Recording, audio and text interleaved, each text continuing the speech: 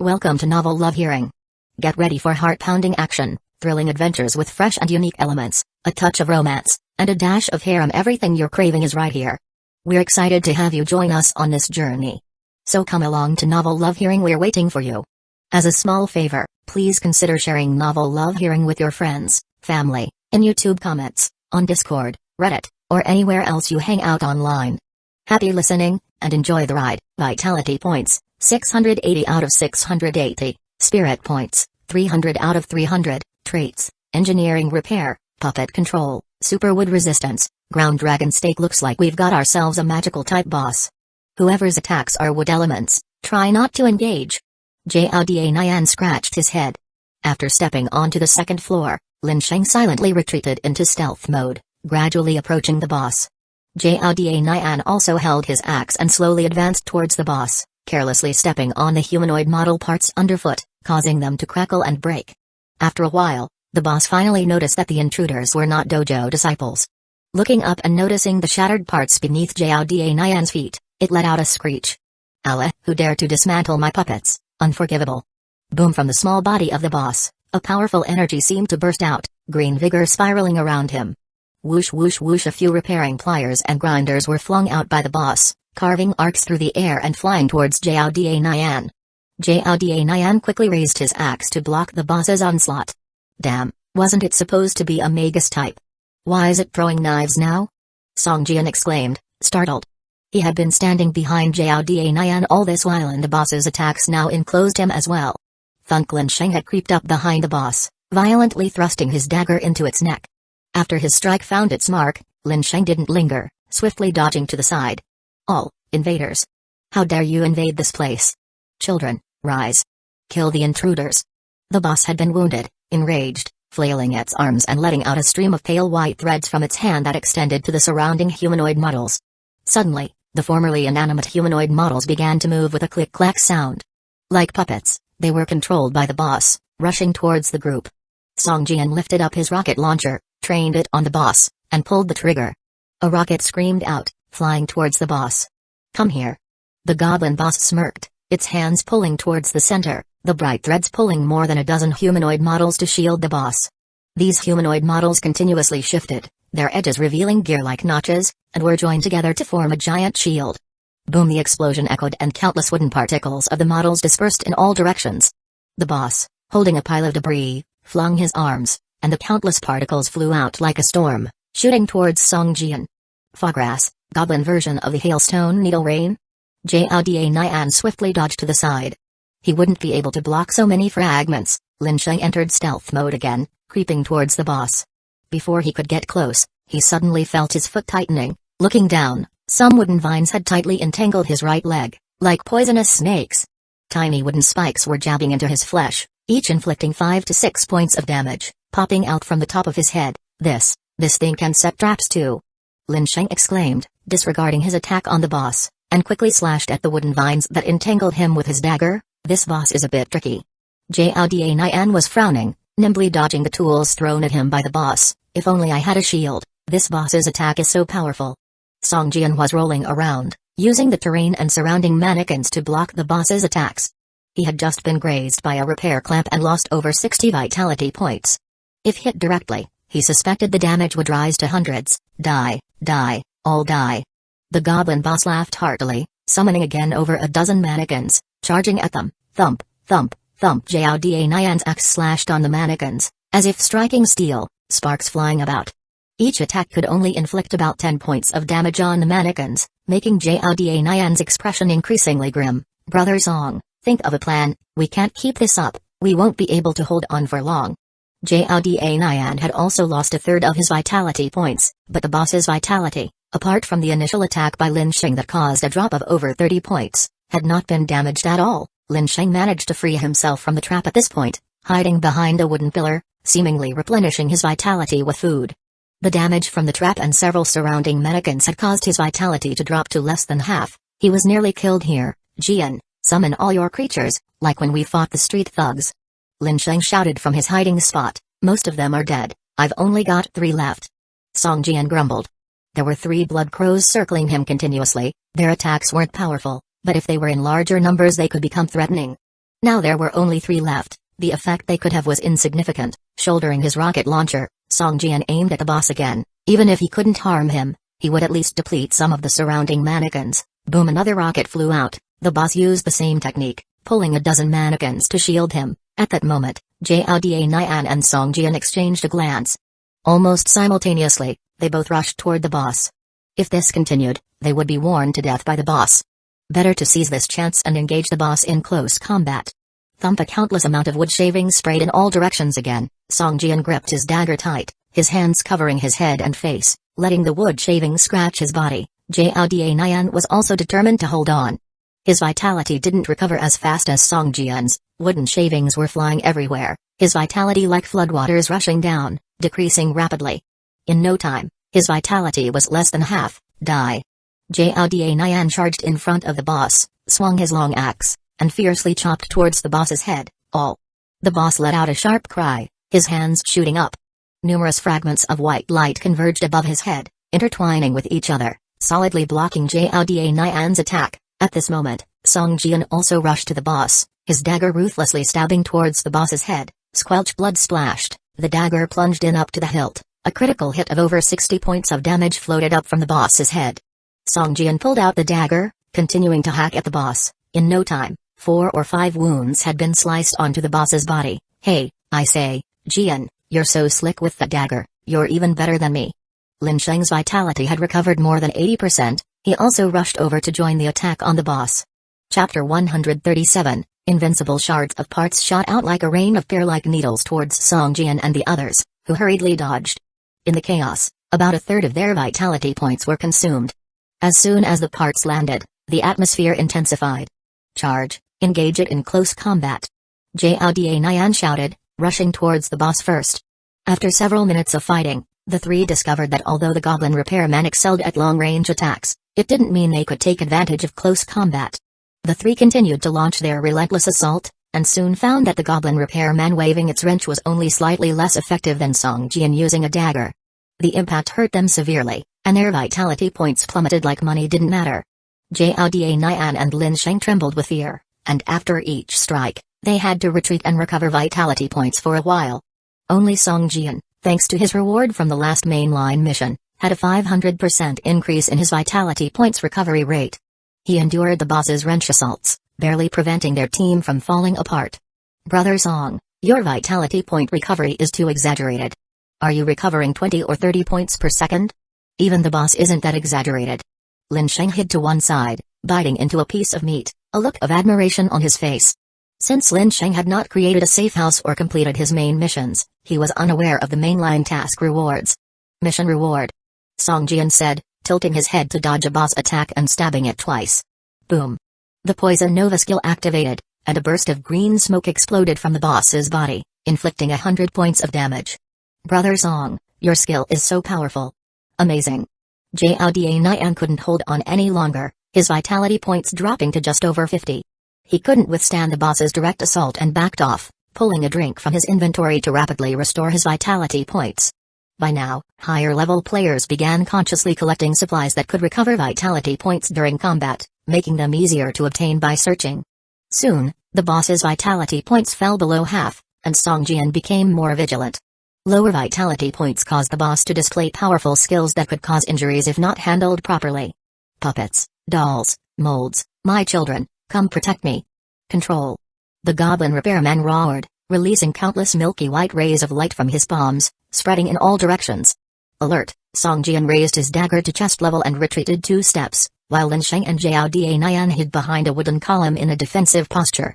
Crack, crack, crack. Many mold parts were randomly attached to the light rays, disassembling complete humanoid molds and extracting their internal components. In no time, hundreds of components floated in the air, controlled by the goblin repairman boss, quickly converging towards it. What's it trying to do, assemble something again? Jiao Nian peeked out, watching the boss's every move. I hope it's not another giant shield. Lin Sheng frowned, recalling how the previous shield's high defense forced them to retreat under Song Jian's rocket launcher. Brother Song, can you still use your rocket launcher? Jiao Nian bellowed, his face flushed with rage. 6 seconds left. Song Jian shouted back. Whoa, Brother Song, how many rockets do you have? Those things aren't cheap. Lin Sheng gasped, knowing that consumables like ammunition could be bought in the system store, but at a high price. This put pressure on many new players who initially chose firearms as their main weapon, eventually forcing them to develop their cold weapon skills. Since entering the instance, Lin Sheng had counted 6 rockets launched by Song Jian, each priced at over 100 doomsday coins in the system store. It was as if they were using money to beat the boss. "It's fine," Song Jian said casually. At this moment, the boss laughed wildly.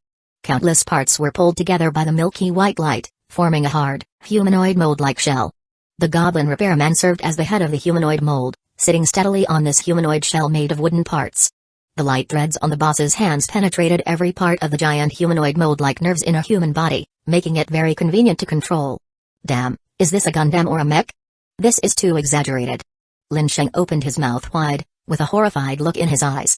"It's just an enlarged humanoid mold, not a mech. Those are all made of wood." Jiao Nian snorted coldly. "But even so, it's still amazing.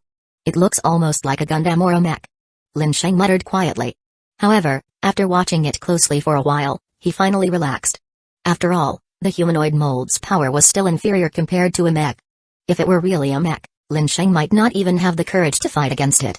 As they spoke, the cool-down time for Song Jian's rocket launcher had arrived. He had 2 rockets filled and ready. Song Jian aimed at the 5 to 6 meter tall humanoid mold's chest and pulled the trigger. A rocket with a long tail flame shot out. The goblin repairman let out a sharp roar when he saw the rocket flying towards him.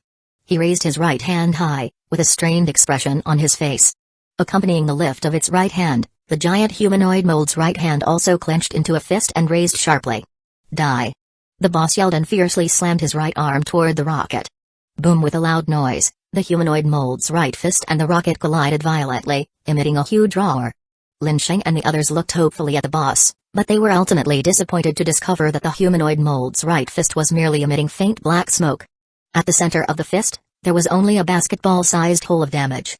Damn, what kind of people are these? The first-floor boss could physically resist rockets, and this shorty on the second floor can use a humanoid mold to withstand rocket attacks too. How are players supposed to pass through here? Lin Sheng shouted loudly, a look of despair on his face. If it weren't for Song Jian, we might not even be able to defeat the boss on the first floor. This thought had echoed in Jiao Nian and Lin Sheng's minds more than once. Song Jian didn't say a word, just holding up his rocket launcher and silently waiting for the 3-second cool-down time. Francisca is invincible. The goblin boss laughed wildly, waving 2 thick humanoid mold arms, raising them high, and looking unstoppable. Whoosh! Another rocket flew towards it. In a panic, the goblin boss fiercely swung his left fist at the rocket. After firing the rocket, Song Jian didn't even look at the outcome, but directly put away his rocket launcher, grabbed his dagger, and rushed towards the boss. "Blood crows, harass the shorty!" Song Jian shouted while running. The 3 blood crows that had been hovering above Song Jian's head flew toward the goblin boss. Boom! The second rocket collided with the giant humanoid mold's fist, emitting a loud noise. However, this time the goblin boss miscontrolled it, so the rocket didn't hit the humanoid mold's fist directly. Instead, it exploded at the humanoid mold's wrist. Immediately, the giant humanoid mold's left fist drooped down. From the gap, many white lights could be seen breaking apart, and many parts began to fall off like wood chips. Good job, his left hand is useless now. Jiao Nian instantly became excited. Noticing that his vitality level had mostly recovered, he grabbed his long axe and charged at the boss from the left side. Chapter 138, Earth Dragon Pile. Even though Song Jian's vitality points recovered quickly, there was a limit. The boss's various pincers and wrenches flew towards him, and there were always times when he couldn't avoid them. Each attack could take away 50 to 60 of Song Jian's vitality points. This was only mitigated by Song Jian's strong foundation of over 300 vitality points. If it had been Jiao Nian or Lin Sheng, they would most likely retreat after taking a couple of hits. Although there were 3 people attacking the boss, its aggro focused squarely on Song Jian. All sorts of attacks were launched at him, causing him great distress. "Brother Song, hang on a bit longer. The boss's vitality points are almost depleted. We're about to grind it down." Lin Sheng saw Song Jian's vitality points fluctuating dramatically and consoled him as he attacked. Burst! With one soft shout, the boss's vitality points plummeted by over 100 points. Jiao Nian and Lin Sheng were green with envy. The damage Song Jian was inflicting on the boss was equivalent to the 2 of them combined and multiplied by 2. This made the 2, who were initially quite proud, feel deeply ashamed. Even without us, he could probably clear this instance on his own. Jiao Nian murmured in his heart. In fact, the two of them had realized this from the first round. They always let Song Jian choose his gear first. Even if he had a full set, they didn't complain at all. Would signing a contract leave no loophole? There were many loopholes, but neither Jiao Nian nor Lin Sheng voiced any objections for this reason. Get out of my way, get out of my way, you annoying sparrows, I'm going to rip you apart. The goblin mechanic swung the enormous humanoid mold's arm around, aimlessly flailing above his head. The agitation caused by the three blood crows was significant because the white light in his hands had seeped into every part of the humanoid mold. This had caused the boss's hands to become one with the humanoid mold. The goblin mechanic was both angry and helpless against the three blood crows fluttering above his head and harassing him. Controlling such a massive humanoid mold was not without cost. His energy points were now depleting at a rate of 2 points per second. Once his energy points were exhausted, let alone controlling such a huge humanoid mold, even throwing these tools would be impossible for the boss. He could only rely on his bare hands then. If a magic-type boss had to resort to hand-to-hand combat, it would probably not be much different than being at someone's complete mercy. The blood crows were summoned by Song Jian. Therefore, the boss's attention, or rather its hate, was focused on Song Jian. As Lin Sheng and Jiao Nian gave it their all, the boss's vitality dropped visibly fast. Die, die, die. All of you should die. As the boss's vitality points kept plummeting, its rage increased, even igniting transparent flames around itself. Earth Dragon Pillar. The boss roared, and the giant humanoid mold under its bottom suddenly shattered into particles as fine as sand and scattered on the ground. The white light threads in the hands of the boss simultaneously pierced into the floor. The diminutive body was raised high into the air by countless light threads, looking like a deformed giant with 2 legs.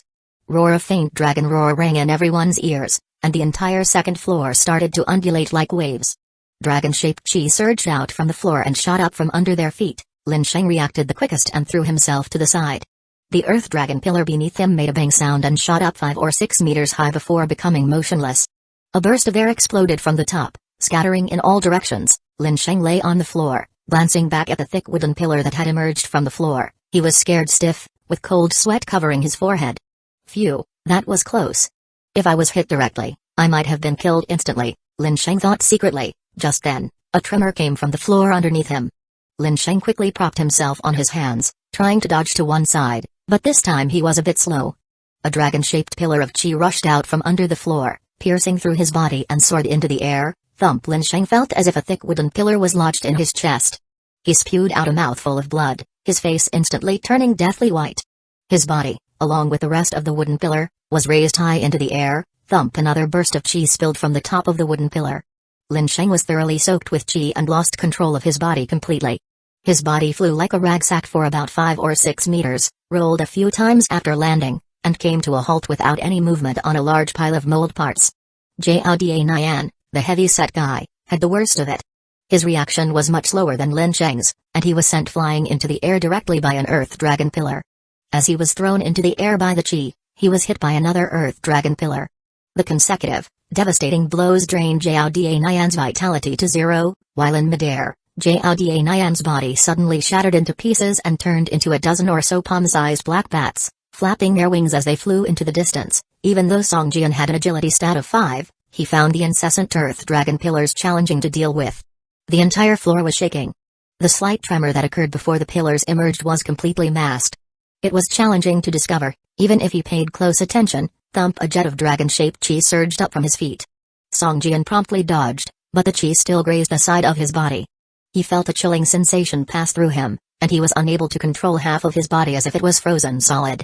A wooden pillar shot up from the floor afterward. A stern look flashed across Song Jian's eyes along with another thought. A silver sword chi radiated brightly from his left forefinger as it stabbed into the floor. Although he couldn't move his entire left arm, it didn't prevent him from casting his sword finger ability. SHH along with a slight cutting sound, like a blade slicing through the wind. The thick wooden pillar was surprisingly cleaved in half directly by the sword chi, flying off to the sides. It took a while before Song Jian regained control over the left side of his body. By then, there were already 7 or 8 dragon-shaped chi rings by his side. He quickly glanced at the boss. This strike of his seemed to have exhausted it greatly. Its body was suspended midair, being supported solely by the white light threads in its hands. Its body started shaking violently, and its expression was hideously distorted. Mind's eye. 2 beams of light shot from Song Jian's eyes.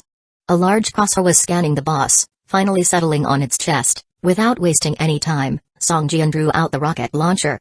Invisible sword chi poured in, and the whole rocket launcher was radiating with an eye-catching silver light. Boom! A rocket missile, exuding countless sword chi, flew towards the goblin mechanic. A look of horror appeared on the face of the goblin mechanic, and all the earth dragon pillar attacks in the room came to a stop. No! The goblin mechanic roared, and the white light threads in his hands all broke at the same time. His entire body plummeted towards the ground. The rocket missile drew an arc in the air and crashed heavily into the boss that was in midair. A magnificent firework exploded in midair, and several items of various colors fell from the sky. There wasn't even a complete corpse left behind of the goblin mechanic. Chapter 139, Inheritance Skill Book. It's dead, it's finally dead. A dozen black bats flew to the distance, then regrouped and slowly dispersed, revealing Zhao Nian's silhouette among them. At this point, his vitality was less than 1/10. Song Jian sank dejectedly onto the ground, stashing away the rocket launcher, his hand still slightly shaking. Although his vitality points had been gradually restored to full value, the previous encounters were truly perilous. If he had been consecutively hit by the Earth Dragon columns, even with an increase of 500% in his vitality recovery speed, he would have surely been killed instantly. Check on Lin Sheng, is he alright? He's not dead, is he? Song Jian shouted out loudly. I can't move, I'm almost in a near-death condition. If it wasn't for my lifeline skill left, I would have been killed just now. Zhao Nian cried out, still shaken. He had stumbled upon a passive skill. When his vitality points dropped to 30%, the Batwing blotting out the sky skill would activate, making him immune to the injuries he was currently enduring. His body would turn into a dozen bats for 30 seconds. As long as one of these bats survived, Zhao Nian wouldn't die. However, after the skill ended, Zhao Nian's vitality points would drop to the bare minimum. As long as he didn't have any adverse conditions, like bleeding, he could slowly recover. At the moment, Zhao Nian didn't even want to move. He lay flat on the ground, took out some restoration food from his pack, and began to slowly recover his vitality. Cough, I'm okay. Lin Sheng turned over in a way that jostled the stack of wooden parts next to him. The parts clattered, some falling onto his body. Seeing this, Song Jian was terrified. He thought these parts could kill Lin Sheng if the boss hadn't. At this time, Lin Sheng was in an even worse condition than Zhao Nian. His left arm was broken. Above the status bar on his head, the adverse effect of fracture was displayed. His vitality points had also dropped to the lowest point. Even the action of reaching out for the restoration food was delayed. The three men couldn't even turn their gaze to the items dropped by the boss. They just lay on the ground and rested. This experience was like a close shave with death. They hadn't expected the boss's last skill, which was utterly dreadful, a complete screen attack. If Song Jian hadn't slain the boss at the end, Lin Sheng and Zhao Nian wouldn't have escaped death. That boss's attack was a bit too high. Who else could pass this sub-dungeon besides us? Lin Sheng sat up and grumbled as he ate his food. You're not being very modest with that statement, Zhao Nian said, having already stood up. His vitality points had recovered to more than 90%, although his face was still a bit pallid. If Song Jian hadn't been here, we would have already failed at the first level. We wouldn't have even laid eyes on this boss, Zhao Nian said with gratefulness on his face. Song Jian, you should pick first from the items the boss dropped. Don't hold back. Without you, both of us would have been finished. Yeah, I'd be satisfied with just some experience points. Lin Sheng said. Then he opened his property bar to look and was immediately surprised. Wow, what a high experience value. I'm about to level up. Zhao Nian was startled and looked at his own experience points. He was baffled. His level had just risen to 7, but now the experience bar was already 2/3 full. He'd level up again after killing 100 or so level 5 monsters at most. It seemed like he could level up as soon as today if he could get through this sub-dungeon. After 2 or 3 more monsters, I will reach level 6. Lin Sheng said, clearly pleased. His level was lower, so the experience points he earned were relatively fewer, but it was still enough for him to level up. Song Jian checked his experience points. He'd only been given reduced experience points for fighting level 5 monsters, but his experience bar for level 10 had nearly filled up by a third. His experience was now at 48% for level 10. Okay, enough with the niceties.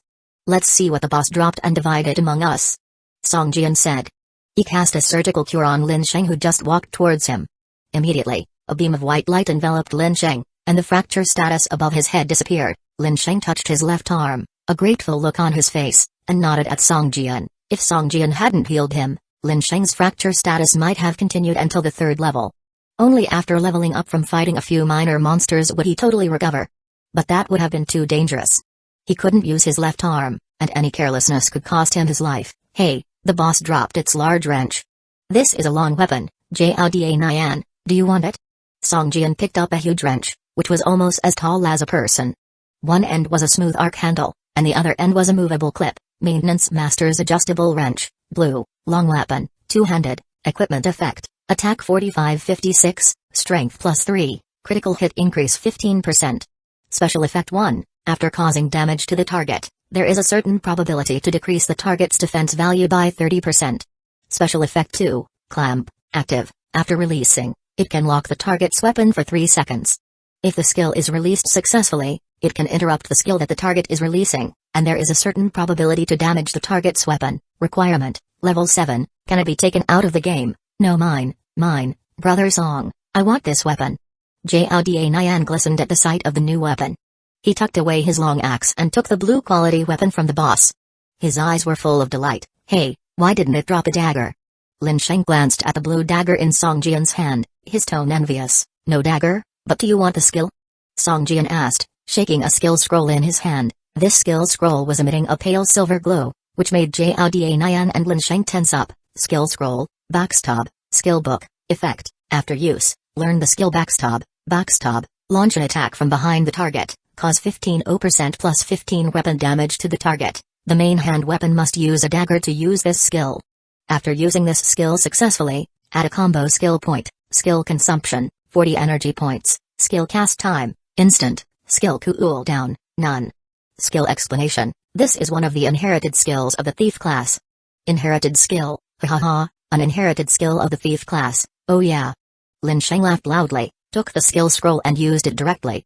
His stealth skill was also one of the thief class's inherited skills. Now he had 2 inherited skills of the thief class, taking him another step closer to becoming a thief. This boss is not bad. It gave each of the 3 of us a useful skill. The last one is mine. Song Jian looked at the white glowing skill book in his hand and a smile appeared on his face. Chapter 140, Black Fist Arena Skill, Engineering, Skill Book, Effects. Upon use, the skill engineering can be learned, allowing for the creation of various engineering apparatus. Though the description was simple, it filled Song Jian with overwhelming joy. If it wasn't for them currently stuck in this sub-level, Song Jian would have wanted to immediately return to Manor Castle and craft the T11 high-explosive grenade. This was his secret weapon, akin to a rocket launcher, that could easily deal with bosses by tossing just a few grenades. Brother Song, it seems a bit unfair to you. Your skill is of white grade, worse than ours. How about, we give you the remaining materials and you don't need to split them with us? Lin Sheng said, somewhat apologetically. Yes, Brother Song, we owe you big this time. It would be unfair if you're left with less. All these materials are yours. Moreover, this pick doesn't count. If the next boss drops something good, you still get the first choice. Jouda Nyan quickly added. Yes, indeed, we've all gotten good things this time. We can't let you lose out, our agreement about your first pick still stands for the next boss.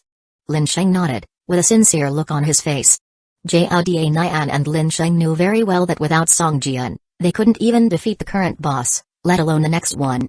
To pass this level, they'd have to rely on Song Jian. Hee, well, I won't stand on ceremony then. Song Jian chuckled and put the remaining 7 or 8 engineering materials all into his inventory. All these materials were of white grade and useful for engineering. Even if Jouda Nyan and Lin Sheng kept them, they'd just end up being sold in the system shop. So, they might as well let it pass. After all, having a blue-grade weapon and a silver-grade skill scroll were already a bit embarrassing for them. After the 3 took a break, they headed towards the elevator. To be honest, Lin Sheng and Jouda Nyan were a bit scared now. In this game, players only had 1 life. Death in the game meant a real-world death. Usually, they didn't dare to fight tough monsters. All they did was to slay weak, low-level monsters or gather materials to sell in the shop. This was considered the safest way to play the game. Jouda Nyan and Lin Sheng exchanged a glance, then their gaze fell on Song Jian. Screw it, winning will get us models in a club, losing. Well, at worst, we die. What's there to be afraid of? Both of them seemed to adopt a devil-may-care attitude. Lin Sheng used the access card to open the elevator, and the 3 of them arrived on the 3rd floor. When the elevator doors opened, the noise level soared unbelievably on the 3rd floor, as if they had just arrived in another world. The 3rd floor's space was enormous, even bigger than the 1st and the 2nd floor combined. It was well beyond the limit set by physics that Song Jian had previously learned. From the outside, the third floor's area should be the same as the first and second floors. At this point, the third floor was surrounded by tiered seats filled with people. The excitement of the crowd was palpable, their faces streaked with insane ecstasy as they erupted in screams. In the middle of the third floor was a ring. In the ring, two burly men were fighting each other with everything they had. Every move of theirs targeted their opponent's vital points. They were fighting as if squaring off against their father's mortal enemy, ready to go down with him if necessary. Is that underground boxing? Lin Sheng widened his eyes in disbelief. Aren't there a bit too many people here? Jiao Nian looked around and frowned. There were already over 500 spectators here, ordinary-looking people. But even ordinary people could be troublesome in such large numbers. On top of that, the fighters in the ring were level 10 elite-level bosses. Gentlemen, we've been expecting you for a long time. Welcome to the bloody arena. Your match is next. Get ready. A gentlemanly dressed man walked briskly up to the trio and politely greeted them. However, unmasked disdain flickered in his eyes. Hey, Brother Song, how about we take this fellow down first? Jiao Nian gave a sly grin and a menacing look spread across his face. His hand gripped his newly acquired weapon. Don't be reckless, just check his level. Lin Sheng quickly held Jiao Nian back, his forehead was slick with sweat, and his face was etched with fear. Damn, can't believe there's such a terrifying boss in this instance. Jiao Nian was flabbergasted. He stammered as he backed away from the man before them. The man in front of them may look like a weak scholar, yet he was a level 30 elite-level boss. This was the only information he deliberately shared. Other than his level, everything else was a string of question marks. The huge level gap made obtaining his full information almost impossible. We'll see where he takes us, Song Jian's heart pounded, but his face didn't betray any signs. Gentlemen, follow me. You'll be up on stage shortly, the man flashed a mockingly sneer, casually strolled towards a side corridor. Let's follow him. After Song Jian finished speaking, the three of them quickly followed after the man. In no time, the man led the trio to one side of the ring, where he found 10 elite individuals sitting silently. Some of them were staring intently at the ring, others were scrutinizing their surroundings, assessing the competitors next to them. Hey, not everyone here is human, Lin Sheng whispered suddenly. Song Jian looked at the dozen level 10 elite-level bosses. Sure enough, half of them weren't human. Some had green faces and tusks, looking like the beastmen from the game. Some had bodies of a man and heads of a tiger, resembling demons. Our opponents, aren't these guys, right? Level 10 elite bosses. Lin Sheng tasted bitterness in his mouth. He had never dueled a level 10 elite boss before and didn't know if he could cope. We don't know if it'll be the three of us together or one by one. Jiao Nian's hand, clutching his weapon, was also covered in sweat drop. He felt a pit in his stomach. Despite being a level 7 player, he had never fought a level 10 elite boss. Phew. Song Jian took a deep breath, and solemnly shook his head. Instances won't give us a task that exceeds our skill level. If they really want us to go on the stage, we must have a chance of success. This is not an open-world area, it's an instance. After hearing what Song Jian said, Lin Sheng and Jiao Nian felt slightly relieved. Indeed, instances required a minimum level of 5, so any player at level 5 or above should stand a chance of making it through the instance. There wouldn't be a challenge that you can't survive from. While the three were discussing, the fight on the stage had ended. One of the fighters lay in a pool of blood, while the other was full of bloody wounds, with his eye swollen badly, but he was the final winner. Absolutely incredible. Absolutely incredible. A sharp voice echoed around the third floor. In the next round, dear spectators, you will witness a grand visual feast. Our three chosen ones will challenge our competition. Chapter 141 GXC, is it okay if I strangle you while waiting for your hair to grow to the waist? Additional rewards are greatly appreciated. Oh, chosen of the gods, kill the chosen. Kill them all. Haha, I love seeing the corpses of the chosen. You have polluted the status of the chosen. King of Slaughter, you are the strongest, Victor, finish them. Chainsaw Demon, let the Chainsaw Demon take the stage, let them witness the might of Chainsaw Demon. Blood Queen, the Blood Queen will drain the blood of the chosen and turn them into desiccated corpses. Send in the Blood Queen. The whole boxing ring was boiling over. The audience, originally sitting down to rest, once again stood up, roaring towards the empty challenge ring with twisted faces of anticipation. They don't seem to be too friendly towards us. Lin Sheng shrugged his shoulders. Knowing that it was going to be three of them taking on a level 10 elite boss, he suddenly didn't feel particularly threatened by this instance's difficulty level. When I get on the stage, can I give them the finger? Jiao Nian rubbed his nose and asked. You'd be best not to provoke the audience, or who knows what will happen. The guide beside him glanced at Jiao Nian. There was a boxer who provoked the audience and ended up being beaten to death by them. Imagining that scene, Jiao Nian couldn't help but shudder and squeeze out a smile. Just kidding. Is it just a level IO elite boss? Song Jian examined the surrounding level IO elite bosses, a look of disappointment crossing his face. Considering his present strength, even if he was to go one-on-one with a level IO elite boss, it wouldn't be too difficult. If he were to manufacture the T11 high-explosive grenade, a couple of rocket shots, a few high-explosive grenades might even be able to insta-kill a level 10 elite boss. So are you choosing to fight with weapons, or hand-to-hand? The guide suddenly asked. With weapons or hand-to-hand? Jiao Nian was taken aback and asked. Yes, in a weapon battle both sides can use weapons, whereas in hand-to-hand combat, neither side can use any weapons. However, when the battle gets intense, it's possible for a spectator to purchase a weapon and give it to someone in the ring. The guide smiled and continued, this is one of the selling points of our boxing ring. Sometimes, having one more weapon can potentially turn the tide, and the audience loves to see that. The audience buys them. Song Jian blinked, then a knowing look came over his face and asked, it's not cheap, right? Of course, the price depends on the grade of the weapon and the current situation in the ring. The cheapest weapons go for 1,000 doomsday coins. The guide chuckled. We choose a weapon battle. Lin Sheng glanced at Jiao Nian and Song Jian, asking tentatively. In a weapon battle without actual weapons, my attack power decreases by at least 50%. Jiao Nian shook his head, looking at Song Jian. Let's go for a weapon battle then, a quick battle for a quick decision. Song Jian nodded. Well, since you've made your choice, for a weapon battle. The guide turned and glanced at the dozen or so elite bosses sitting on the competition bench. GXC, are you interested in getting on stage? The guide called out to a man sitting in a corner, who had remained silent the whole time. No problem, if I don't fight, my weapons are going to rust. GXC lifted his head, the man with a mask only showing a pair of blood-red eyes, shimmering with a sinister glow. Alright. The guide nodded slightly to GXC, then turned to Song Jian and said, next, you'll be fighting the weapon master, GXC. You seem to have chosen deliberately. For weapon battles, you let the weapon master get on stage, what about if it was hand-to-hand?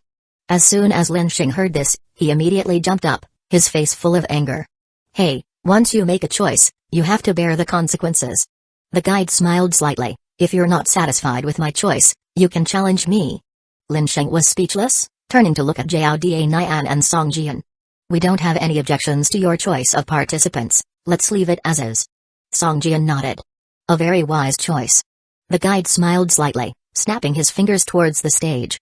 Despite the noise of the chaotic environment, this finger snap clearly rang in the ears of the fat man on the stage, who was fervently inciting the audience's emotions.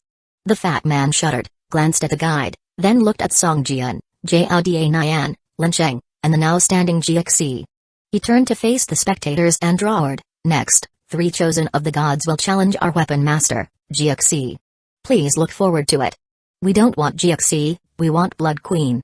An angry voice roared out. You fat pig, GXC's fights are too quick and lack entertainment value, refund? Fuck, we don't want to watch GXC, let him keep his bench warm. It seems that these people aren't particularly keen on you either. Song Jian shrugged his shoulders, smiling at the silent GXC. The gaze of others means nothing to me. The only one that is always by my side is the weapon in my hand. GXC said after a moment of silence.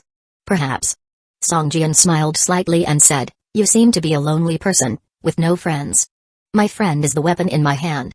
GXC glanced at Song Jian. Are you talking about this big iron bar in your hand right now? It does have a rather unique design. Song Jian laughed. This is a brass lamp post. GXC said. Song Jian was speechless. Is this guy a bit off?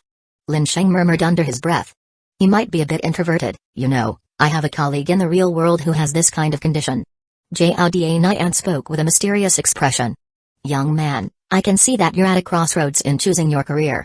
Your eyes are filled with confusion. Do you want to know more about the weapon master career? GXC suddenly said to Song Jian. Sure, absolutely, I'd love to know more about the weapon master career. Song Jian looked surprised, but then his face lit up with excitement as he hurriedly responded. He hadn't expected to meet a combat profession mentor in this instance, and this gave Song Jian an unexpected thrill. Very good. GXC nodded, but before I explain about the weapon master, the noblest of careers, I need to make sure that you possess the strength to assume such a role. You have to pass my test for that. Chapter 142, It's My Turn. GXC has issued a challenge to Song Jian, who without any second thoughts, readily accepted it. I'm willing to accept your challenge. Song Jian immediately exclaimed. System, Battle Profession Teacher. GXC has issued a challenge to you, Arena Battle, Task Requirement, defeat Weapon Master GXC in the arena and gain his acknowledgement. Task Reward, gain GXC's trust and he will share information about the profession Weapon Master. Task Penalty, your favorability level with Battle Profession Teacher GXC will drop to indifference. Brother Song, what's this? Asked Jiao Nian, his brows slightly furrowed with confusion. Didn't these two consider themselves opponents? How have they ended up in conversation? Brother Song, have you been given a hidden quest? Lin Sheng asked, with an expression of surprise on his face. Hee, it's not exactly a hidden quest, it's my main quest this time. Song Jian laughed. Main quest? Isn't the main task to build a safe house? Lin Sheng asked in confusion. Jiao Nian suddenly grew excited, energetically clapping Lin Sheng's shoulder and saying, Song brother has already successfully built a safe house. What, you've already done it?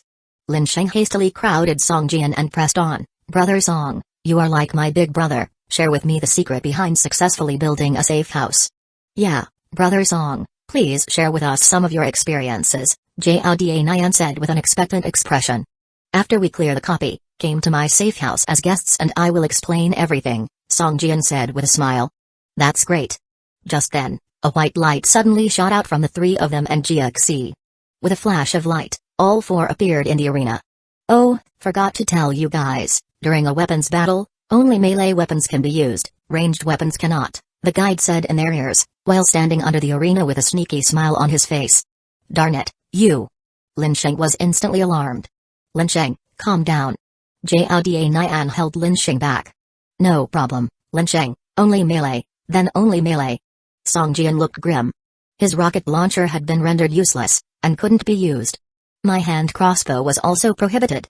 Jiao Nian said grumpily. He had a ranged attack weapon of white quality, which didn't do much damage, often only acting as bait for monsters, but now he found he couldn't even move it. Go ahead. GXC, waving a bronze lamp post in his hand, said to the three. Lin Sheng immediately entered stealth mode. Jiao Nian charged at GXC with his enormous wrench, and Song Jian, clutching a dagger, activated his special skill. A crimson cross began scanning GXC. 2 seconds later, the crosshair disappeared, and Song Jian's heart sank. He hadn't discovered any of GXC's weak points. Earth Teeth Assault. With no other choice, Song Jian initiated his Earth Teeth Assault, forming a tusk-shaped energy mass which whooshed through the air towards GXC. Challenge. GXC roared, leaping a good 3 to 4 meters into the air and flinging himself at Jiao Nian. At the peak of his jump, a tusk-shaped energy mass flashed beneath his feet. Thump! A loud collision sound echoed as GXC's bronze lamp post collided heavily with Jiao Nian's wrench, dealing over 60 points of damage, as indicated by the number floating above Jiao Nian's head. This guy isn't weak. Jiao Nian swung his wrench, blocking GXC's weapon and aiming a heavy blow at him. Damn, he dodged it. Lin Sheng, who was in stealth mode, was stupefied. How could the bulky GXC be so agile, jumping 3 to 4 meters high? Dodge it? Not so easy, unless he can truly fly. Smirking, Lin Sheng clutched his tusk fang stinger and lunged at GXC. SHHH! The sound of energy cutting through the air suddenly grew louder. The tusk-shaped energy mass at the edge of the arena miraculously turned around and headed towards GXC's back. The Earth Teeth Assault skill could only attack targets standing on the ground, but it had a benefit: it could lock onto the target, tracking them no matter how they tried to dodge. However, when the target launched into the air, the Earth Teeth Assault skill wouldn't disappear immediately, but after the target had been in the air for 3 seconds. If the target merely jumped, they couldn't evade it. GXC's previous skill had allowed him to jump high but did not enable him to hover in the air, so the Earth Teeth Assault skill had been firmly locked onto him. As GXC battled with Jiao Nian, the sharp sound of the energy mass grew nearer from behind. Just as GXC prepared to evade, Jiao Nian grinned slyly and swung his wrench towards him. A white light flashed and the wrench teeth opened wide, firmly gripping GXC's weapon. Restraining Strike. It can hold the opponent's weapon for 3 seconds, interrupting the release of the opponent's skills, and has a certain chance to damage the opponent's weapon. GXC's movements came to a halt, and he couldn't activate any skills. Boom! A tusk-shaped energy mass slammed into GXC's back. Just then, Lin Sheng appeared behind GXC, his dagger lashing out like a poisonous snake towards his back. Backstab. Dealing 150% plus 15 weapon damage. As damage was taken, A golden light appeared above GXC's head. This was the unique chain skill point of the rogue profession. If 5 were accumulated, then the ultimate skill could be released, causing a large amount of damage. Unfortunately, Lin Sheng did not yet possess a skill book for the rogue's finisher. Within the first few moments of engagement, GXC's vitality points had already been depleted by over 100, but GXC did not waver at all. As he had a mask on, his expression couldn't be discerned. Song Jian was also flourishing his dagger, leaving a deep cut on GXC's arm, the blood splattering. Once the 3-second period was up, a strong wind began swirling around GXC, and all the damage inflicted on him turned into zeros. Invincible defense? A surprised look appeared on Song Jian's face as he swiftly backed away. How can there be such an outrageous skill? Seeing a string of mist popping up above GXC's head, Lin Sheng also swiftly dodged to the side. Now, it's my turn. No sooner had GXC's deep voice died down than his bronze lamppost smashed heavily into Song Jian. Instantly, an over 80-point critical damage floated above Song Jian's head. Concurrently, a dizzy symbol appeared above Song Jian's head. He was left immobilized, unable to move. Brother Song, watch out. Lin Sheng's face changed, and he hastily lunged at GXC. Zhao Dianyan was hesitant for a moment. He only had about 60% of his vitality points left. If the earlier strike had hit him, he would have been on the brink of death. But eventually, gritting his teeth, Zhao Dianyan swung his wrench and slammed it hard on GXC's head. Chapter 143, You Know Nothing About Power. Song Jian's recent Earth Teeth assault move has successfully drawn GXC's wrath towards him, repeatedly striking him with the brass lantern post in his hand. However, fortunately, GXC's immunity to damage only lasted for a short 2 or 3 seconds before disappearing, easing the concerns of Lin Sheng and Zhao Dianyan. The three of them circled GXC, constantly attacking him. They had developed a somewhat tacit understanding in their advances and retreats. Regardless of who GXC attacked, the targeted person would cease their attack and dodge relentlessly. The other two, in turn, would focus all their attack skills on GXC. When GXC's aggro shifted, another person would take over dodging. Regardless, there were always 2 people fully launching their capacity on him. This strategy continuously depleted GXC's vitality points. The chubby commentator at the side did not seem very pleased with GXC, often ridiculing him in his commentary. Oh, the tall devotee has harshly struck our weapons master again. His weapon looks like a wrench. It appears that this devotee specializes in repairs. The chub commentator exclaimed in an exaggerated tone, even our weapons master, who supposedly excels in handling all weapons, would probably find this wrench extremely unfamiliar. Look. He's striking again, hitting GXC right in the head. Oh dear, I can feel the pain just from watching. I wonder what GXC is feeling. We have 3 devotees here, with levels ranging from 10 at the highest to merely 6 at the lowest, while GXC is a level 10 elite. It's rumored that GXC is called a killing machine on the battlefield, but today, it seems our killing machine has lost his sharpness. I think we ought to oil him up a little. GXC's vitality points have dropped below 70%. Meanwhile, the lowest vitality points of the 3 devotees is still above 80%. My god, could it be that our weapons master is about to be defeated by 3 devotees? Maybe he should change his weapon instead of continually using his brass lantern post. The commentator's words incited an uproar of laughter from the audience, who began hurling insults at GXC. GXC, are you so old that you can no longer wield a blade? A spectator stood on his seat, cupping his hands around his mouth to amplify his shout. 3 effeminate devotees managed to push you to such an extent. GXC, you should come down and stop making a fool of yourself. We want to see the Blood Queen. GXC, sit your ass back down. What the hell are you trying to play? The cacophony from the surrounding audience was like a raging sea. However, the 3 men on the arena felt an increasing pressure.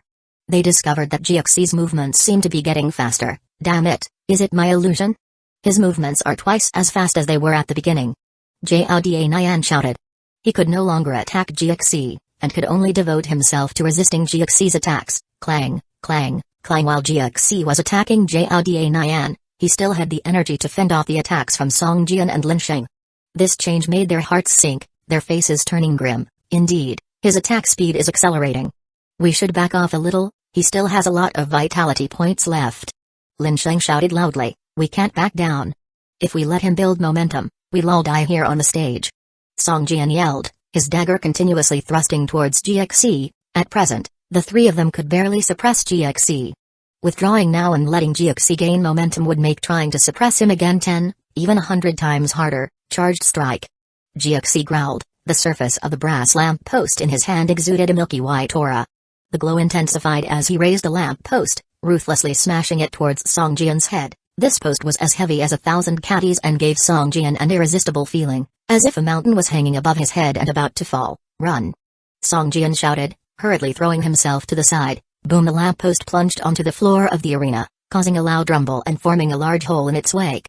The aura exploded, sending Zhao Dian and the others flying. Having lost control of their bodies, the three of them were tossed high into the air, and then fell in disarray towards the periphery of the arena. Jump slash! Jiaxi retracted his brass lamp post and his body followed suit, jumping high, swinging the post towards Song Jian in midair, about to fall. Boom! This time, Song Jian had no way to dodge, his shoulder taking the full force of the hit. A noise of cracking bones was followed by a sharp pain in his right shoulder, then numbness took over. Damn it! Song Jian muttered, sending a silver sword chi towards Jiaxi's chest with his left index finger. A 3-meter-long silver sword chi passed through Jiaxi's chest, a meter-long sword chi protruding from his back. Whoosh! The sword chi disappeared after a second. Song Jian was slammed hard onto the arena, and his left arm caved in as the tusk fang stinger rolled away from his palm. Detonate! On the floor of the arena, Song Jian, unable to treat his injured right arm, shouted sternly. A blast of green smoke burst open from Jiaxi's body, making his archenemy, already severely injured in the chest, fall to his knees on the arena floor. Jiaxi's blood volume had now fallen below 50%. Lin Sheng and Zhao Dian glanced at each other, rushing towards Jiaxi, who had sunk to his knees on the arena floor. All their weapons were aimed at Jiaxi's back. Song Jian swung his right arm and a white light fell on his shoulder. Instantly, the broken bone status disappeared, and his right shoulder returned to normal. However, the lost vitality points couldn't be restored. That previous strike had blown away nearly 100 of Song Jian's vitality points. His vitality points are now slightly over 160, like Jiaxi, dropping below the 50% mark. Squish boom! Lin Sheng's dagger brutally stabbed into Jiaxi's back and Zhao Dian's wrench hit his neck. 2 damage points, over 20 each, floated above Jiaxi's head. You lot know nothing of true power. Jiaxi muttered, slowly getting up, his body still shaking. Whoosh, whoosh, whoosh! Jiaxi began to swing his brass lamp post. As it spun above his head, its aura flared. Lin Sheng and Zhao Dian were startled and hurriedly dodged backward. Their vitality points were also barely over 100. If the previous jump slash had been aimed at them, they would have been killed instantly. Vroom! To everyone's shock, the brass lamp post in Jiaxi's hand transformed into the formidable square sky halberd.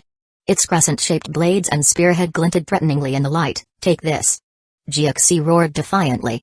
The square sky halberd in his hand emitted a piercing whistling sound, speeding towards Lin Sheng and Zhao Dian. Chapter 144, Knight's Faith. The square sky halberd in Jiaxi's hands swings with a roar, creating a 2-meter distance that prevents Lin Sheng and Zhao Dian from advancing.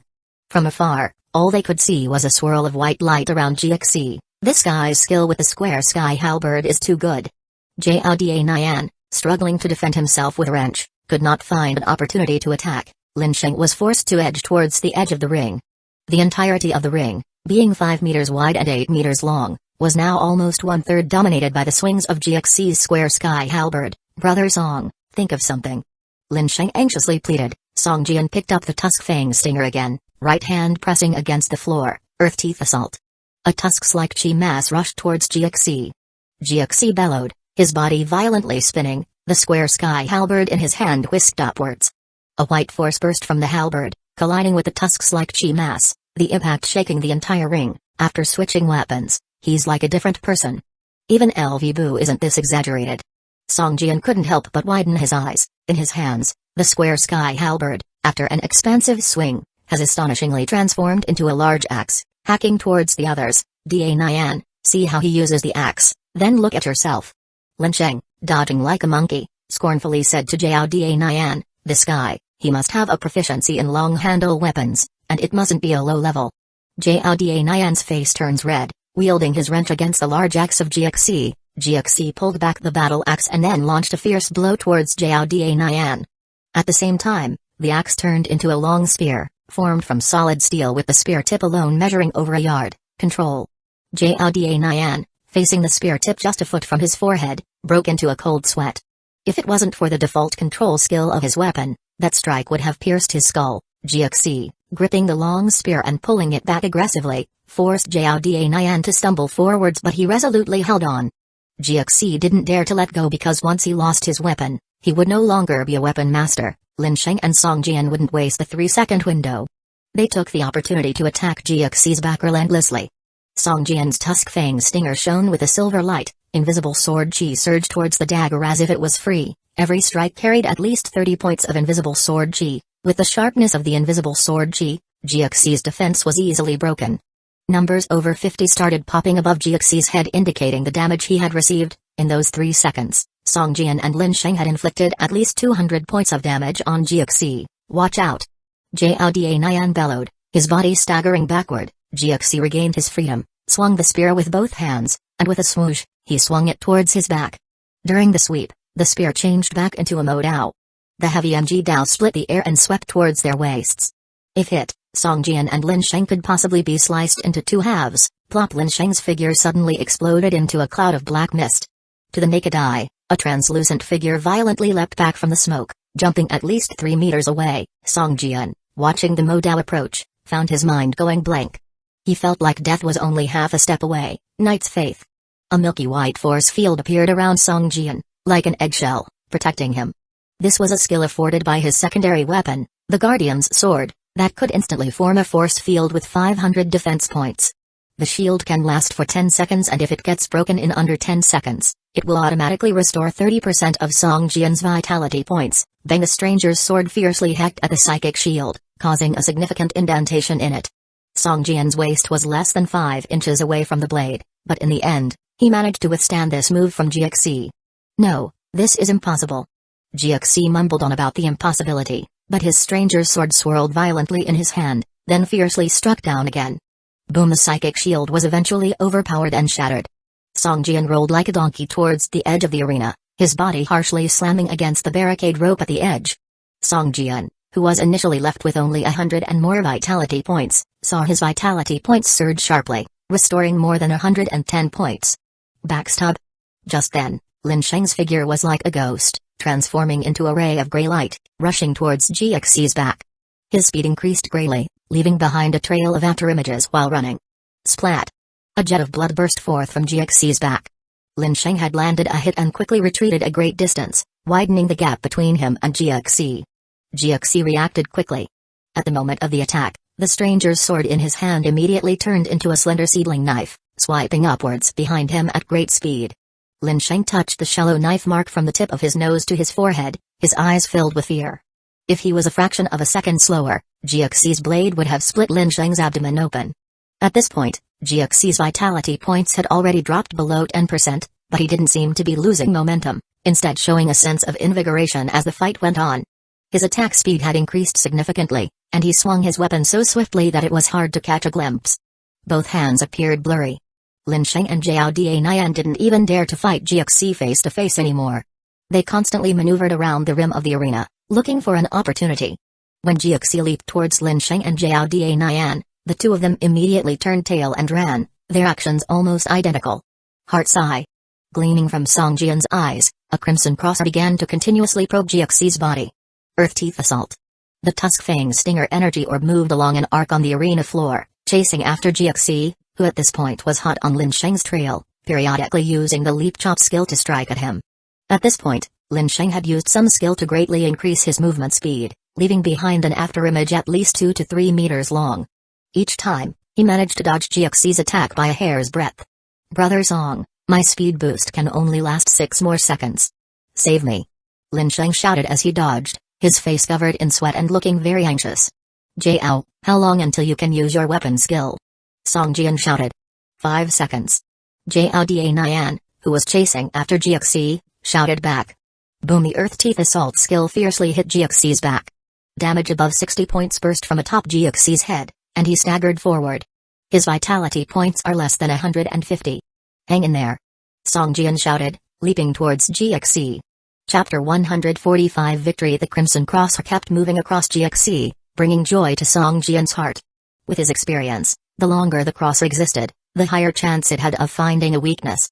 Sure enough, the crosser finally stopped on GXC's left waist, indicating a red area about the size of a palm. Lin Sheng, Zhao Nian, attacked GXC's left waist. Song Jian yelled aloud. Bro, I can't stop. Lin Sheng howled in desperation. His dodge skill had improved by more than 80% with his increase in speed. Otherwise, he would have died long ago under GXC's raging flurry of attacks. GXC's attacks were rapid and tight, with his weapon swirling above Lin Sheng's head. It was emitting intense energy as it relentlessly pursued Lin Sheng. Although Zhao Dian could attack GXC, he was too slow to catch up with the speedier Lin Sheng and GXC. He could only follow behind them, eating their dust. If the arena wasn't so small, he would have lost sight of them already. "Run this way!" Song Jian bellowed. Lin Sheng's figure drastically curved, managing to dodge GXC's attack by rolling and crawling. A chilly blade mark remained in the air. "Damn, I should have not executed the backstab skill earlier." Lin Sheng gritted his teeth, muttering to himself. The last backstab had dealt terrifying critical damage, causing GXC to focus his aggro on him. Seeing that the speed boost effect only had 3 seconds left, Lin Sheng panicked. Hearing Song Jian's voice, Lin Sheng didn't hesitate and immediately ran towards Song Jian's location. "Brother Song, save me!" Lin Sheng screamed, with a hint of whining. Song Jian stood to the left, clutching the tusk fang stinger securely in his hand. Lin Sheng dashed past Song Jian, with GXC chasing behind him, swinging his weapon. The weapon had again transformed into a brass lamppost. The huge lamppost whisked through the air, leaving a replica mark as it aimed for Lin Sheng's retreating back. Right then, Song Jian's dagger pierced towards GXC's left waist like a venomous snake, similar to a predatory cobra striking a fleeting bird. Splat! The tusk fang stinger accurately stabbed into GXC's left waist, the spot that was recognized as his weak point. In reality, it was also an old injury of GXC. This offensive tore through GXC's defense. The blade penetrated a third of the way in before being arrested by GXC's muscles. The gushing blood painted half of Song Jian's body red, making him look like a blood man. GXC issued a pained growl, originally intended to strike in front. Now, the brass lamppost curved to strike at Song Jian, who was occupying GXC's left side, leaving a deep mark on the arena floor that was more than a foot long. It went from bottom to top. The wind roared, the chilly energy slashed Song Jian's face, leaving multiple bloody marks. A thought raced through Song Jian's mind. He wouldn't be able to dodge this blow anyhow. If so, he could only counter. Song Jian let out a low growl as he focused all his strength into his hands. His hands firmly grasped the handle of the dagger and his whole body pressed forward. Squelch! Another gush of blood shot out as the entire dagger blade sunk into flesh. Song Jian even pushed GXC's body and threw himself forward a few steps. Thump! The brass lamppost left a mark in the air before fiercely landing on Song Jian's shoulder. His right shoulder, which had already recovered, once more made a cracking sound akin to a fracture. Over 100 points of critical damage floated above Song Jian's head and his vitality points gone down significantly, making hearts shudder. Pinned down. Zhao Dian, who had been relentlessly chasing, also joined the battle. On seeing the damage over Song Jian's head, Zhao Dian's eyes turned red. The wrench in his hand smashed fiercely onto GXC. Clink! The wrench head screw rotated automatically. Its jaws resembled a beast's gaping mouth, firmly gripping the brass lamppost held by GXC. Lin Sheng! Zhao Dian roared, his face distorted. Death blow! Lin Sheng's figure shot out like a specter. Although the speed boost effect had worn off, his action of pouncing on GXC was still as swift as a leopard. Lin Sheng's vitality point, which was more than 80% restored, plummeted like a dam had been breached. His defense and resistance also dropped to 0. All his attributes had been converted into attack power as they converged onto Lin Sheng's strike. If this wasn't the final boss, if GXC wasn't already nearing death, Lin Sheng wouldn't have used this move. If he used this move and the enemy didn't die, Lin Sheng would be the one to die. A critical damage value of over 180 points appeared above GXC's head. GXC was now left with under 100 vitality points. Lin Sheng's explosive damage was enough to kill him. Song Jian withdrew his dagger and sat on the arena floor. Zhao Dian released the wrench and collapsed to the ground, panting heavily. Lin Sheng was in worse condition, like a lump of goo lying on the arena. If not for the gentle rise and fall of his chest, he might have been mistaken for a corpse. "Do you know what the ultimate weapon is?" GXC suddenly spoke. "Damn it, this guy isn't dead yet." The pretending to be dead Lin Sheng was startled and quickly rolled towards the edge of the arena. Zhao Dian bounced up from the arena floor like a spring. He grabbed his wrench and held it protectively in front of his chest. Song Jian's face also revealed a surprised expression, looking towards GXC's overhead vitality points. Now, GXC's vitality points were only left with 1 point, moreover, it seemed to be locked and wouldn't decrease further. "Ladies and gentlemen, let's cheer. Our 3 warriors have predictably beaten GXC, the one who calls himself Weapon Master but is often overlooked." The chubby commentator roared. However, The surrounding audience didn't seem too impressed and collectively let out boos. To become a weapon master, you must be proficient with all sorts of weapons. Just now, I demonstrated how to switch among different weapons and how to ingeniously connect their use. If you wish to take up the profession of weapon master, come find me. GXC said slowly, glancing at Songjian. System, you have found a combat profession mentor and learned about the weapon master profession. Main quest progress, 3 out of 10, chapter 146, treasure chest brother song. If we didn't kill him, did we waste our time? Lin Sheng asked with a grieving face. His vitality points had only recovered to about 1/10. I don't know either. Songjian's vitality points were also low, just over 100. If they continued to fight, he would probably be unable to withstand GXC's critical hit. Did we win? Aren't there any rewards? Zhao Nian asked, gasping for breath with a puzzled expression. GXC nodded at Songjian, holding the brass column in his arms, and slowly walked towards the stage. In this battle, Songjian also gained something, at least he completed a part of the main task. He didn't expect that a boss he encountered in a dungeon could be leading his battle career tutor. The game was becoming more and more interesting. Would he encounter similar monsters in the wild in the future? When the battle ended, the surrounding audience didn't seem to buy it. They were cursing wildly and throwing junk at the ring like a rainstorm. The usher man walked up to the stage, and just as he stepped onto the stage, the surrounding audience suddenly fell silent.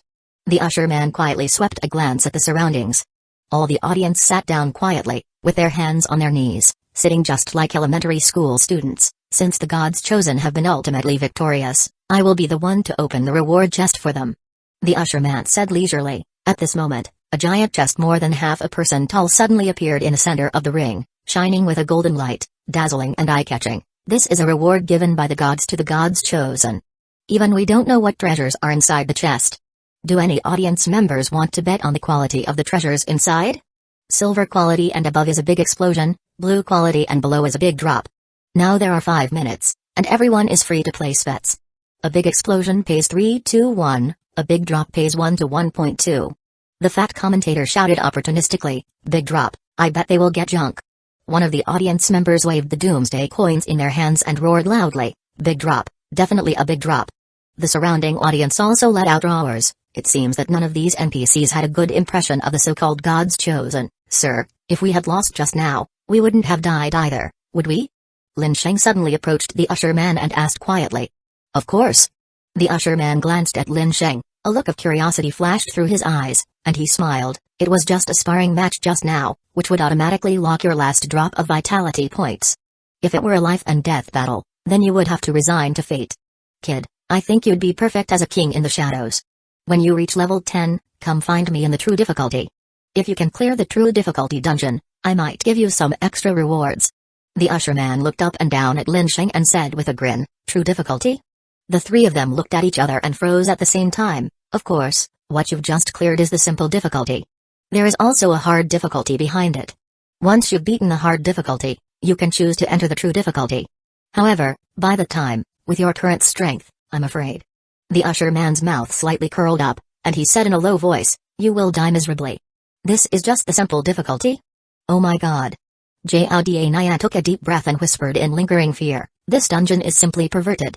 I don't plan to come back before level IO, no, level 15. Songjian shook his head slightly. With his strength, he was simply no match for GXC in the end. Even if he had been allowed to use ranged weapons, he wouldn't have been GXC's opponent. GXC's speed got faster and faster towards the end, and he couldn't even see the moves. It was simply perverted. Lin Sheng looked at the usher man with a difficult expression on his face. It seemed the usher man was another hidden task for him, which might be related to his career choice. But the true difficulty? Lin Sheng sighed. He was still far from level 10, he would see when the time comes. Maybe by the time he reaches level 10, his strength would have changed drastically. 5 minutes passed quickly, and the timer on the chest was down to the last few seconds. Most of the audience bet that the three of them would get a big drop in their rewards, but this was something no one could control. It all depended on their luck. The usher man walked to the front of the chest quickly, placed his hand on the chest, and soon, the chest let out a crisp click sound. The lid slowly opened, and immediately, a silver light bloomed from inside the chest. Instantly, the entire arena was boiling, and most of the audience members who bought the big drop bet stood up, cursing and tearing their betting slips into pieces and throwing them towards the stage. However, most of the betting slips eventually landed on the heads of the front row audience, like a snowfall covering the entire arena. A few of the audience members, who took an unusual route and bought the big explosion, had a slight smile on their faces, holding the betting slips tightly in their hands. A 3-to-1 payout, such odds haven't appeared in a long time. Although betting on the big explosion paid 3-to-1, the arena obviously made a fortune this time. The usher man also had a slight smile on his face, and the fat commentator was even happier, waving his arms and legs, shouting something on the stage. Excitement shone in the eyes of Song Jian and the others, as they had never seen silver quality items before. Song Jian had only seen one once in the hands of Leaker, the game's sweetheart, a silver quality plate armor chest piece. The usher man took out a half plate armor first from the chest and smiled slightly at the three of them. Your luck is not bad, this level 10 silver quality chest armor has a very good attribute. The chest piece was passed around among the three, finally landing in Song Jian's hands. Although Lin Sheng's eyes were filled with envy, he knew that the chest piece was too heavy to wear and would be more of a burden than a benefit to him, who was seeking agility. Song Jian looked at the chest piece, thought for a while, and threw it directly to Jiao Da Nian. This equipment was not suitable for him. In his mind, the equipment suitable for him should be leather armor or light chain mail. Anything heavier would affect his agility. For me? Jiao Da Nian had a surprised expression on his face. Maybe this was the only silver quality equipment in the chest. Although Jiao Da Nian was also very envious, he had already agreed that Song Jian had the right to choose first. In his opinion, Song Jian would definitely choose this silver quality equipment. You take it, this equipment is most suitable for you. Song Jian shook his head and said. If it weren't for Jiao Da Nian and Lin Sheng, he wouldn't have been able to complete this dungeon, especially the final GXC. At this point, Song Jian had already considered Jiao Da Nian and Lin Sheng his partners, even if he could sell this equipment for thousands of doomsday coins by just announcing it on the radio. Since Jiao Da Nian was the most suitable among the three to wear this equipment, Song Jian would give it to him. However, even after taking out the chest piece, the silver light inside the chest still hadn't weakened much. It seemed that there was at least one more silver quality equipment inside.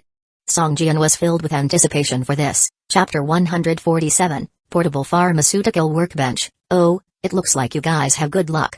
There's even a silver quality equipment inside 1 inch. The guide looked at the three of them in surprise, a hint of envy flashing in his eyes, secretly thinking, are the favored ones really so blessed? You should know that the reason why the casino has a big payout of 3-to-1 is mainly because the probability of losing in the final reward is higher. Many people win in the casino, but often don't even get a single blue quality equipment. If there's a green quality one, it's considered good luck. Most of them are white quality equipment.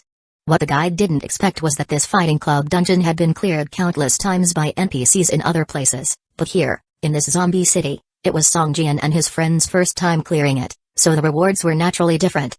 Soon, the guide took out a bead emitting a silver light from the treasure chest. This bead was only the size of a fingertip, round and smooth, like a pearl. It's a hidden weapon, and its attributes are top-notch. The guide glanced at the attributes of the bead in his hand, with a trace of greed in his eyes. Even at level 30, he found the bead's attributes tempting. Soul-shattering bead, silver, hidden weapon, offhand weapon, equipped effect, agility +2, attack speed increased by 15%, special effect 1, causes 80 damage to targets within 30 meters, causing 3 seconds of stun effect, special effect 2, charging, passive. After equipping this item, critical hit rate increases by 1% every 60 seconds, up to 100%, after dealing damage to a target. It needs to be charged again. Special effect 3. This item can automatically return to the equipment slot 10 seconds after use. Special effect 4. This item has a guaranteed hit attribute, with priority, equipment requirement, level 10. Can be taken out of the game. No. What a pity, this hidden weapon requires an offhand equipment slot, otherwise, its rank could have been raised to the gold rank. The guide shook his head slightly, with a somewhat regretful tone. Ordinary hidden weapons are usually placed in the inventory, and most of them are single-use items, disappearing after being used. However, this soul-shattering bead has the attributes of equipment, placed in the offhand equipment slot, can enhance attributes, and even has the ability to auto-retrieve itself. It can be compared to a silver-quality offhand weapon. Wow, this is a good item. Jiao Da Nian looked somewhat envious. Although his main weapon was a two-handed polearm, he could still place an item on his main and offhand slots. Each player can freely switch between 3 weapons. This equipment tempted Song Jian as well. He couldn't use the chest armor he found earlier, so he gave it up, but this offhand weapon, though it conflicted with his green quality guardian sword, seemed like a shame not to take. Seeing Lin Sheng's eager desire, Song Jian smiled faintly, holding the soul-shattering bead and said, there's still equipment inside the treasure chest, let's see what the next one is. The opening of the treasure chest was still emitting a silver light, and the guide's eyes showed shock. One reward consisting of 3 silver quality equipment was unprecedented in the hundreds of battles they had seen. There's another silver quality equipment. Your luck is really... The guide was somewhat speechless. Such gains even made him a little tempted. The third piece of equipment was a small silver-lit briefcase. This is... The guide's eyes were filled with astonishment as he stared intently at the small briefcase in his hand. A portable, mobile alchemy workbench. Alchemy workbench. Song Jian's heart moved. He had learned 2 auxiliary skills. One was the blueprint for the T11 high-explosive hand grenade, which couldn't be used due to lack of engineering at the time, and before obtaining the blueprint, Song Jian had learned alchemy first, even getting a potion formula for the Wheelmas potion. However, he still hadn't crafted it due to a lack of an item like the engineering crafting table. 11 I didn't expect that this dungeon would bring me both of the missing auxiliary tools. Should I choose the soul-shattering bead or this mobile, portable alchemy workbench? Song Jian hesitated for a moment. Lin Sheng wasn't too interested in the alchemy workbench. He briefly looked at the workbench's attributes, curled his lips, and gave up on the item, with his eyes fixed on the soul-shattering bead in Song Jian's hand, showing a pitiful expression. If the soul-shattering bead was placed in Jiao Nian or Song Jian's hands, it would at most be just another tool for drawing aggro, but in Lin Sheng's hands, it could produce 200% of its effect. This equipment increased agility by 2 points and attack speed by 15%, and none of its special effects were useless. All of them were first class. Although the use of this soul-shattering bead would mean giving up an offhand weapon, for Lin Sheng, he only needed a main hand dagger for all his skills. This bead could even act as his trump card. Brother Song. Lin Sheng looked at Song Jian pitifully, hoping he would choose the alchemy workbench. Silver equipment is common, but silver quality workbenches, I haven't seen one in decades. I didn't expect one to appear here. The guide shakes his head and speaks in a low voice. Song Jian looked up at the guide, waited for a while, and eventually handed the soul-shattering bead to Lin Sheng. Thanks, Brother Song. Lin Sheng was extremely happy. Although he couldn't equip it yet, looking at the attributes of the soul-shattering bead, he couldn't help but laugh foolishly. A level 10 offhand weapon, not bad. Jiao Nian spoke enviously. His silver quality chest armor was also a level 10 equipment, but generally speaking, in the same rank of equipment, weapons were worth more than armor. Congratulations, you might become an alchemy master in the future. The guide laughed and handed the small briefcase to Song Jian. Song Jian gave a slight smile, nodding at him. Up to now, he still didn't know if choosing a silver quality alchemy workbench was a wise decision. Bing after the 3 silver quality equipment were taken out, the treasure chest in the center of the ring suddenly burst, turning into light gold fragments and slowly disappearing in midair. As the treasure chest burst, the remaining items in it sprayed into the sky like a shower of celestial flowers. Wow, there are so many rewards. Jiao Nian was amazed, watching the dozen or so items falling slowly from the sky. They're all W-thide quality items, mostly materials. Ugh, it's so messy. There's a bit of everything. Lin Sheng randomly grabbed an item, checked its attributes, and frowned slightly. Haha, let's not divide these items, whoever grabs them first gets them. Haha. Song Jian laughed heartily and leaped to grab an item and put it into his inventory. You guys are cheating. Jiao Nian let out a strange cry and pounced towards the falling items in the sky. The guide gave a faint smile, looked at Lin Sheng's back, and slowly walked towards the exit of the ring. Chapter 148. Three-eyed zombie. After Song Jian and his 2 companions had picked up all the remaining items, a few seconds passed, and their vision blurred, sending them into a feeling of weightlessness. Soon, the trio found themselves outside the entrance of the boxing gym's instance. Despite feeling fast within the instance, it was already nightfall, meaning they had been in there for several hours. However, the number of players awaiting outside hadn't decreased. Seeing the trio emerge, a wave of excitement swept through the waiting players, who promptly surged forward. Hey, there they are, there they are. How was the instance, you guys? Was it hard? Did you clear it? Someone shouted. Yeah, was the monsters inside tough? What level were they? You can enter at level 5, the monsters inside must start at level 5 too, right? How many bosses were there? The instance entrance was jam-packed with dozens of excited and shouting players, this being the first instance in the game, everyone was eager to know how long it would last. The previous end of the world supermarket had caused many players to withdraw in tears, and many players still had a task pending procuring a supermarket membership card. Song Jian glanced at Jiao Nian and Lin Sheng, then upon subtle cue, his body transformed into a dark misty cloud and floated skyward. This was a special ability from the Night Slayer hexagram array diagram on his chest, allowing him to morph into dark cloud and fly at night. Song Jian had never used it before, but now it was the perfect means to escape. Otherwise, being surrounded by so many players, it would have required quite some effort to leave without killing everyone. Lin Sheng chuckled, signaled take care of yourself to Jiao Da Nian, and instantly vanished into stealth mode, squeezing himself out of the crowd. Hey, you guys can't just run off and leave me here alone, Jiao Da Nian complained, pushing forward, but the crowd was too thick. Several players were clinging on to his arms, grinning broadly and refusing to let him leave.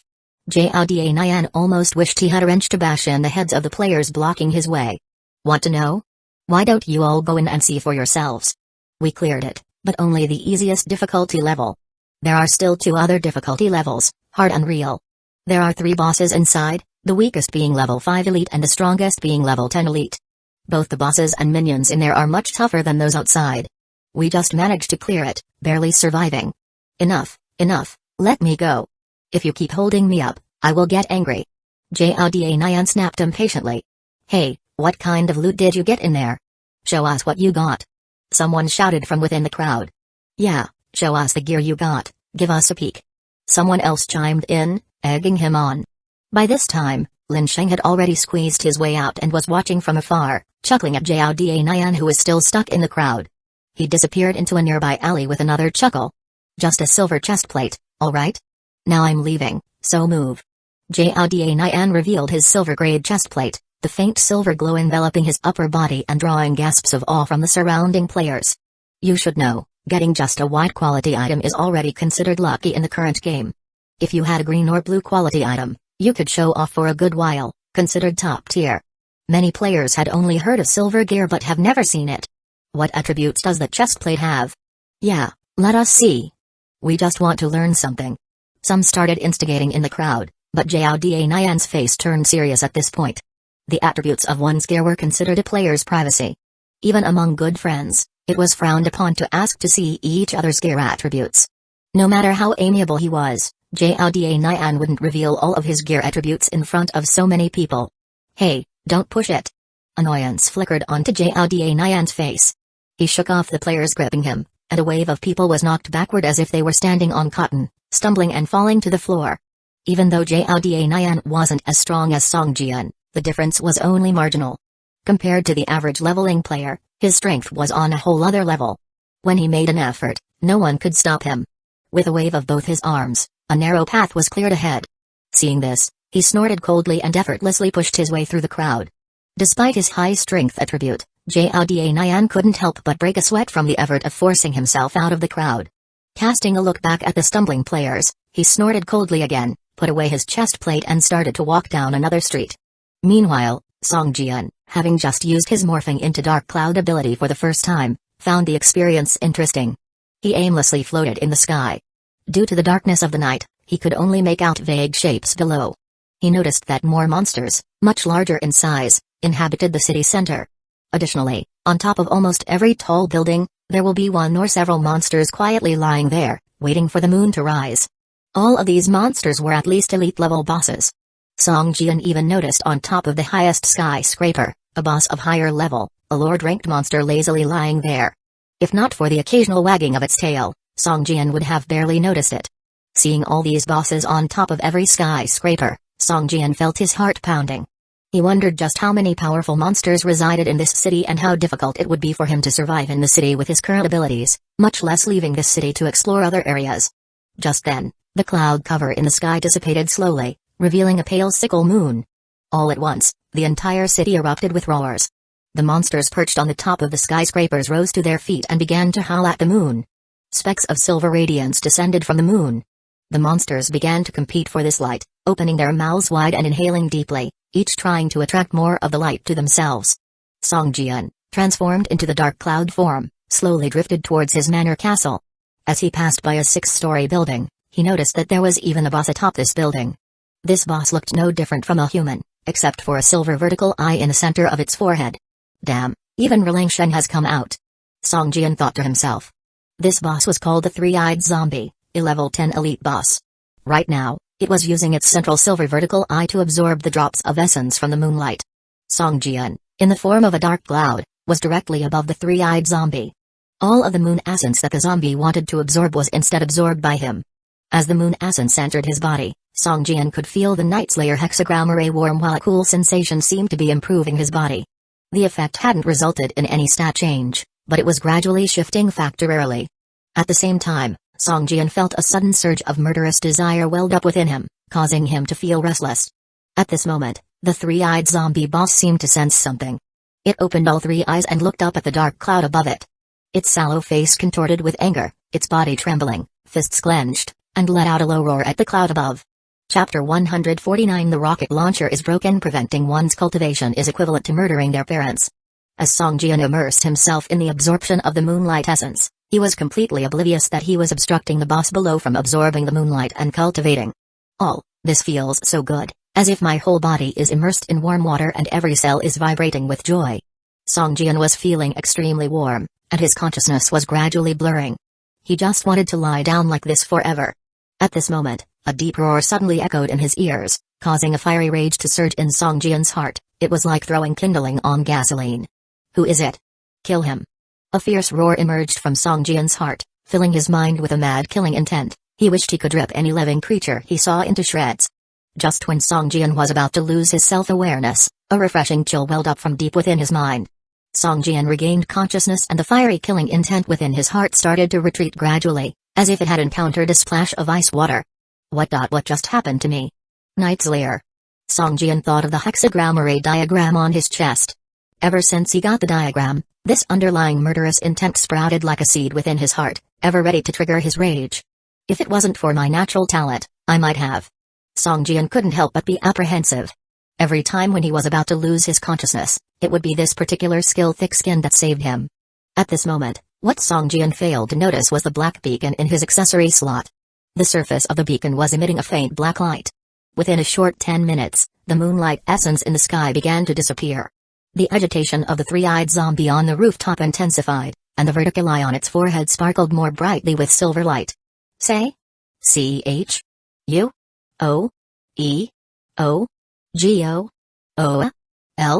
Whoosh! A thick, silver beam of light fired out from the zombie's vertical eye, targeting the dark cloud that Song Jian had morphed into.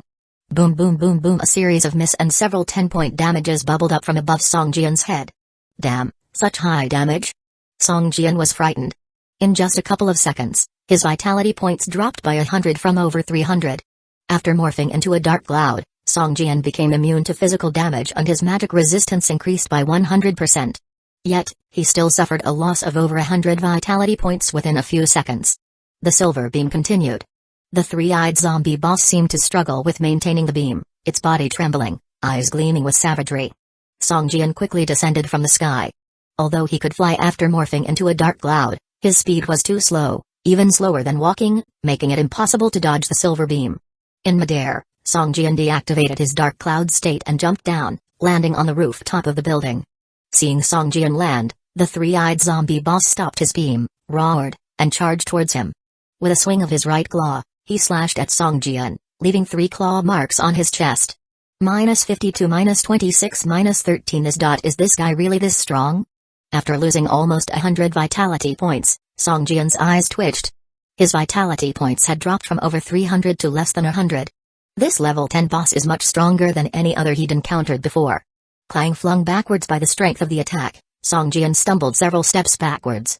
He crashed into the rooftop's ventilation pipe. The rusty pipe couldn't withstand the impact and broke, falling off the building.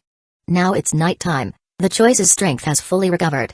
I didn't expect that I wouldn't be able to defeat a level 10 elite boss. Struggling to get up, Song Jian spat out a mouthful of blood, musing to himself. Boom! Three-eyed boss fiercely stamped its right leg, and a 3-inch deep footprint appeared on the rooftop.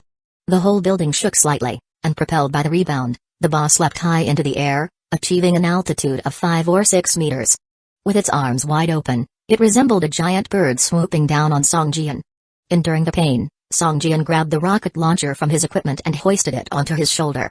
This was the first time he had felt its weight, even though his strength had already reached 12 points. Squirt! He spat out another mouthful of blood. Realizing that the three-eyed zombie was getting closer, Song Jian fiercely pulled the trigger.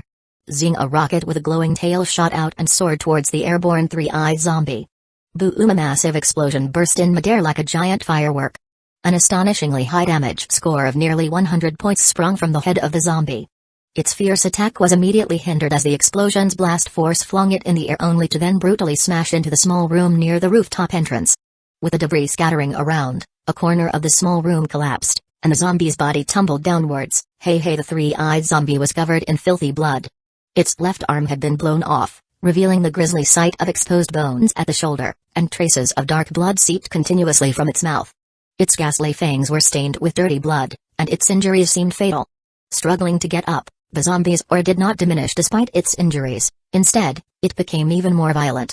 It let out a series of low growls, its body slightly swaying, but still stepping persistently towards Song Jian. On the zombie's forehead, its uncanny silver vertical eye started to shine a silver light, and a mass of silver light began to form in its eyeball. Damn it, this guy is going to launch his major attack. Song Jian was shocked. At this point, his vitality points were already below 100, and his skill to morph into a dark cloud was still cooling down. Having lost his immunity to physical attacks and the 100% resistance enhancement, if he were hit by the boss's major attack, he would certainly be killed instantly. Damn, just fight it. Song Jian took a deep breath, only to feel a stabbing pain in his lungs, the rocket launcher's weight on his shoulders becoming unbearable. Invisible sword chi, go all out. Song Jian growled, directing all his invisible sword chi to the rocket launcher. The sword chi, initially at 100 points, was depleted instantly, and a basketball-sized silver light orb began forming at the rocket launcher's muzzle. Kaka seemingly unable to bear so much invisible sword chi, there was a faint noise of fractures emanating from inside the rocket launcher. Song Jian felt his heart drop and pulled the trigger forcefully. Shoot it out. Boom! A moment of delay made Song Jian feel as if he had plunged into hell. But then a burst of flame ejected from the muzzle, and a rocket wrapped in silver-colored sword chi flew out, leaving a long trailing flame. At this moment, a crack appeared on the barrel of the rocket launcher, stretching from the muzzle to the middle. The three-eyed zombie seemed to sense the threat, let out a low growl, its head pushed forward, and its right arm clenched into a fist. Every blood vessel in its body protruded out, and a silver beam as thick as an arm shot out from its vertical eye on its forehead. As this silver beam was discharged, a black liquid started to seep from the corners of the zombie's eyes, looking like tears of blood. Boom! A brilliant explosion erupted between Song Jian and the three-eyed zombie. For a moment, the surroundings lit up as brightly as daylight. Song Jian's eyes were so sore from the light that he could not open them, leaving him no choice but to shield them with his arms while he heard blood-curdling screams ringing in his ears. Chapter 150, Vertical Pupils. The rocket launcher was destroyed. However, Song Jian couldn't care less about that right now. Enduring the sting in his eyes, he opened them as the shock wave from the explosion gradually disappeared, and the surroundings became darker, returning to their nighttime appearance. The three-eyed zombie was lying on its back, convulsing. All three of its eyes were tightly shut, with black liquid seeping from the corners, flowing down its cheeks. It looked as if three wriggling earthworms were crawling on its face. It's still not dead? Song Jian was astonished. He knew that he had concentrated all of his invisible sword chi on the rocket launcher, so the power of this strike was equivalent to that of the rocket launcher plus the power of 100 invisible sword chi. Even if the boss still had more than 80% of its vitality points, Song Jian believed that no monster could withstand such a terrifying blow. Slowly approaching the boss, Song Jian seemed to sense his closeness. The boss's body began to struggle, letting out low, hoarse roars. Its right claw scraped the floor, leaving a series of marks, and an aura of rage still emanated from it. But in Song Jian's eyes, all he could see was its impending doom. The boss opened its two main eyes, revealing red glows emanating from the pupils. However, there was now a black crack in the center of each eye, splitting the pupils in two. The vertical pupil on the forehead also slowly opened, its original silver color now transformed into a dark, bottomless hole. The boss struggled to sit up, but no matter what, it couldn't stand. It seemed that its lower body was paralyzed. Say? C-H-U-O-E-O-G-O-O-L?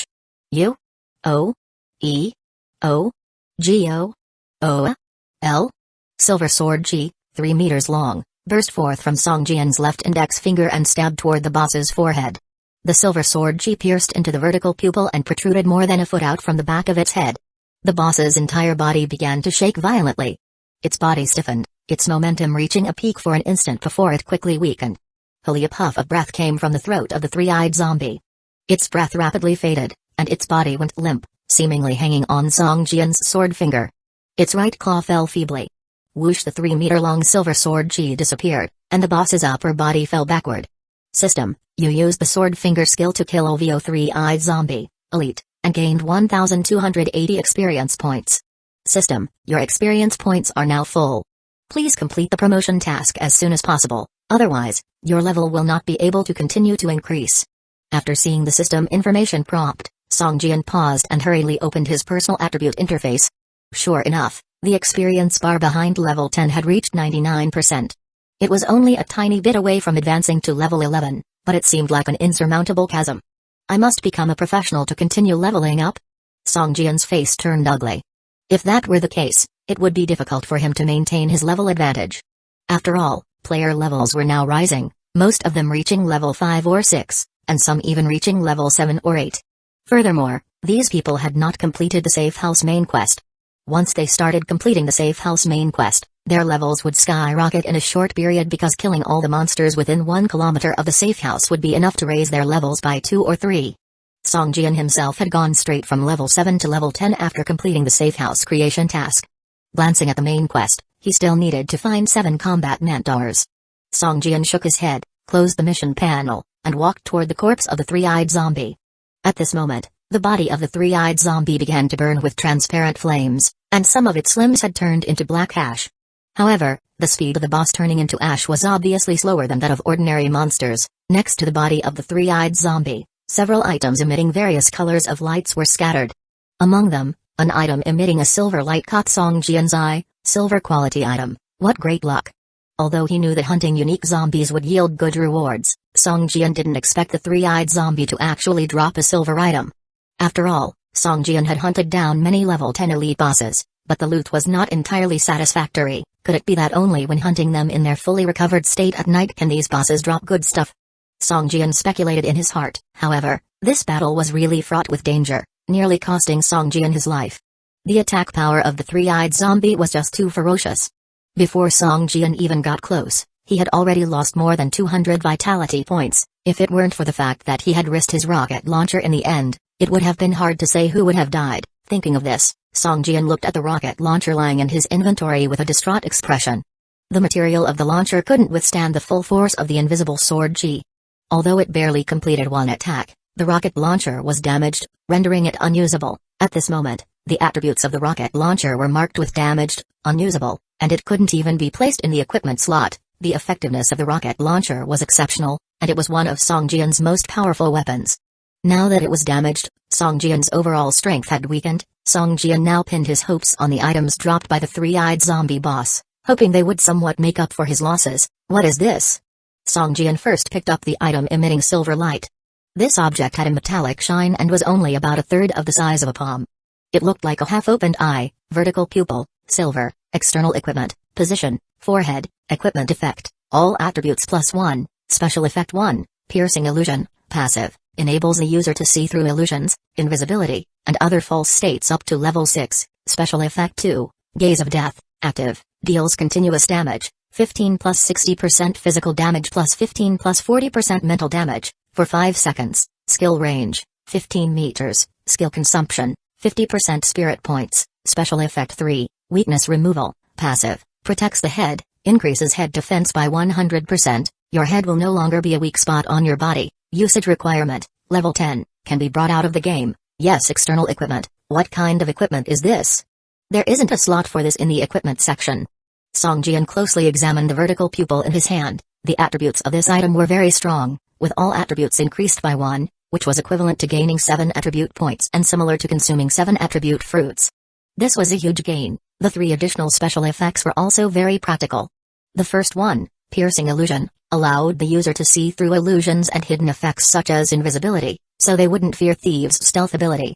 Although it could only break through false states below level 6, Song Jian believed that no player would put all their skill points into this kind of auxiliary combat skill at this point. The second skill, Gaze of Death, was the ultimate move of the three-eyed boss, causing both physical and mental damage to targets simultaneously, with a combination of a fixed and percentage-based damage. Although it consumed a lot of energy, its power was terrifying. With Song Jian's current attributes, he could cause 45 plus 36 points of damage per second to a target. Even if the opponent's defense and resistance were taken into account, the total damage shouldn't be lower than 50 points. With 5 seconds of continuous damage, the total damage would be more than 250 points. Song Jian believed that no player could withstand this attack from him at present. The third special effect provided complete protection to the head, so Song Jian no longer had to worry about other players sniping his head. Without the weak point, Song Jian believed that no player could defeat him in one hit. I've hit the jackpot. Not bad at all. Song Jian wore an excited smile on his face as he held the metallic vertical pupil and examined it over and over again. But, how should I use this? Chapter 151 Batwing Zombie Vertical Pupil is an external implant. Song Jian had never encountered an equipment like this before, and there seemed to be no slot for it in the equipment section. If its attributes state that it's meant to be attached to forehead, suppose I can just attach it directly? Song Jian speculated and began to position the vertical pupil onto his forehead. The moment the vertical pupil touched his skin, countless tiny tentacles sprouted from its back, burrowing wildly into Song Jian's forehead like sharks drawn to blood. A slight prickling sensation made the vertical pupil adhere firmly to Song Jian's forehead.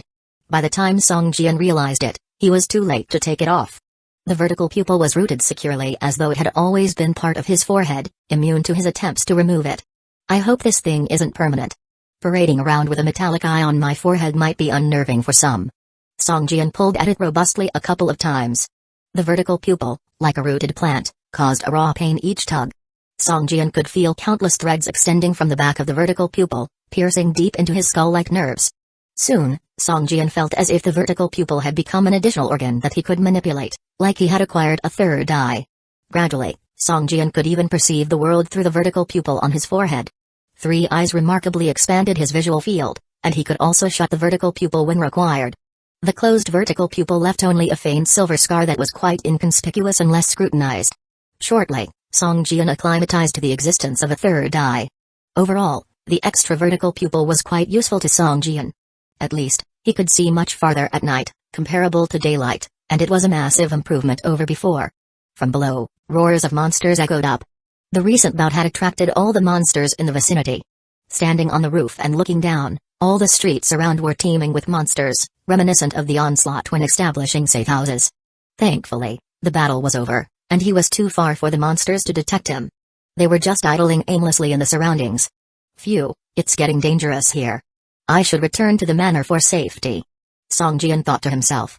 Just as he was about to deploy his ability to morph into dark cloud, the vertical pupil on his forehead spotted a huge mass of darkness in the distance flying towards him. Does someone else also have the ability to morph into dark cloud? That seems unlikely. Song Jian squinted and strained his eyes. Upon closer inspection, he realized it was a large group of winged monsters flocking in the sky. Holy cow! There must be hundreds of them. This is insanity. Song Jian was taken aback. These creatures appeared no different from common zombies, except, each one had a pair of wings resembling bat wings, with a thin layer of flesh coating the surface of the bones. Bat-winged zombies, level 10 elite monsters. This is outrageous. Hundreds of level 10 elite monsters. It's too much. Song Jian rushed into the big hole of the entrance room atop the roof, making his way into the building. Soon, the sounds of pitter-patter came from above. Peering through the cracks, over a dozen bat-winged zombies fell from the sky, encircling the half-burnt body of the three-eyed zombie boss. They voraciously tore at the remaining flesh of the boss. Some even gobbled up the nearby ashes when they couldn't get to the corpse. From the distant rooftop, monstrous roars echoed. The bat-winged zombies descended like assassins in the night on bosses that hadn't yet evacuated the rooftop. Packs of 10 or even dozens of bat-winged zombies ambushed each elite boss. Some managed to escape inside the building while others were surrounded, killed and devoured by the bat-winged zombies. Song Jian had tucked himself away in a room. Peering out the window, he could see that the roofs of the surrounding high-rise buildings had been occupied by the winged zombies. The elite bosses stood no chance against these winged zombies.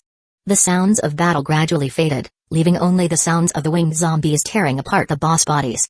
I hope these monsters would quickly leave after feasting on the boss's bodies, thought Song Jian. With the sky taken over by a swarm of winged zombies, even if he were to morph into a dark cloud, escape would not be possible. The ground was teeming with even more monstrous creatures, making it more dangerous than the skies. Song Jian found himself trapped in this small building. While hiding in a room, he securely sealed all doors and windows, just like on his first day in the game, waiting for the break of dawn. All of the winged zombies had assumed control over the roofs of the high-rise buildings around him. Some of the winged zombies had even broken into the top-level rooms. They seemed to have claimed this area as a temporary habitat. Song Jian did not dare to make a noise, for fear of awakening the group of bosses. He had carefully kindled a bonfire in the living room and laid down by its side to rest. Although deliberate sleeping was not necessary in the game to restore energy, both vitality points and mental strength would quickly replenish during sleep. Although Song Jian's vitality points had already been filled due to the speed of their restoration, the mental fatigue caused from continuous battling was not so easily alleviated. The night passed without a word. Early the next morning, as the fish belly white spread across the sky, Song Jian was startled awake by a clamor of bellowing roars.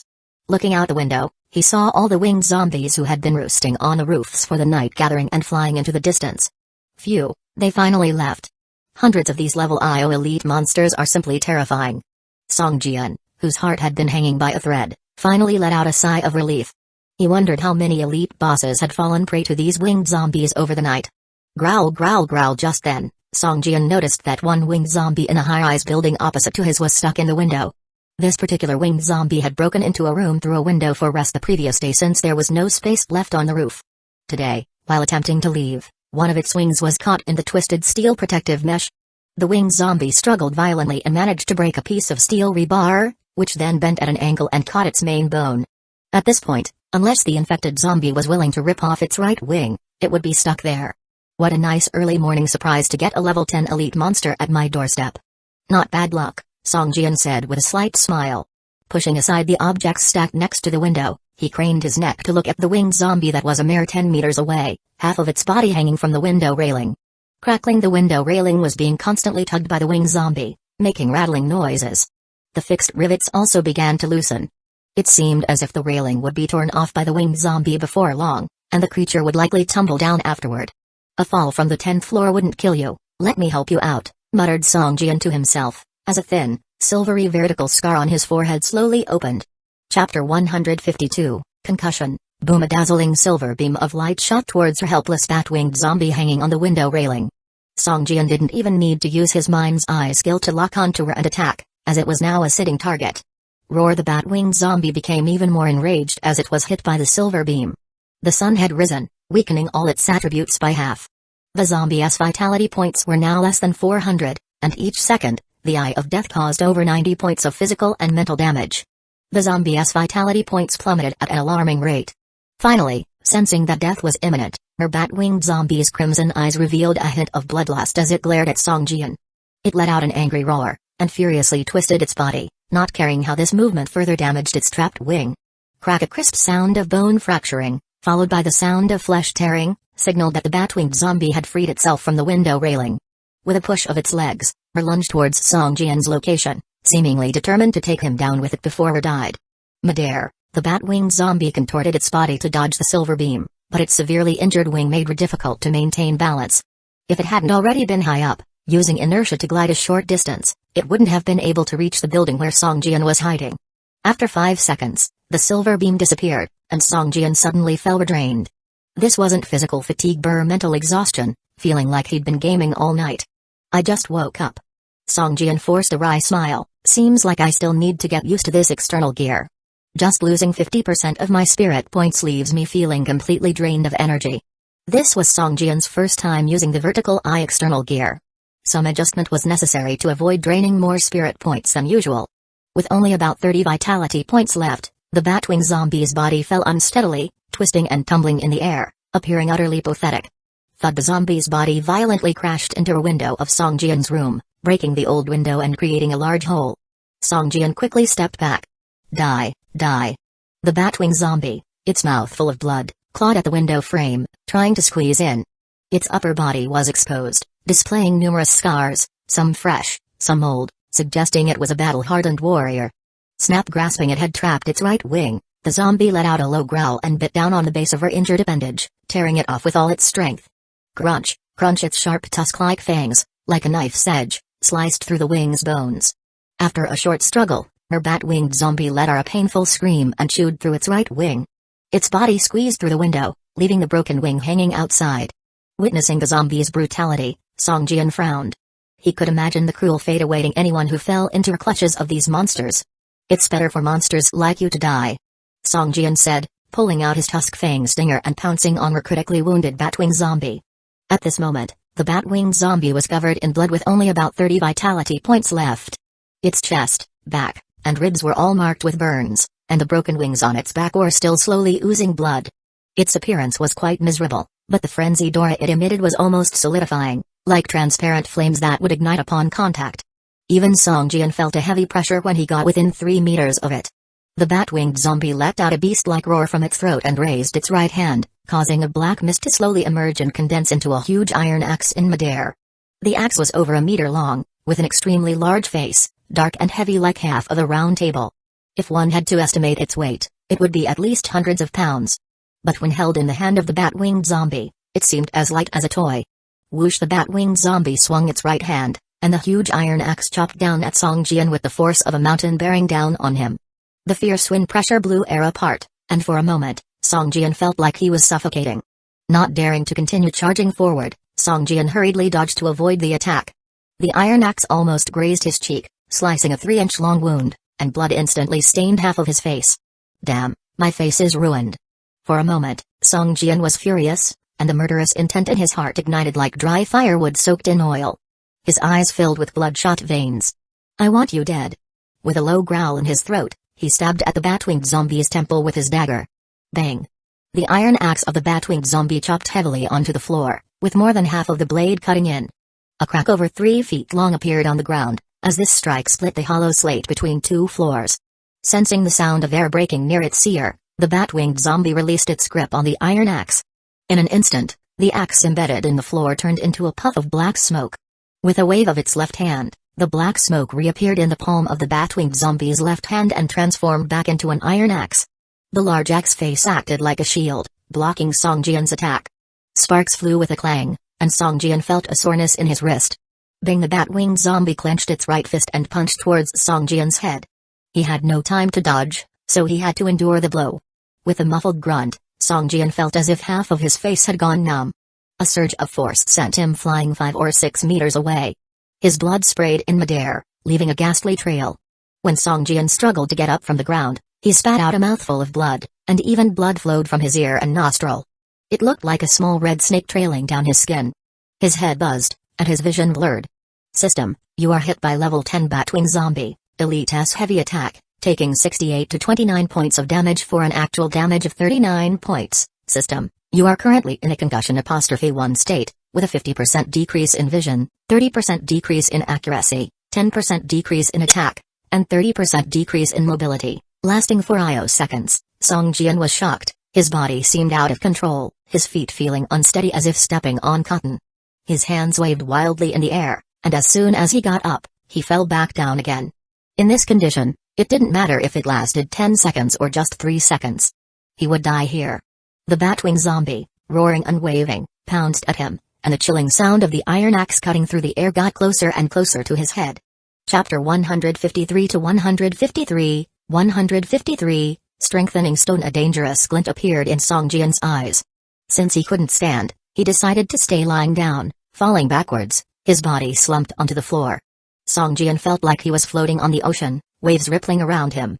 A buzzing filled his ears and his entire head throbbed painfully, his vision blurred, but he could still sense a dark shadow slamming towards his head. Song Jian's hands forcefully pushed against the floor, causing his body to roll to the side. He heard a chilling whooshing sound as the dark, huge axe swept only 2 feet away from his cheek and embedded itself into the floor. The sharp essence of the axe was so fierce it even snipped a strand of hair on Song Jian's forehead, leaving another bloody trail on his cheek. Song Jian lay on his back, staring at the sky. The Batwing Zombie bent over, its muscular arm clenched around the axe, looking at Song Jian, who was less than a meter away. A smirk appeared on its face, revealing a blood-stained tusk fang, exuding an intimidating aura. Song Jian's vision doubled, blurring significantly. The vertical eye on his forehead, which had been closed, had unknowingly begun to slowly open. Suddenly, Song Jian's view became clear. With 2 blurry eyes and 1 clear one, the sensation felt chaotic. Song Jian decided instead to close both eyes and rely solely on the vertical eye to survey his surroundings. At this point, the Batwing Zombie was less than a meter away. The minute it loosened its grip, its body straightened and the axe, which had been embedded into the floor, turned back into a wisp of black mist and floated back to the zombie's hand. I kill. Whoosh! A silver light beam shot towards the Batwing Zombie's chest. Instantly, Song Jian felt a headache so unbearable that he couldn't help but moan in pain. Roar! A look of fear flashed across the face of the Batwing Zombie. It attempted to leap towards Song Jian, but the silver light beam hit it accurately. With only a little over 20 vitality points left, the Batwing Zombie couldn't withstand this attack. Its airborne body suddenly lost all strength and was pushed back 5 to 6 meters by the silver beam, harshly crashing onto the floor. Sensing that he had hit the bat-winged zombie, Songjian immediately stopped the I-kill skill, cradling his head and rolling around on the floor. It felt like a red-hot iron rod had been thrust into his head and was fiercely twisting it. The depletion of his mental strength was unbearably painful, as if his head was about to explode. After what felt like an eternity, the pain started to subside. At this point, Songjian's face was pale and his forehead was covered in sweat. He looked as though he had just been fished out of water. His clothes were soaking wet and there was a puddle of sweat underneath him. So painful. Songjian held his head and heaved a sigh, lying flat on the floor and taking in deep breaths of fresh air. The effects of the concussion had finally worn off. Now he only had to deal with the aftermath of his depleted mental strength. His head ached sporadically as if it was circled by an iron hoop. After resting for over half an hour, the pain started to gradually fade. Songjian wished he could just collapse into bed and sleep deeply. He felt extremely sluggish. After lying on the ground for another 10 or so minutes, Songjian struggled to his feet. His mental strength had only recovered less than 5%. As long as he didn't use any skills that consumed his mental strength, he should be okay. Songjian walked over to a small pile of black ashes, which were the remnants of the bat-winged zombie's body. Scattered around the pile were several items, which Songjian picked up one by one: 2 zombie cores, a piece of cooking material bat-wing membrane, and 2 pieces of medicinal materials zombie tusk fang. The items dropped by the bat-winged zombie were mainly composed of materials, which made Songjian feel slightly upset. Even if it was an injured level 10 elite boss, dropping these items was a bit too much. Songjian muttered, slightly annoyed. A level 10 boss dropping only white quality items was quite embarrassing. Huh, what's this? A enhancement stone? What does it do? Songjian picked up the last item, a stone emitting a white glow. It was about the size of his fist and looked no different from a normal rock. Enhancement stone, white, usage, enhances equipment below +3, boosting the properties of the equipment. Boosting equipment properties, not bad. Songjian's eyes lit up, his interest piqued. Looking at the enhancement stone, 2 options appeared before his eyes: use and destroy. After selecting use, a screen appeared where he could select his equipment. Songjian immediately selected Vertical Eye. This was the only silver quality equipment he had after the destruction of the rocket launcher. The attack power of the externally attached equipment Vertical Eye was the most powerful, so naturally, it should be enhanced first. This item is too high grade and cannot be enhanced. After clicking Vertical Eye, a line of red text appeared from the system. Damn, it can't be enhanced? Songjian was stunned and furrowed his eyebrows. Reselecting his equipment, Songjian chose Tusk Fang Stinger, but the system quickly displayed a message that said, this item is too high grade and cannot be enhanced. Even blue quality is too high? It can't be that it can only enhance white quality equipment. He subsequently tried the zombie commander armor, but predictably, it also couldn't be enhanced. Finally, he tried his rings and accessories, but none could be enhanced. After trying all his equipment, the only ones that could be enhanced were the white quality Tree Spirit Legards and 101 tactical helmet. As expected, a white quality enhancement stone can only enhance white quality equipment. This significantly decreases its value. Songjian shook his head and nonchalantly clicked the enhancement stone onto the Tree Spirit Legards. Tree Spirit Legards, white, +1, leather pants, equipment effect, physical defense +5, vitality recovery speed increased by 35%, equipment requirement, level 5, able to bring out of game. No, after enhancing to level 1, the Tree Spirit Legards physical defense increased by 2 points and the vitality recovery speed had improved by 5%. The enhancement was better than nothing. Songjian took another look around and found nothing else. He went downstairs to summon his motorcycle, then headed back towards his manor castle. Upon returning to the castle, Songjian saw that quite a few pieces of furniture had appeared, and in the small courtyard, green sprouts had started to grow on the spirit field. Master, you've returned. The butler stood by the castle gate, bowing respectfully as Songjian approached. Gardener John and Carpenter Tammy also put down their tools and bowed towards Songjian. Songjian nodded slightly, and in a blink of an eye, appeared on the 3rd floor of the castle. The 3rd floor wasn't as empty as it had been before. A wooden bed had been prepared with quilts and pillows, and next to it were a set of wooden table and chairs, and a wardrobe. The simple furniture filled the room with the scent of wood and traces of life. Even the radio was placed on a wooden table. Songjian let out a small smile, glanced around briefly, then fell heavily onto the bed and fell into a deep sleep. Chapter 154 to 154, 154, Weakness Potion. Sleep is the best way to recover mental strength, especially when Songjian didn't have any potions for mental strength recovery. He slept until 5 or 6 in the afternoon. Only then did Songjian wake up, fully invigorated. His stomach began to grumble. His hunger level had risen to 89%, and his stomach felt like it was on fire.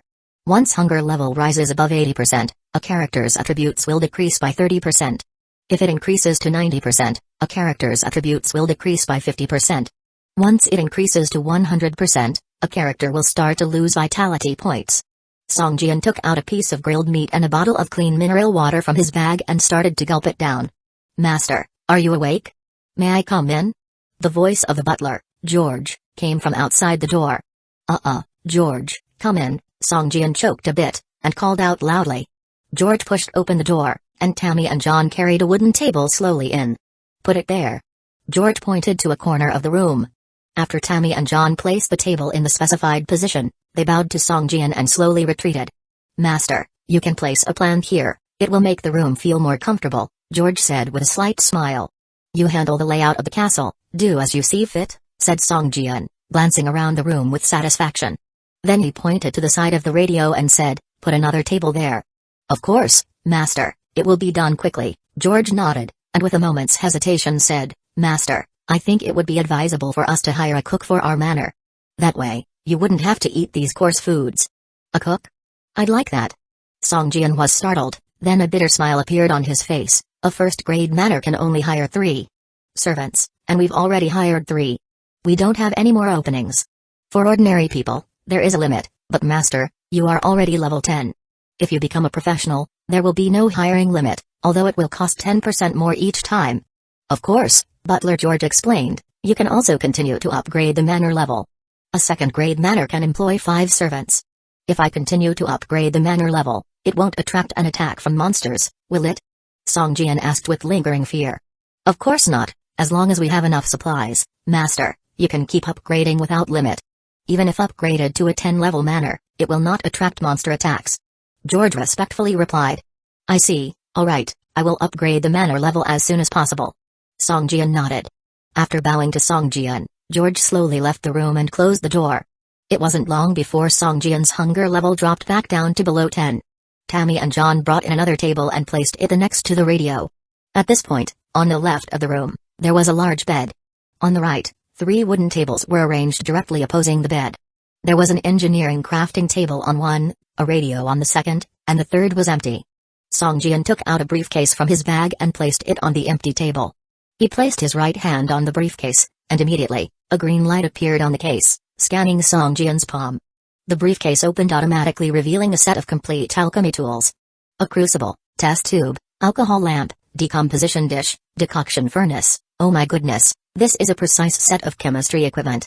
Astonishment crossed Song Jian's face as he looked at the shimmering alchemy workbench.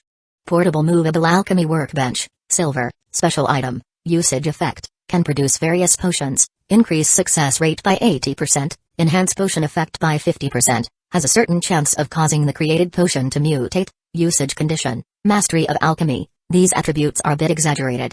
A surprised smile appears on Song Jian's face. Just the potion-making success rate is increased by 80%, and he had learned alchemy. A level 1 alchemy increases the success rate by 5%, just 2 more levels, and he can achieve a 100% potion-making success rate. It's simply earth-shattering.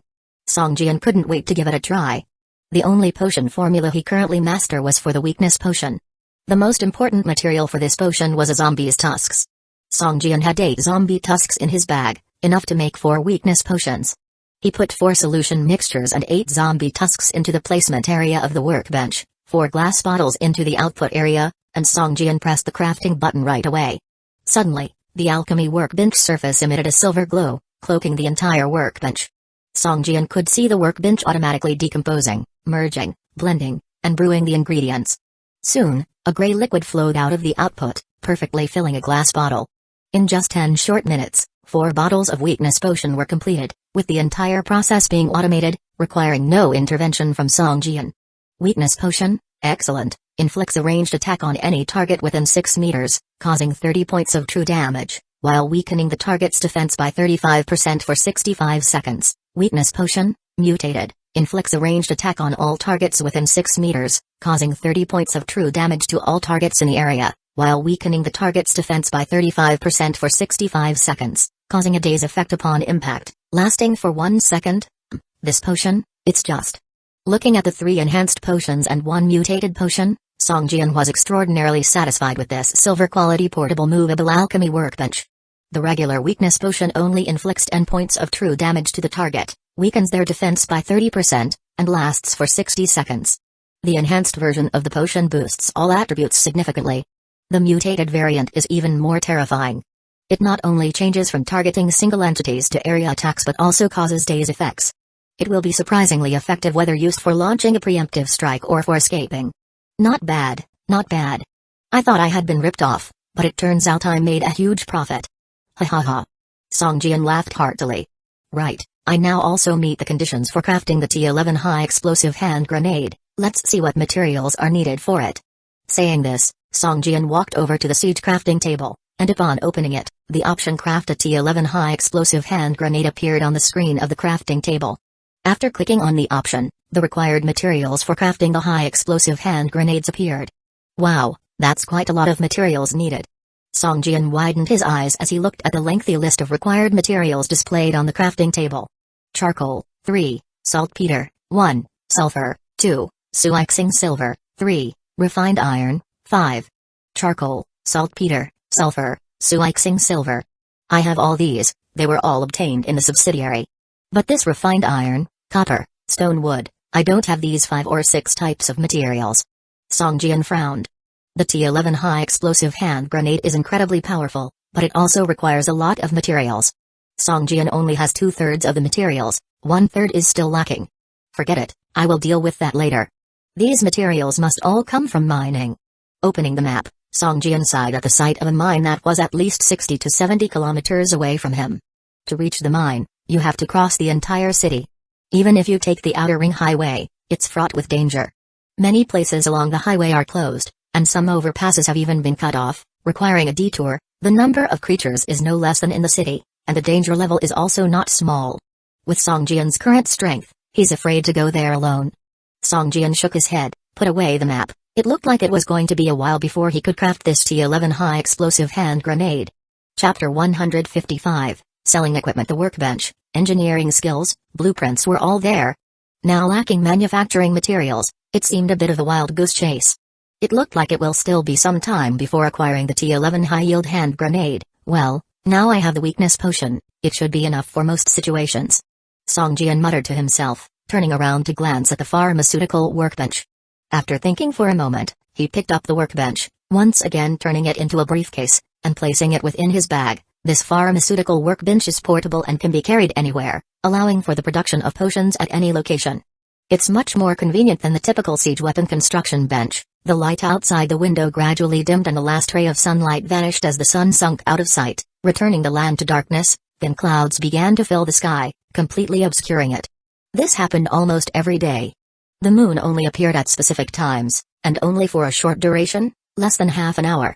This timing coincided with many monsters absorbing the essence of the moon. Having acquired the hexagram array diagram of the Night Slayer, Songjian now had the ability to absorb moon essence. Absorbing the moon essence could improve one's constitution. Songjian had been absorbing for a few days, yet he didn't notice any increases in his attributes. He just felt more comfortable, as if impurities were being expelled from his body bit by bit. There must be benefits, so long as I persist, there will definitely be an improvement. Songjian thought. However, every time he absorbed the moon essence, a desire to kill would well up in his heart. He would crave to charge into the monster horde with a blade, relishing in the thrill of slaughter. This made Songjian somewhat wary. Once immersed in this pleasure of killing, it was easy to lose oneself, becoming a mindless killing machine. Songjian sat cross-legged on the bed, listening to the sporadic roars of monsters outside the manor, quietly waiting for the moment the moon appeared. At midnight every day, the moon will appear for 15 minutes. Songjian remained silent. As time passed, the hexagram star ray on his chest began to emit a faint glow. Unbeknownst to Songjian, in his equipment inventory, a black stone tablet was also emitting a faint black light in concert with time. The manor fell silent. The butler George, the gardener and the carpenter had all rested. All the defensive measures of the manor were ready to spring into action. As soon as any monster crossed into the alert range of the defensive equipment, these arrow towers and catapults would automatically attack and kill the monsters, and the bodies and items dropped by the slain monsters, whether bodies or loot, were all dragged into the spirit field by the poisonous tree Alex to be used as nutrients. A flock of blood crows flew out from the castle. They seemed to enjoy the poisonous tree Alex, always resting on it whenever they appeared. After a while, a strand of moonlight shone in through the window.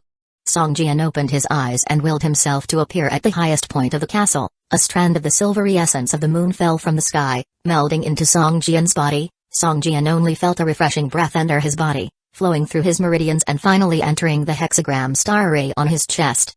After illuminating the hexagram star ray, it emerged again, integrating into Song Jian's body. The refreshing breath that emerged from the hexagram star ray seemed more pure. The dim light radiating from the hexagram star ray pulsed in and out, like a beating heart, as the hexagram star ray's light trembled faintly. An inexplicable desire to kill rose from the bottom of Song Jian's heart. He became a little restless. However, the desire to kill surged abruptly, but it disappeared even faster. Song Jian now had the willpower to suppress this inexplicable urge. The 15 minutes vanished in an instant. The moon essence disappeared. Song Jian exhaled a turbid breath, mixed with fine gray impurities. If one didn't look closely, it would be hard to notice the impurities. Song Jian slowly opened his eyes, ready to return to the castle, only to suddenly notice a rainbow light in the distance illuminating a large area. Doomsday Supermarket. Song Jian's eyes lit up and he instantly became excited. This rainbow light was identical to when the Doomsday Supermarket first appeared. In the game, it's been over a month. Could it be that the Doomsday Supermarket appears once a month? Thinking of the endless items in the Doomsday Supermarket, Song Jian's heart thumped wildly. Opening his bag, Song Jian checked his Doomsday coins first, having less than 500. But he did have a fair amount of items to sell, a load of roasted and fried meat, freshly made potions, and more. My goodness, I can't believe this thing hasn't sold yet, I almost forgot. Song Jian looked at the pair of equipment in the package that emitted a deep green light, slapping his forehead as he spoke. The items in the parcel, if gathered together, could easily be sold for more than 2,000 Doomsday coins. If he also sold this, Song Jian felt certain that he could get 3,000 Doomsday coins without any problem. The skills in the supermarket priced at 3 to 500 no longer interest me. This time, I want to carefully pick and see if there are any skills related to the swordsman immortal profession. If I can get one or two more, I am ready to switch to the swordsman immortal profession at level 10. Song Jian thought to himself. Turning on the radio, a burst of static noise followed, and then it was quiet. Perhaps because of the evening, there were not many people still using the radio. Cough cough, this is the City of Hope. I have 2 level IO equipment to sell. If interested, name your price. Song Jian then announced the properties of the 2 pairs of gloves. There was silence on the radio. Song Jian waited before calling out twice more. Still no one spoke, and he was somewhat disappointed. It seemed there were too few people at night. Sell to the Doomsday Supermarket?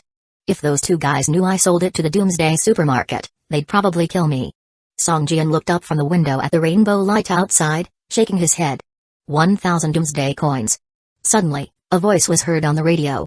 The voice was soft, like a whisper. 1,000 Doomsday coins?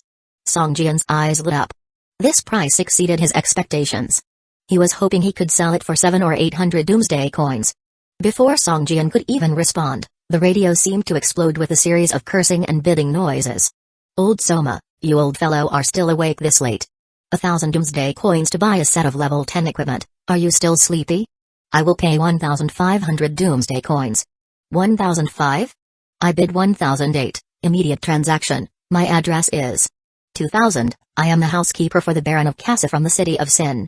If you sell these 2 pieces of equipment to us, you will gain the Baron of Casa's friendship. Baron Casa? That ass-selling bunny lord? Do you think everyone likes his stinky ass? 2,500 Doomsday coins. 2,800 Doomsday coins. Who dare to insult Baron Casa like this? Dare to give your name? This is a provocation to the entire Casa family. 3,000 Doomsday coins. I am the Legion Commander of the Hurricane Legion, kiddo. I'm waiting for your revenge. Ha ha ha ha. 3,002. Even though complete sets are rare, these are only level IO equipment, transition equipment. The value can't be too high. 3,005. Idiots. Level IO equipment can already be considered professional gear, and it's a complete set. Just for that skill alone, it's worth this price. Listening to the cacophony of bidding voices on the radio, Song Jian suddenly felt a little breathless. The items he originally thought were worth only 700 or 800 Doomsday coins were bid up to over 3,000 in just a few minutes. Song Jian's eyes flickered and he immediately understood why no one had responded after he had called out several times.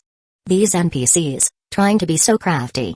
They all thought that others were asleep and wanted to buy things at a low price. Chapter 156. Doomsday Blacksmith Shop. 4,000 Doomsday coins. If there's anything higher, I will give up. It's just a level 10 suit of weapons after all, anything over 4,000 would be a bit unworthy. A seductive woman's voice rang out through the radio. This voice seemed imbued with a magical power that made listeners itch inside, making them desperately want to see the woman speaking. As her voice emerged, a brief silence fell over the radio. After a moment, an elderly voice sounded, "Ahem, since the Queen of Sin has spoken, these gloves are worth no more than 4,000 doomsday coins. The Sola family is out of the bidding. The Kashia family is out of the bidding. The Storm Legion is out of the bidding." Song Jian was surprised. It seemed that this so-called Queen of Sin must have unimaginable power, otherwise, she wouldn't have made so many people back off. However, 4,000 doomsday coins already exceeded Song Jian's psychological expectations, and he wouldn't feel discontent. Moreover, the other people's bids on the radio had already become cautious at 3,800 doomsday coins. "Alright then, I will sell these gloves to you." Song Jian couldn't help but speak politely. "Good, I will be at the manor outside the city for the next few days. You just need to send them too, and that will be fine." "Wait, well, I don't have any stamps right now. I don't know if you can send me a stamp first." "Of course, the cost can be deducted from the sale price," Song Jian said sheepishly. It seems like a little friend who's new to the game got lucky and dropped these gloves. "Congratulations. Hehe, you just need to upgrade your mailbox to level 3, and you can send mail without stamps. If you're short on doomsday coins, I can send you the payment first," said the Queen of Sin with a giggle. "This guy, does she have a naturally enchanting voice?" "I can't take it." Hearing her laughter, Song Jian felt a surge of impulse from the bottom of his heart and couldn't help but change color. Aren't you afraid I will take your money and not send the item?" Song Jian suddenly asked. As if compelled, the radio fell silent, and only the faint sound of electrical noise could be heard. After a long while, the Queen of Sin spoke leisurely. "Nobody in this world would dare take my money and not give me anything. I am the Queen of Sin, after all." "Queen of Sin? Could it be that the Queen of Sin is the de facto ruler of the City of Sin?" Song Jian had a flash of insight and suddenly thought of Count Qian Dehai, who lived in the inner city of the City of Sin. Before long, Song Jian received a system notification about new mail. He went to the mailbox, opened it, and saw 4,000 doomsday coins exactly, not a single coin less. After Song Jian withdrew the coins, the 4,000 gold coins were automatically divided into 3 portions, leaving only a little over 1,300 gold coins in his inventory. He opened his mailbox settings and saw that it required 300 doomsday coins to upgrade to a level 2 mailbox. Song Jian clicked to upgrade directly, and the ordinary mailbox outside the courtyard immediately shone with a dazzling light. "System, your mailbox has been upgraded to level 2, allowing you to retain 10 more mail messages. Upgrading to a level 3 mailbox required 500 gold coins." The over 1,000 gold coins he had just acquired were quickly reduced to 500. "System, your mailbox has been upgraded to level 3, allowing you to retain an additional 10 mail messages. You can also send mail without stamps, with a daily limit of 3 times. After Song Jian sent the gloves, he felt a sudden sense of relief. The pressure from the Queen of Sin was simply too great. In Doomsday, someone who could control an entire city had more power than a mayor, perhaps even a governor. In the real world, I still have 500 Doomsday coins, which isn't too bad. Now, I have at least 3,503,600 Doomsday coins to spend. I should be able to buy 1 or 2 good things. Song Jian became excited again at the thought. The place where the shimmering rainbow light shone was far from Song Jian's manor. If it weren't for the night when the colorful light seemed to illuminate the sky like a searchlight, Song Jian might not have noticed its existence. Standing at the highest point of Manor Castle and looking towards the colorful light, the straight line distance was at least 50 or 60 kilometers, reaching deep into the city. The level of the monsters there was likely over level 10, and the exact location was not yet clear. It should be near Hueco Park. Song Jian opened the map and secretly estimated the location. Thinking of this, Song Jian looked around, gritted his teeth, morphed into a dark cloud, and flew toward Hueco Park. It was nighttime, so riding a motorcycle would probably be faster, but it would also make too much noise and attract many monsters at night. If he rode a motorcycle, he wouldn't make it a few kilometers before being surrounded by monsters, and he wouldn't stand a chance of entering the Doomsday supermarket, not to mention keeping his life intact. Transforming into a dark cloud and hovering in the air as he slowly flew toward Hueco Park, Song Jian was cautious all the way, fearing another encounter with the bat-winged zombies he had seen the night before. The thought of that swarm of hundreds of level 10 elite boss bat-winged zombies was haunting. If he encountered them in the air, there would be no chance of survival. Fortunately, Song Jian didn't encounter any flying monsters along the way. After an hour and a half, he arrived at Hueco Park without any incidents. At this time, a building covering 500 to 600 square meters appeared out of nowhere on a vacant lot next to Hueco Park. The building looked and felt out of place with its surroundings. Looking down at the building emitting colorful light below, Song Jian's brow furrowed. This building looked much smaller than the 3-story Doomsday supermarket. Is this the Doomsday blacksmith shop?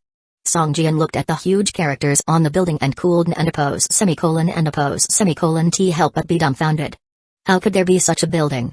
Descending from the sky, Song Jian found that there were already 5 or 6 people standing at the entrance of the Doomsday blacksmith shop. All of them were dressed in green or blue quality gear, and each person's level was above level 7.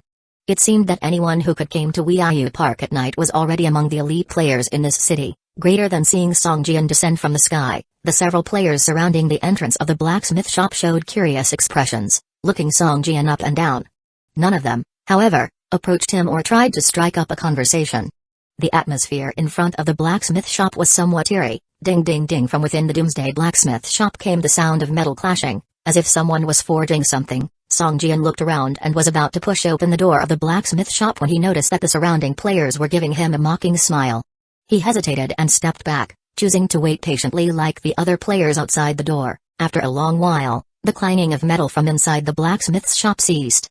The door swung open, and a muscular dwarf, his beard full of iron filings, emerged from inside. Chapter 157, Armed Miners, Level 30 Dwarf Blacksmith Aberdeen Elite, Vitality Points, 3,800 out of 3,800, Characteristics, Super Strength, Super Defense, Super Resistance, Skills, Title, Senior Blacksmith. Seeing the revealed attributes floating above the dwarf blacksmith's head, Song Jian was taken aback.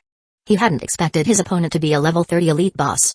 Having experienced this situation before, Song Jian understood that for monsters or NPCs above level 10, one needed corresponding skills, such as reconnaissance, to examine their attributes. However, even with such skills, you could only see a portion of the target's attributes, not their entire set, unless your skill level was high enough. Blacksmith Aberdeen had concealed his skill and did not wish to reveal it publicly. Even with just the displayed attributes, people were already astonished. Aberdeen exuded an aura of fireworks smoke, carrying a shiny, glowing longsword in his hand. The sword looked similar to Song Jian's guardian sword, except it was twice the size. It was probably a double-handed sword, yet Aberdeen held it effortlessly in one hand. Are blessed ones of this city really so rare? It seems I won't make much money this time, Aberdeen muttered under his breath. However, his murmurs were as audible as a normal conversation, and several players nearby heard him clearly. Their faces displayed a mixture of emotions as they exchanged glances, seemingly conveying information with their eyes. Song Jian was also surprised by Aberdeen's words, which revealed an obvious piece of information. There were players with similar divine statuses in other places as well. Could it be possible for players to arrive in other cities like those in the City of Sin? Or, are there more than one zombie-infested cities in this game?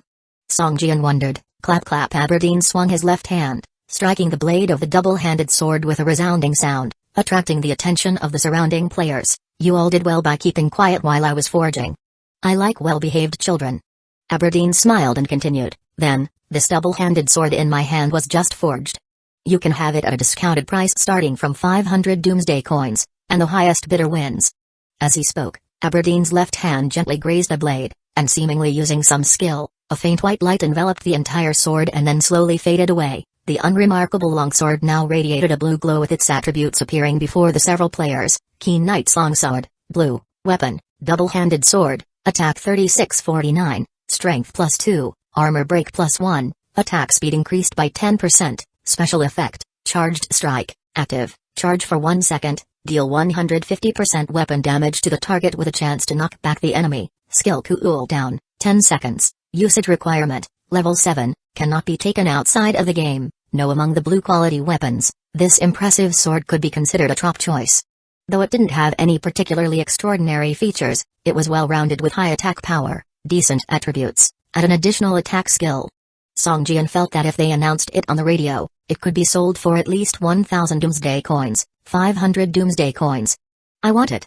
A player wearing metal chain armor, with a delighted expression in his eyes, shouted immediately. The double-handed knight's sword isn't very useful to me, but my companion wants to choose a warrior profession, so he might be interested. 550 Doomsday coins. A player next to him, wearing leather armor and carrying a longbow, pondered and spoke after a moment. Only 3 or 4 players bid, and the prices didn't skyrocket. When one player offered 800 doomsday coins, no one challenged him further. Alas, what a loss. Just the materials for this sword cost nearly 500 doomsday coins. Aberdeen shook his head slightly and grumbled. It seemed the purchasing power of the blessed ones in this city was limited, so he was no longer interested in crafting more weapons for sale. After trading the longsword with the player who bid 800, Aberdeen shook his head and walked back to the blacksmith shop, seemingly intending to close the shop and retire for the day. Bang! The door of the blacksmith shop closed, and the lights inside were extinguished. The colorful glow around the building faded, turning it into a rather inconspicuous establishment. Thank you, everyone. The player who bought the longsword raised his hands in appreciation to the others, a joyful smile on his face. He was the only one who gained something, while the rest had came to the blacksmith shop in vain. Your luck is quite good. If I were accustomed to using double-handed swords, I would have definitely competed with you this time, someone said, a bit frustrated. Sigh, who knew he'd only sell one weapon? If only I had known, I would have competed as well. Even if this longsword was bought for 1,000 doomsday coins, it wouldn't be a loss. A level 7 blue quality weapon could be sold out for 1,500 doomsday coins after some time when players level up. You would have to wait a while for that. Currently, players barely have money in their pockets. It's no wonder why the longsword was sold for merely 800 doomsday coins.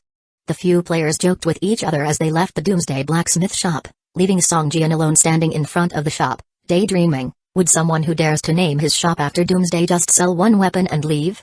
There has to be more, Songjian thought as he stared at the darkened blacksmith shop. In other games, you could learn forging or mining skills in a blacksmith shop. One wonder if I can learn these skills in this doomsday blacksmith shop.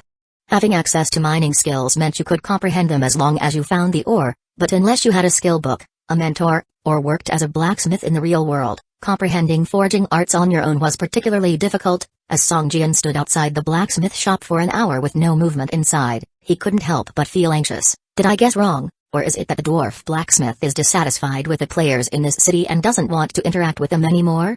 Songjian wondered. Just as Songjian hesitated and contemplated giving up, the door of the blacksmith shop suddenly opened, and the dwarf blacksmith Aberdeen came out. Little guy, why are you still standing here and not leaving? Aberdeen stared at Songjian and asked in a deep voice, Dwarf sir, hello. I wanted to ask if you could teach me the forging arts to craft equipment? Upon seeing Aberdeen, Songjian was overjoyed internally, but he displayed a polite demeanor as he bowed and asked. Aberdeen looked Songjian up and down before saying abruptly, Young man, have you ever heard of the combat profession armed miner? Chapter 158 Obsidian Armed Miner? At a first glance, it's not quite mainstream profession, is it?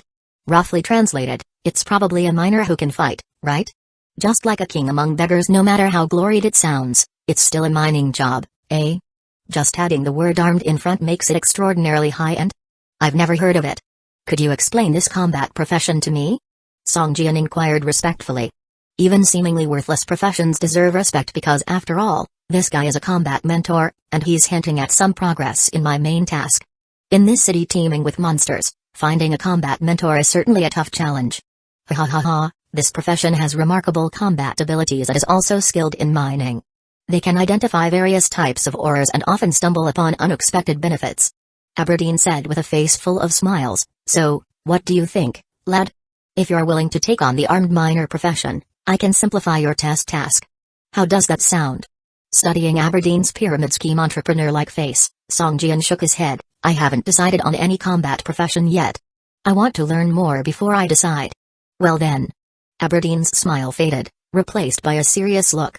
He looked Songjian up and down, muttering under his breath, in that case, I must choose your task more carefully. Aberdeen's right hand was constantly swiping in the air, as if there was a screen displaying a list of tasks for him to choose from. Gather obsidian, that's a good task. I will pick this one for you. This will also give you a taste of the allure of the armed miner profession. Aberdeen chose a task, his eyes sparkling. System, Combat Mentor Aberdeen has issued you a test task. Gather obsidian. Task requirements, collect loot units of obsidian and earn Aberdeen's approval. Task rewards, gain Aberdeen's trust and receive information about the armed miner profession. Penalties, loss of Aberdeen's affection, reducing his favorability towards you to indifferent. Accept. Mentor, where can I find obsidian? The city mines are just too far from here. Songjian said, a bit uneasy. Take out your map. I will mark the locations where you can mine. Aberdeen replied. Songjian smiles faintly. He had speculated that besides the mine, There must be other places in the city where ores could be collected.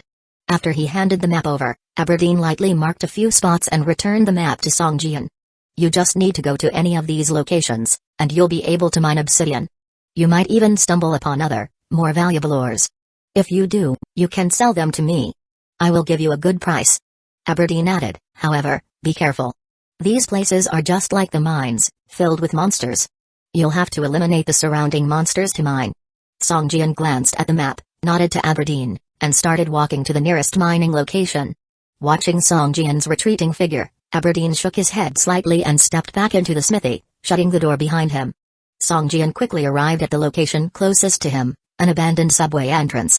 The entrance, which used to be an entrance to the city's number 2 subway line, was now covered in green vines, concealing the entrance. Peeling back the vines, a pitch-black entrance came into view. Chilly winds blew out from the subway passageway, accompanied by the low growls of monsters within, making one's hair stand on end. Phew, I hope the level of these monsters isn't too high. Songjian's heart pounded with fear. It's the unknown that's truly terrifying. After a moment of hesitation at the subway entrance, Songjian stepped onto the dimly lit stairs. The ivy quickly closed back up over the entrance, the last sliver of light disappearing. Alone, Songjian slowly descended the stairs. It was pitch black, one couldn't see their hand in front of their face. A mere 30-meter staircase took Songjian more than 20 minutes, as he had to carefully sense his surroundings with every step taken. At the bottom of the stairs was a spacious corridor lined with shops selling a variety of things on either side. In the middle of the corridor, the sign for a store was lit up, illuminating a large part of the area. Intrigued, Songjian made his way towards this store. The store appeared to be a convenience store which wasn't very big, just about 50 square meters or so. At the entrance of the convenience store, as Songjian approached, the glass door opened automatically and a welcome music started to play. Apart from the surrounding wall displays, there were no people in the store, indicating an unmanned convenience store. Walking in, Songjian began to look around. The items at the front were various foods and drinks, which could reduce hunger and thirst and increase temporary attributes. Checking his inventory, he still had plenty of food, but not much water left. Mineral water, white, beverage, effects, reduces 45 points of thirst, increases spirit points recovery rate by 10%, price, 10 doomsday coins. Red Bull drink, white, beverage, effects, reduces 50 points of thirst, immediately recovers 30 spirit points, price, 30 doomsday coins. Freshly squeezed juice, white, beverage, effects, reduces 55 points of thirst, increases defense by 5 points for 30 minutes, price, 45 doomsday coins. Just the beverages alone were over a dozen types each with different attributes, but the prices weren't exactly cheap. Songjian spent over 1,000 doomsday coins and bought out all the beverages in the convenience store. Although these drinks were expensive, they were rare. If he didn't use them, he could resell them and make a good profit. Compared to the beverages, the food here had much worse attributes. Even his roasted or fried meat fare was better. After a brief glance, Songjian lost interest in the food here. Beyond the food and drinks, the next cabinet was filled with various gathering tools including pickaxes, fine iron pickaxes, mineral detectors, and mining ropes. Songjian even spotted an automatic mining robot, but the price of 10,000 doomsday coins made him balk. It was too expensive. He wondered whether the minerals mined by this robot could ever cover its cost. Out of these tools, Songjian only spent 300 doomsday coins to buy a mineral detector and merely glanced at the rest without buying anything. The next display cabinet was filled with rows upon rows of weapons. All kinds of pistols, assault rifles, and even infantry landmines, hand grenades, and explosives. However, all these items were white-quality items with low damage and average attributes. After some hesitation, Songjian ultimately decided against buying them. If he bought all these items and sold them to other players, he could possibly earn a couple hundred doomsday coins, but Songjian was only left with a little over 2,000 doomsday coins, and he couldn't possibly afford to buy them all. Furthermore, it'd be time-consuming to resell all these items and he wouldn't earn much money from it. Songjian didn't want to become a full-time trader, so he just had a quick look and then turned to leave. Upon arriving at the last display cabinet, Songjian's eyes lit up. There was only one type of item in this cabinet and there were just 3 of them. The price was exorbitantly high, but Songjian did not hesitate to buy one. After looking around the entire convenience store and finding nothing else of interest, Songjian turned around and left, heading towards the subway station viewing platform. There will be another chapter at 8. Well, everyone, please wait a bit. Chapter 159, Blood Essence Stone. Songjian bought a machine called Ore Processing Machine, which combines crushing, decomposition, and extraction functions, allowing the ore to be directly refined into corresponding products. For example, putting in a unit of iron ore will directly decompose it into a metal iron ingot, and putting in a gold ore will directly obtain a complete piece of gold. The ore processing machine looks like a rectangular metal box, more than half a person's height. When in use, it must be taken out of the inventory and can be put back into the inventory when not in use, making it very convenient.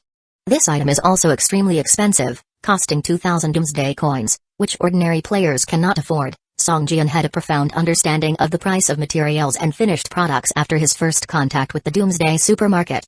Selling a piece of zombie meat could only earn 1 doomsday coin, but making it into fried meat or grilled meat would be worth 20 to 30 doomsday coins, a 20 to 30 times increase in price. Obviously, if selling ore, it can only be considered as materials, and the price will definitely be very low, but if decomposing the finished product, the price will naturally increase accordingly. With the help of a light from the convenience store, Song Jian walked towards the subway platform.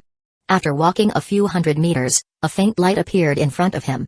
When he got closer, he found that it was the ore from the subway tracks on both sides, emitting faint light. What used to be concrete passages on both sides of the tracks were now covered by a layer of rock, with colorful lights glowing inside, making them look dreamy and beautiful. In the depths of the subway track, Song Jian saw a heavily corroded subway that had derailed and lay horizontally in the tunnel, covered in a thick layer of green moss. Song Jian jumped down from the platform onto the rails and took out a palm-sized compass, exploring left and right. He had just bought it from the convenience store. It was an ore detector that could detect ores within a range of 3 meters. The ore detector looks like a radar with a metal shell and a transparent glass layer on the front. There is a pointer in the center, and under the pointer is an LCD screen displaying a thin line, like a life detector in a hospital, constantly making small jumps. As Song Jian's position changed, the pointer of the ore detector also kept shaking. Song Jian walked along the rocks on both sides of the subway track. After walking about 5 or 6 meters, the ore detector suddenly issued a series of rapid beeps, and the pointer swiftly jumped to the far left. At the same time, the constantly jumping line on the LCD screen below the pointer began to jump violently. Song Jian followed the direction indicated by the pointer and found a rock wall emitting red light. As he moved up and down this rock wall, the entire ore detector's glass screen suddenly emitted a gentle green light when his left hand was 1 meter above the ground. This is it. Song Jian put away the ore detector and punched the rock wall. Bang, bang, bang. Cracks appeared on the hard rock wall, and debris flew. Song Jian felt a slight stinging sensation in his fist.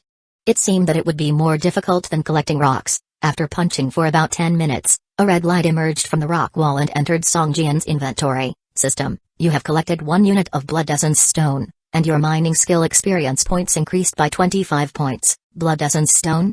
Song Jian's eyes lit up. To upgrade the blood pool from level 1 to 2, he needed 100 units of blood essence stone. He originally thought about buying it, but the blood essence stone was too expensive, so he put the matter aside. Unexpectedly, he could gather blood essence stone here, which is a delightful surprise. Blood essence stone, white, material, can be used for enchantment, engineering, and potion making. Usage requirement: possess the corresponding production skills. Looking at the blood essence stone in the inventory that emits a faint red glow, Song Jian thought to himself, the application of blood essence stone is really extensive. No wonder the price is so expensive. Could this be a blood essence stone vein? If so, I will be rich.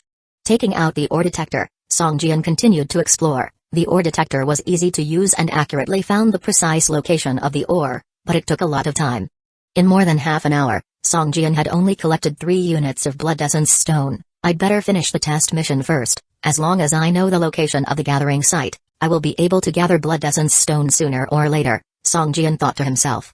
He gave up the red ore in this area and walked deeper into the tunnel along the tracks. Obsidian should be an ore emitting black light, and soon, Song Jian saw that on the rock wall beside the sideways train, there was indeed a black glow. He jumped on the train, took out the ore detector, and started searching. The ore detector could detect the specific location of the ore but not the type of ore it was, so Song Jian could only guess that obsidian should be in this black glowing area based on the name of the ore. Beep, beep, beep. The ore detector made a rapid sound again.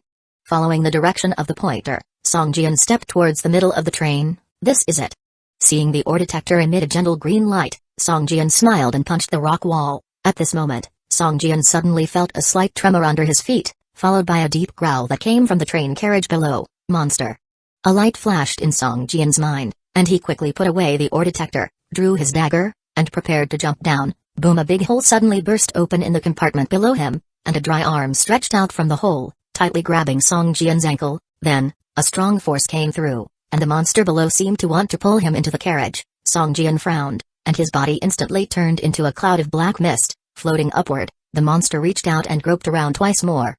When it realized that it had lost Song Jian, it furiously roared and snarled, grabbed the metal around the hole with both arms, and forcefully tore to the sides. In a short while, it had torn a large hole large enough for a person to pass through. Soon, a zombie with a bare upper body crawled out of the hole and roared at the black mist above. This zombie's body surface was covered with a thick layer of scales, emitting a dark glow as if it were draped in iron armor. Even its cheeks were covered with fingernail-sized scales. Level 10 Armored Zombie, Elite, Vitality Points, 1100 out of 1100, Features, Super Defense, Skills. A Level 10 Elite Boss, this will be a bit difficult. Song Jian stared at the roaring boss below and felt a little overwhelmed. He came here not to fight monsters and kill bosses, but to mine ores. However, without killing the boss in front of him, he couldn't continue the mining process. If my rocket launcher wasn't broken, dealing with this boss wouldn't be that difficult, but now. Song Jian hesitated for a moment, controlling his body and gradually descending towards the boss. Chapter 160, Duel to the Death. Morphing into Dark Cloud, duration 60 seconds, cooldown 30 minutes. Under Dark Cloud form, it consumes a point of mental strength per second. The state can be dispelled at any time, and cooldown begins after dispelling. While in Dark Cloud form, Song Jian is immune to physical damage. His magical resistance increases by 100%, and every 10 seconds he deals damage, 30 plus 200% mental strength, to any target within the cloud. Song Jian currently has 7 points in mental strength.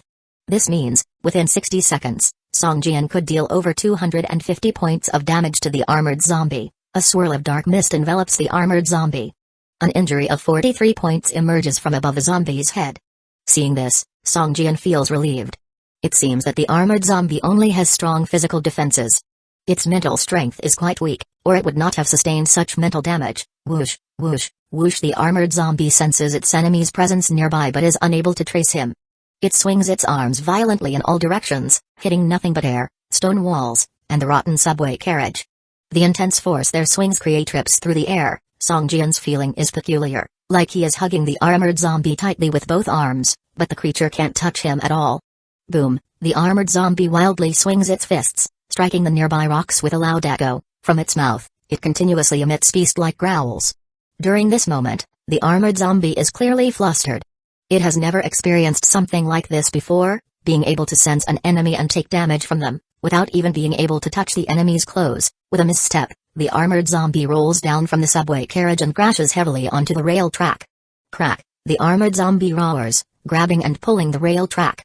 It breaks off a chunk of rail track that's 2 to 3 meters long. The rotten rail track has become brittle, snapping into two from either side. The armored zombie takes the broken piece and swings it all around. The 60 seconds pass quickly. The vitality points of the armored zombie drop by 1/5. The surroundings are now a mess. A large section of rocks around have been shattered. The ground is filled with glowing rocks, and the subway next to them has been blasted open to reveal a few large holes. The carriage on one side has been split entirely. As Song Jian's dark cloud form reaches its final few seconds, he flies 7 to 8 meters away from the armored zombie, reverting to human form. The armored zombie's blazing eyes pierce through Song Jian. The formerly irrational creature becomes even more insane. Grabbing the rail track in its hand, it fiercely smashes it towards Song Jian. Song Jian ducks low, as the rail track whizzes over his head, the forceful wind messing his hair. With his right hand on the ground, a milky white orb shaped like a tusk quickly forms. Earth Teeth Assault. Whoosh, whoosh. The sounds of sharp objects breaking through the air suddenly interrupt the silence. Leaving a straight mark on the ground, it charges towards the armored zombie. Bam! A loud bang. The tusk-shaped orb hits the armored zombie hard, the strong energy throwing it up in the air. Its body collides with the subway carriage. Squeak. Unpleasant sound of breaking echoes. The armored zombie's body embeds itself into the carriage. A 31-point damage mark appears from overhead. Wow, its defense really is super strong. My Earth Teeth Assault skill only dealt 31 points of damage. It's like it has a built-in function to have the damage. Song Jian's cheeks twitch a couple of times, looking at the armored zombie struggling to escape from the carriage metal. He suddenly feels this might be a tough fight. Will I really be able to kill this thing? A question mark emerges in Song Jian's mind, though for now, he has no other choice but to fight. Song Jian tightly clutches the tusk fang stinger. A silver light gleams endlessly on the blade as invisible sword chi keeps amassing around the blade. However, Song Jian dares not to use up all of his invisible sword chi. The Tusk Fang Stinger is his only smooth weapon at the moment. If it gets damaged again, Song Jian won't bear the loss. Let's do it. Song Jian flies into a sudden rage. His eyes filled with bloodshot veins as if they're blazing fires. He lets out a beast-like roar from his throat and throws himself at the armored zombie. Seeing Song Jian charging at it, the armored zombie takes a leap, appearing 3 meters ahead. It throws a punch at Song Jian. Faced with a zombie-esque punch, Song Jian successfully dodges it by bending down. And just like the deadly fangs of a venomous snake, he stabs his dagger right into the zombie's chest. The dagger strikes the black scales on the armored zombie's body, causing a spark of fire to erupt. A 3-point damage floats up from the top of the zombie's head. Song Jian is taken aback. These scales are like a thick layer of armor on the armored zombie. If he can't penetrate these scales, it'll be difficult for Song Jian to inflict any significant damage. The armored zombie swings a counterbomb, hitting Song Jian squarely on his back and flinging him 5 to 6 meters away. Song Jian's eyes are blood red, as if fiery flames are burning inside them. He rolls over to get up, kneeling on the ground. Blood is already gushing from the corner of his mouth. His face is somewhat contorted with pain. Watching the armored zombie lunging at him, Song Jian pulls out a potion from his bag and throws it at the zombie. Weakness potion, superior, carries out a ranged attack against any target within 6 meters, inflicting 30 points of true damage while weakening the target's defense by 35% for 65 seconds. As the potion shatters in midair, a puff of gray smoke engulfs the armored zombie. Tiny granules invisible to the naked eye burrow into the zombie's body. They are like bloodthirsty tiny insects, infiltrating the armored zombie's body through the gaps between its scales. In no moment, the armored zombie's body is covered in a faint gray glow. Having thrown the weakness potion, Song Jian once again charges at the armored zombie fearlessly. This time, there is no other thought in his head except tearing his enemy into pieces. This time, Song Jian's dagger easily penetrates the armored zombie's scales. Nearly half of the blade stabs into the zombie's body. Feeling the pain, the armored zombie also shows signs of insanity. It swings its fists frantically as if wanting to squash Song Jian into a pulp. Facing the heavy fist of the armored zombie looming overhead like a huge mountain, Song Jian has a sudden stroke of insight. He swings his left hand upward forcefully, releasing a dazzling silver sword chi from his index finger that cuts sideways across the zombie's fist. Chapter 161, Escaped unexpectedly with barely any resistance. A glittering silver sword stroke sailed effortlessly through, severing the right arm of the armored zombie at the elbow. Clang! The severed arm fell to the ground, making a sound akin to a metallic impact. Can't believe it's this powerful? Song Jian expressed his surprise. He knew that even though the physical defense of the armored zombie had dropped by 35%, compared to an ordinary 10th level elite boss, its defense was much stronger. He hadn't expecting that the ability sword finger would directly cut off its arm. Taking advantage of the armored zombie's painful roar, Song Jian created distance and took a swig of a newly purchased beverage he retrieved. His partially diminished spirit points had started to gradually replenish. The armored zombie, having lost an arm, became even more fearsome and enraged, its body even beginning to whirl with a black aura. Suddenly, a ghastly howl echoed throughout the subway tunnel. The scales on the armored zombie's body emitted a gray aura, and its form surged like a feral beast towards Song Jian, its left arm swinging, the gale of its strike sweeping towards Song Jian's head. Song Jian ducked his body lower to dodge, then charged forward swiftly.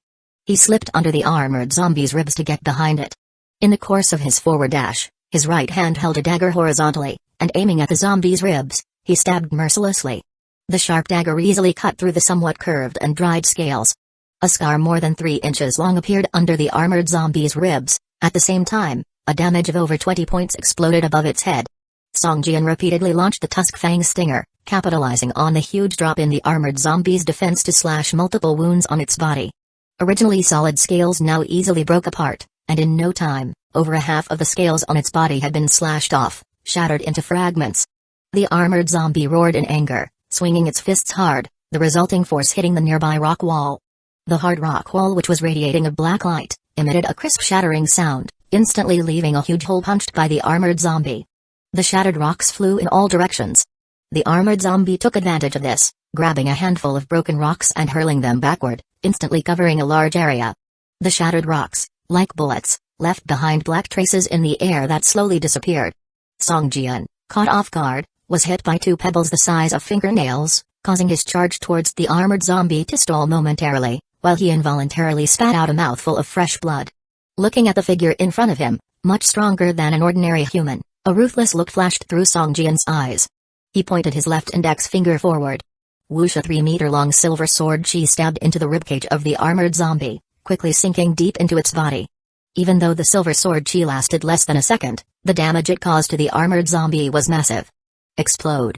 The 5-layered poison mark activated, causing over 100 points of damage to appear above the armored zombie's head. A stench-filled black fluid gushed out from the wound, covering half of the zombie's body. The armored zombie, with its right arm severed at the elbow, its defense greatly reduced, its body covered in blood and suffering from numerous wounds, appeared in an extremely sad state. However, the ferocity it exuded was akin to a wounded beast. Even in death it desired to bite Song Jian. With one hand on the ground and another gripping his dagger, Song Jian kept his eyes fixed on the armored zombie at a distance. His vitality rose visibly. His vitality points, which originally reduced to 1/2, was nearing 80%, and his spirit points had also recovered to around 65%. Roar! The armored zombie's roar echoed in the tunnel, the sound causing a prickling sensation in Song Jian's ears. Looking at the armored zombie charging towards him, a thin vertical line on Song Jian's forehead slowly opened, revealing the vertical eye. It shone with a brilliant light, piercing through the dim tunnel like a brilliant silver gem. Whoosh! A silvery beam shot out from the vertical eye. Upon seeing this beam, the armored zombie's body instinctively trembled. The previous 2 silver sword chi had already made it feel the threat of death. Now, another silvery beam was shot towards it. Despite its ferocity and aggression, the armored zombie felt a chill run through it. The silvery beam shot out from the vertical eye was not less powerful than the sword finger, but it lacked the sharpness.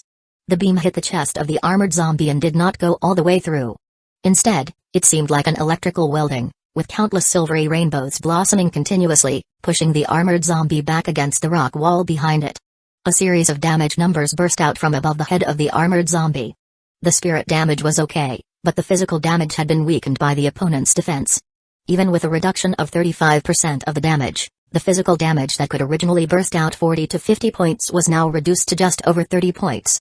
-71, -68, -75. 5 seconds later, the silver beam from the vertical eye on Song Jian's forehead disappeared, and a hint of fatigue appeared on his face. Now, only a dozen or so spirit points were left, but all of it was worth it. The armored zombie had taken close to 300 points of damage this time, and a bowl-sized wound was burned into its chest area. Scales and flesh had all disappeared, revealing several cracked ribs and a black heart behind him that had already stopped beating. Earth Teeth Assault. With over 500% recovery speed for vitality points, the skills that consumed vitality seemed almost negligible to Song Jian now. He would use these skills as soon as their cooldown time was up. The tusk fang-shaped spirit cluster made a sharp sound as it tore through the air, ruthlessly hitting the armored zombie. Its left leg made a crisp fracture sound, and its massive body wobbled as it knelt down on one knee. The effect of the weakness potion had worn off. The armored zombie's body surface had returned to its original dark metallic luster. Just then, another potion was thrown at the armored zombie. With a bang sound, the armored zombie was once again enveloped in a gray fog. As it felt its body gradually weaken, the armored zombie roared to the sky in unwillingness. Its blood-red eyes stared fiercely at Song Jian for a few seconds, as if to imprint his face on its mind. A sense of dread crept into Song Jian's mind. This guy seemed to want to escape. Sure enough, the armored zombie, relying on a broken leg and its remaining limbs, jumped up like a beast and started running towards the deeper part of the tunnel. Song Jian lifted his foot and chased after the armored zombie. He had worked so hard, and he wouldn't feel at ease unless he killed it. After chasing for over 100 meters, Song Jian noticed that the sounds made by the armored zombie were getting further and further away. He couldn't help but think to himself, does this guy still run so fast despite half of his limbs being useless? Just as Song Jian was about to give up, he suddenly heard the painful screams of the armored zombie in the distance. Next, the system told him he had gained over 600 experience points. Did someone just kill the boss up ahead? Song Jian was startled and immediately became more cautious. Chapter 162, Ratman Minor X. Song Jian cautiously advanced several meters along the subway rails, finally spotting the body of the armored zombie lying across the track. Its body was slowly burning to black ashes, and several items were scattered around him. The one who killed it actually didn't take the opportunity to take the spoils? Song Jian was a bit surprised. The other party had dealt the final blow to the armored zombie, and was entitled to seize spoils of battle. Next to the armored zombie's corpse, a small figure stood, resembling a 13 or 14-year-old child, about 1.2 to 1.3 meters tall. When Song Jian drew closer, he jumped in surprise. This person looked like a giant rat walking upright. Clasping his dagger, Song Jian seemed a bit tense. "Greetings, human youngster." Don't be nervous, I'm just a miner. The rat person surprisingly could speak. My name is Eckert Claw. I killed the zombie when he charged at me while I was mining. I didn't know it was your prey. For this, I offer my apologies and hope for your understanding. Rat person Eckert bowed to Songjian, his right hand on his chest, bending towards Songjian in respect. Songjian didn't speak, staring at the rat person's head. Soon, rat person Eckert's attributes were revealed. Level 30 rat miner Eckert, elite, vitality points, traits, skills. Apart from the level, race, profession and name, all the other properties were question marks, clearly hidden by Eckert. However, Eckert's entire attribute bar was light green, indicating that Eckert and Songjian had a friendly relationship and wouldn't attack Songjian unprovoked. Seeing this, Songjian breathed a sigh of relief. Although his vitality points had fully restored after the fight, his mental strength was already on the brink. His battle power had drastically diminished, and even if in full form, he could not possibly match a level 30 elite boss. Hello, Mr. Eckert, I'm pleased to meet you here. As it happens, I'm also here to mine. Songjian extended his right hand, giving Eckert a greeting. Oh, you're also a miner? What a coincidence. Eckert's eyes lit up, a hint of a smile on his face. Seeing a rat grin at you made Songjian feel a bit bizarre, but he didn't show it on his face. Come, human lad, these are your spoils and should be yours. I again apologize for my recklessness. Eckert said with a smile. Don't say that. If it wasn't for you, the creature might have escaped. I am grateful to you for killing it and these spoils include your share as well, Songjian hastily replied. Haha, it was just a level 10 monster. The items it dropped aren't really useful to me. Moreover, this monster had been in the mine for too long, and almost all it dropped were ores. For a miner, there's nothing more common than ores. Rat person Eckert burst out laughing. This time, Songjian didn't refuse. Instead, he nodded at Eckert and picked up all the items dropped by the armored zombie boss. 3 units of obsidian and 5 units of bloodstone, along with 5 or 6 other types of ores. Among these, 2 of them were materials for Songjian to make T11 high-explosive grenades, which brought him considerable joy. There's even an equipment piece, Songjian said, somewhat surprised, as he picked up a gauntlet. Miner's glove, white, main hand weapon, equipment effect, attack 1-1, enhances mining efficiency by 50%, automatic ore detection. Usage condition, level 10. Can the equipment be carried out of the game? Yes. It was another piece of equipment that could be taken out of the game, but for Songjian, it seemed more useful inside the game. Equipping it means I can't use the dagger. Switching weapons during a battle would take a few seconds. Songjian thought after stretching his fingers with the miner's glove on. So you are a god-favored, and you have not yet taken up a profession. Rat person Eckert eyed Songjian up and down in surprise, exclaiming aloud. Yes, my name is Songjian. Nice to meet you, Songjian said with a slight smile. Impressive, it seems you're quite powerful. Otherwise, you wouldn't have ventured here alone. You should know that even the weakest monsters here are level 10. It wore a face of admiration. Songjian's expression froze. The minimum level here is 10?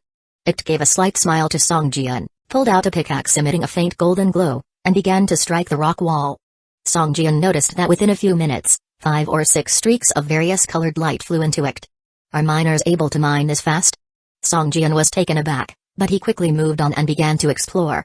The mining glove could automatically prospect, similarly to a prospector. On the back of the glove, there is a similar device. However, the range of the mining glove was slightly larger than the prospector, reaching 5 meters. The mining glove increased mining speed by 50%. A level 5 mining skill could also improve efficiency by 30%. Beating the wall with his fist, Songjian could collect a piece of ore in just a few minutes. His speed wasn't slow, but when compared to it was like heaven and earth. These gloves are quite impressive. Songjian said excitedly as he touched the mining glove on his right hand. That's just a novice mining gadget. For a true miner, it's nothing more than a toy. It suddenly remarked. Truthfully, I'm not a miner. But, these gloves are quite useful to me, Songjian chuckled. As an armed miner, I'd be glad to give you some advice regarding mining. I don't know if you're interested in listening to my ramblings? It suddenly offered. Armed miner? Really? I'd love to know more about this profession. If you could explain it to me, I'd be extremely grateful. Songjian exclaimed, surprised and excited to have encountered an armed miner here. However, looking at it, his combat strength didn't seem too powerful. An armed miner is still a miner at their core, whose primary profession is to gather various ores. Wherever there is a mine, there are armed miners. Icht placed his faintly golden glowing pickaxe aside, sat cross-legged on the rock, and took out a box of cigarettes. He lit one up. Seeing a giant rat smoking a cigarette in such a stylish manner, Song Jian felt this image was strange and offbeat. However, the more precious ores a mine produces, the more dangerous it is. This forces miners to learn some self-defense martial arts, hence the origin of the armed miner. A novice armed miner's core skill is the mining skill. Only those with level 10 or above mining skill are worthy of calling themselves miners. Additionally, there are dozens of skills related to mining skill, which include prospecting skill, ore seeking skill, and ore identification skill. As for self-defense martial skills, the core skill is magma body refining skill. It can absorb energy from various ores to strengthen oneself. With magma body refining skill as the core, many other martial skills can be developed, which you will need to choose again when you reach level 30 for the second class transfer.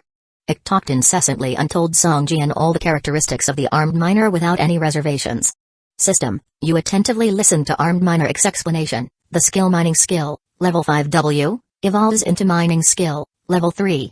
Mining skill, passive, level 3, when collecting ores increases efficiency by 35%, increases the probability of obtaining rarer ores by 12%. System, after carefully listening to armed miner Ik's explanation, your mining skill levels up. Mining skill, passive, level 4, when collecting ores increases efficiency by 40%, increases the probability of obtaining rarer ores by 15%. Chapter 163, Level 30 Elite Boss. After spending more than half an hour, Ratmanectar gave a detailed explanation of the characteristics of the armed miner profession and also taught Song Jian some mining tips, which transformed his mining skill and even upgraded it by one level. Thank you, Hector, your explanation has been very helpful to me. Song Jian said gratefully, it's nothing. It's clear that you've already mastered the core skill of armed miners, the mining skill, which will be of great help to you in the future. At the very least, you won't have to worry about doomsday coins. You should know that all armed miners are very rich, ha ha ha. Hector laughed heartily, seemingly proud of the armed miner profession. System, you listen to the combat profession instructor Hector's explanation of the armed miner profession, and your main mission is 4 out of 10 completed. Song Jian was surprised that the main mission was already completed, so did he still need to complete Aberdeen's test mission? After thinking about it, Song Jian did not delete Aberdeen's test mission and kept it. In the following time, the two continued mining, and tacitly split up, with one person on each side. Although Song Jian's mining efficiency was not as high as Hector's, he could barely keep up with Hector's pace. It was clear that Hector deliberately slowed down to accommodate Song Jian. After all, mining alone was quite boring, but with two people chatting and laughing, it was no longer dull. Hector, is the pickaxe in your hand golden quality equipment? Song Jian couldn't help but ask out of curiosity. Haha, I thought you didn't notice my baby. As far as I know, the God-favored ones are very sensitive to equipment and pursue it eagerly. Hector laughed heartily and showed Song Jian the attributes of the pickaxe in his hand. Hector's cross pickaxe, light gold, main hand weapon, attack 110-120, strength plus 10, agility plus 8, attack, mining, speed increased by 35%, mining skill level plus 1, special effect 1, there's a chance to upgrade the quality of mine doors by 1 level, special effect 2, doubles the amount of ore collected, special effect 3, significantly reduces the influence on surroundings when mining, making it harder for monsters to find you. Usage requirements, exclusive to Hector Blade. Is this exclusive equipment? Song Jian stared in awe. This kind of equipment is soul-bound to the owner, can only be used by the owner, and will disappear if the owner dies. That's right, this is my exclusive equipment, which I created at a great cost. Hector said proudly. That's amazing. I wonder when I will have my own exclusive equipment, Song Jian said with envy. Haha, you'll have it. God-favored ones are the lucky ones blessed by gods, and you'll definitely have your own exclusive equipment in the future, Hector assured Song Jian. I'll take your word for it. Hee hee. Song Jian scratched his head and laughed. This was the first golden quality weapon Song Jian had seen, and for a miner, every attribute and characteristic of this weapon would make one drool. While talking and mining, most of the time Hector spoke and Song Jian listened. Occasionally, Song Jian would also express his own views. The two seemed like old friends, making the boring mining work lively. Hours later, Song Jian's bag was filled with various ores. He had collected 100 units of obsidian for Aberdeen's test, and 100 units of bloodstones needed to upgrade the blood pool to level 2. He even collected all the materials needed to make T11 high-explosive hand grenades and over 300 units of other various ores. However, Song Jian had no intention to leave.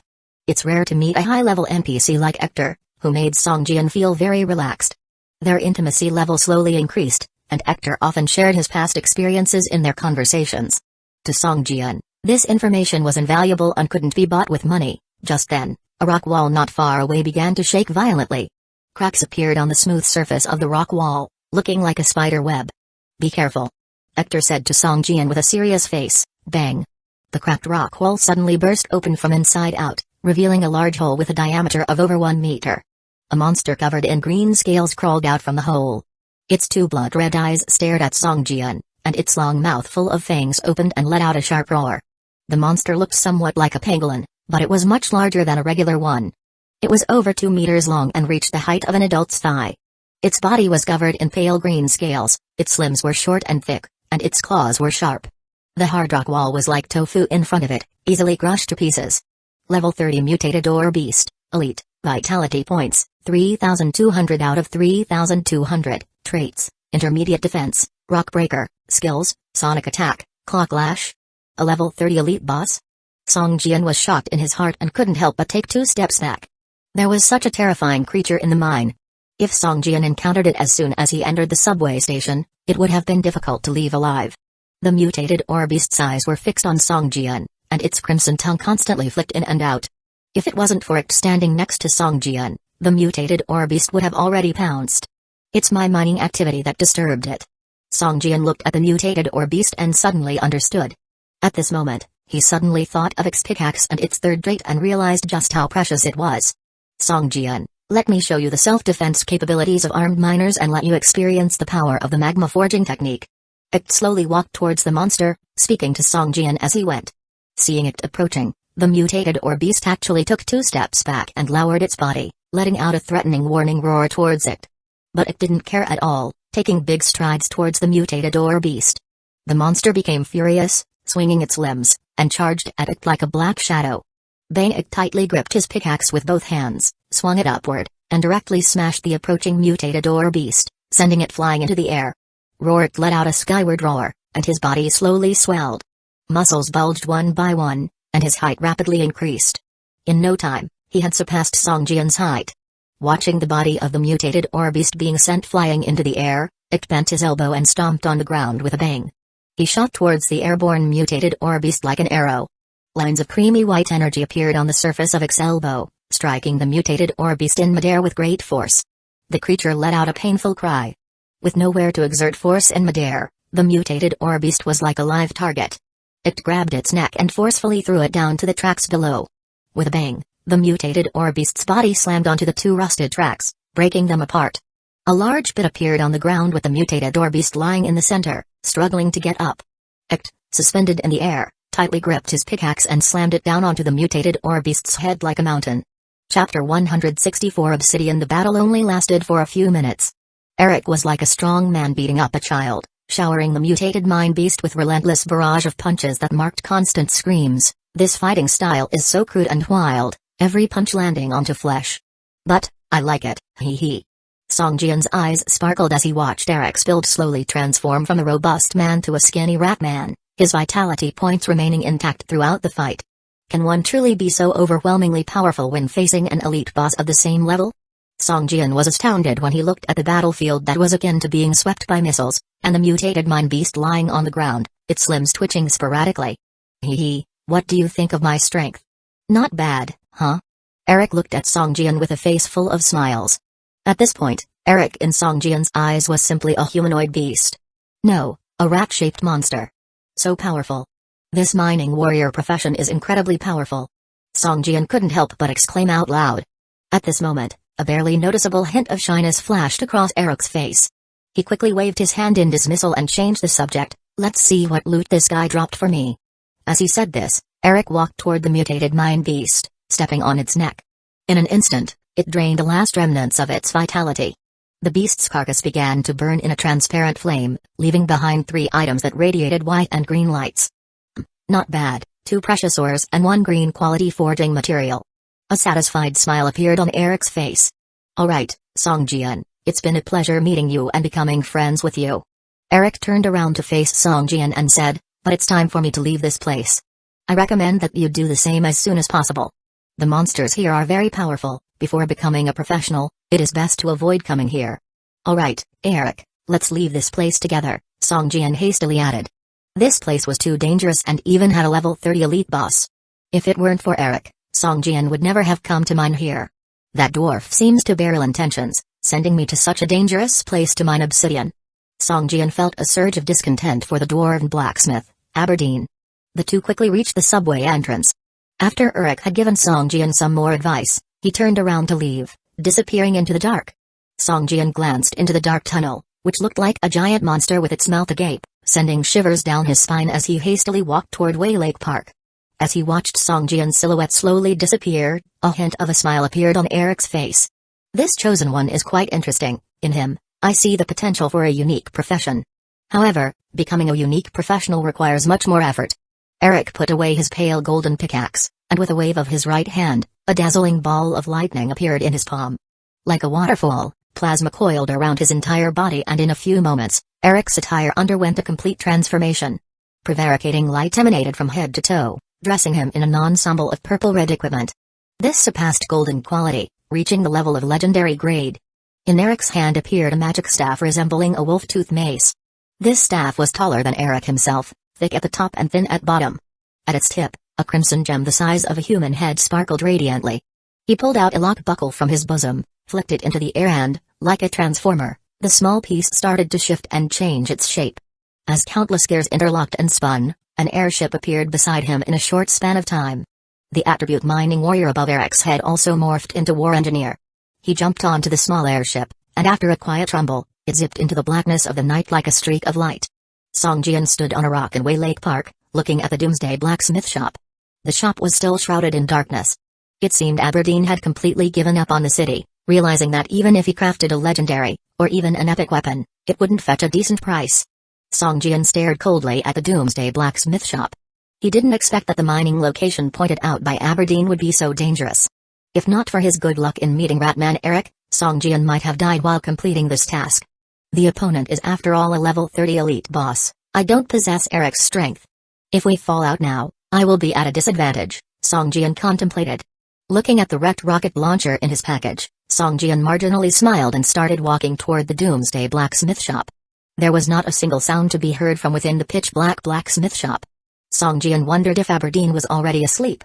He checked the time. It was already past 4 in the morning, and in an hour, the sun would rise. If nothing unexpected happened, Aberdeen would also leave the city by dawn. Thump. Thump. Thump. Song Jian knocked forcefully on the large door of the blacksmith shop. Coming, coming. Aberdeen's voice echoed from inside the shop. Opening the door to find Song Jian, his eyes briefly betrayed surprise. However, he quickly regained his composure with an annoyed expression, as someone rudely awakened from sleep. What, have you finished the task that was given to you? Aberdeen asked grumpily. I'm sorry, there's a level 10 elite boss in the mine. I'm not strong enough and only managed to mine 3 units of obsidian, Song Jian said, expressing remorse while presenting the 3 shining black stones from his palm. Is it really obsidian? You actually managed to mine obsidian? That's impossible. Aberdeen, his eyes wide open and staring at Song Jian's palm, showed a puzzled look on his face. The obsidian mines are deep within a cave, and that place is full of level 30. Aberdeen abruptly looked up at Song Jian, glad he stopped talking just in time, or it would have been awkward. Sending an unexceptional level 10 person to mine in an area where level 30 elite boss roams was indeed not very honorable. Alright, the monsters in the mine are indeed very strong, and it's good that you were able to collect 3.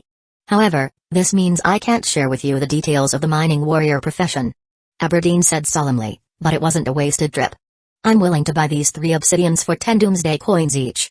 Chapter 165 to 165, 165 Repair. Upon hearing Aberdeen's offer to buy obsidian at the price of 10 doomsday coins, Song Jian kept a calm face, but he couldn't help but curse inwardly. In his radio inquiries about the Blood Spirit Stone information, Song Jian learned that the price of a unit of Blood Spirit Stone was at least 70 to 80 doomsday coins, and sometimes it could even sell for 100 doomsday coins per unit. Compared to Blood Spirit Stone, obsidian is even more precious.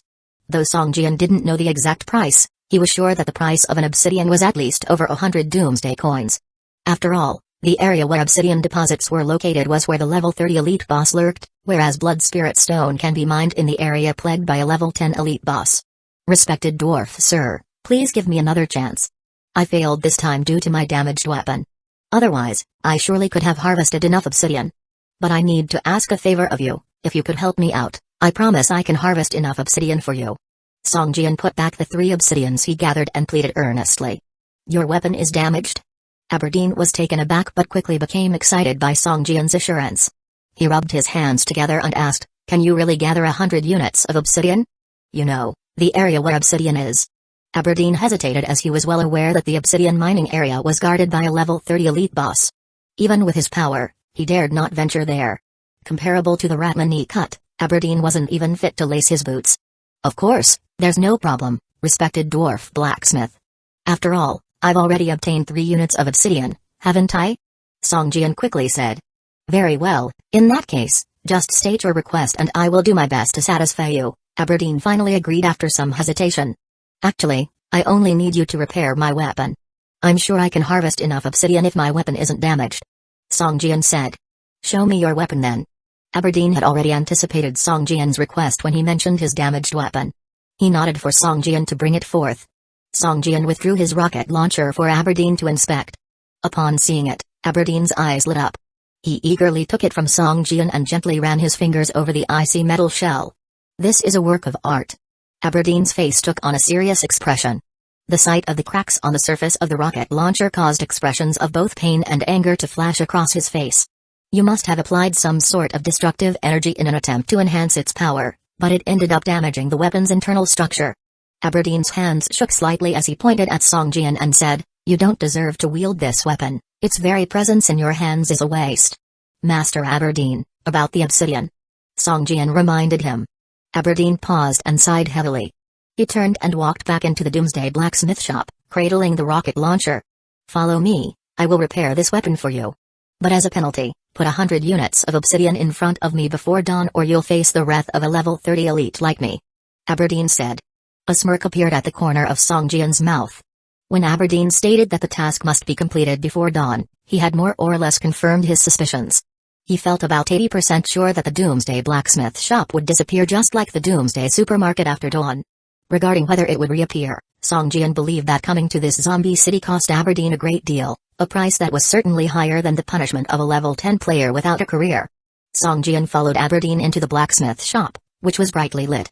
He noticed that it was a large room of over 600 square meters, far more spacious than it appeared from the outside. In the middle stood a 7 to 8 meter high furnace, and rows of shelves ran along the walls. The shelves on the left boasted all kinds of equipment. Their quality was at least of blue grade, and Song Jian even saw silver and gold grade equipment neatly arranged on the shelves. The shelves on the other side displayed various weapons that dazzled Song Jian. Not only were there cold weapons like swords, spears, and halberds, but there were also firearms like pistols, assault rifles, and sniper rifles. However, the number of firearms was far less than that of cold weapons. "Respected dwarf blacksmith, are these weapons for sale? I'm willing to offer a satisfactory price," Song Jian couldn't help but ask, pointing at a sniper rifle of silver grade on the shelf that radiated chilling intent. "These are my treasured collections and are not for sale," Aberdeen refused bluntly. Staring at these weapons, Song Jian swallowed hard. If he weren't wary of Aberdeen's strength, he would have seriously considered killing Aberdeen and seizing everything. Aberdeen placed the rocket launcher on a workbench, disassembled it into a pile of parts with a toolkit, and then began to inspect each part. "What kind of mutant energy did you add that could cause such considerable damage?" After carefully checking the damaged parts, Aberdeen seemed to have noticed something. He looked up at Song Jian, a hint of wariness flashing in his eyes. Seeing Song Jian's smiling silence, Aberdeen didn't press further, but his confidence in Song Jian's ability to collect obsidian increased slightly.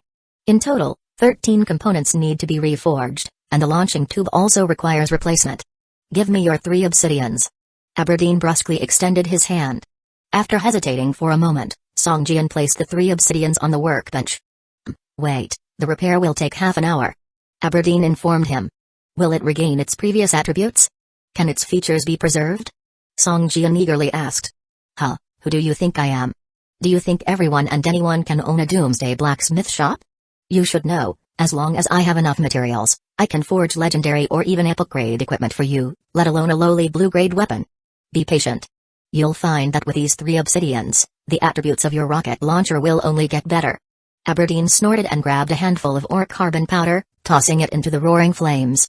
With a bang, the flames in the furnace flared up, even raising the temperature around them several degrees.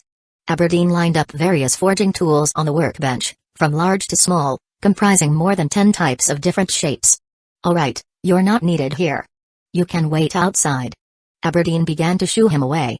Song Jian, who originally intended to sneak a peek at Aberdeen's weapon repair process to possibly understand the art of forging, wore an awkward smile and turned to leave the blacksmith shop. Before long, he heard the sounds of furious hammering, akin to that of a torrential rainstorm, coming from the blacksmith shop. Chapter 166 to 166, 166, second level manner. Song Jian waited patiently. Not even half an hour had passed, probably only about 20 minutes, when the door of the Doomsday Blacksmith shop swung open from the inside.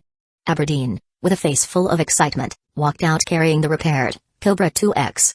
Ha, this is my best weapon repair job to date. Look, allow me to show you the skills of Aberdeen the blacksmith. Aberdeen handed over the Cobra 2X to Song Jian with a bit of reluctance. Upon seeing the restored Cobra 2X, Song Jian also broke into a joyful smile. The Cobra 2X was quite powerful. He could use this weapon till level 15, or even level 20, without the needing to upgrade. Cobra 2X, Blue, Rocket Launcher, Two-Handed Weapon, Attack, 5872, Explosion +3, Splash +3, Rocket Speed increased by 25%, Ammo Capacity +1. Special Effect 1, Auto replenishes a bullet every 30 seconds. Ammo Capacity, 2 out of 2, Attack Speed, 3 seconds. Usage Requirement, Level 10, Strength Attribute reaching 12 points. Excellent, excellent, Master Aberdeen's craftsmanship is truly remarkable, waha. Song Jian laughed heartily. The restored rocket launcher still boasted of its blue quality, but with greatly enhanced attack power, and a new 25% increased rocket speed attribute. All the other attributes and special effects were also fully retained, which was simply a pleasant surprise. Now, off you go. As long as you manage to collect 100 units of obsidian before dawn, not only will I tell you the characteristics of the weapon miner occupation, but I will also reward you with a blue quality strengthening stone. You can use it to further enhance your weapon, Aberdeen said, pulling out a transparent crystal emanating a blue aura from his pocket, and waving it at Song Jian. Song Jian paused, quickly weighing the value of 100 units of obsidian against a blue quality strengthening stone in his mind. The repair was successful mostly because of your 3 obsidian pieces. Without them, I could only have restored the weapon to its previous state. Any improvement would have been impossible, Aberdeen said thoughtfully. Oh, really? So, 3 pieces of obsidian are equivalent to 1 strengthening stone. Song Jian remarked, with a gleam in his eyes as if he was asking casually. Humphrey, what do you know? Strengthening stones have a limited number of times they can enhance a weapon. The more times you use them, the lower the success rate. Ordinary strengthening stones can only enhance up to 9 times. But obsidians can enhance a weapon infinitely. As long as your weapon has enough potential, you can use it 10 or 8 times without a problem, Aberdeen replied without batting an eye. On the other hand, your weapon has already been enhanced 3 times by obsidian, but its potential has not been fully tapped.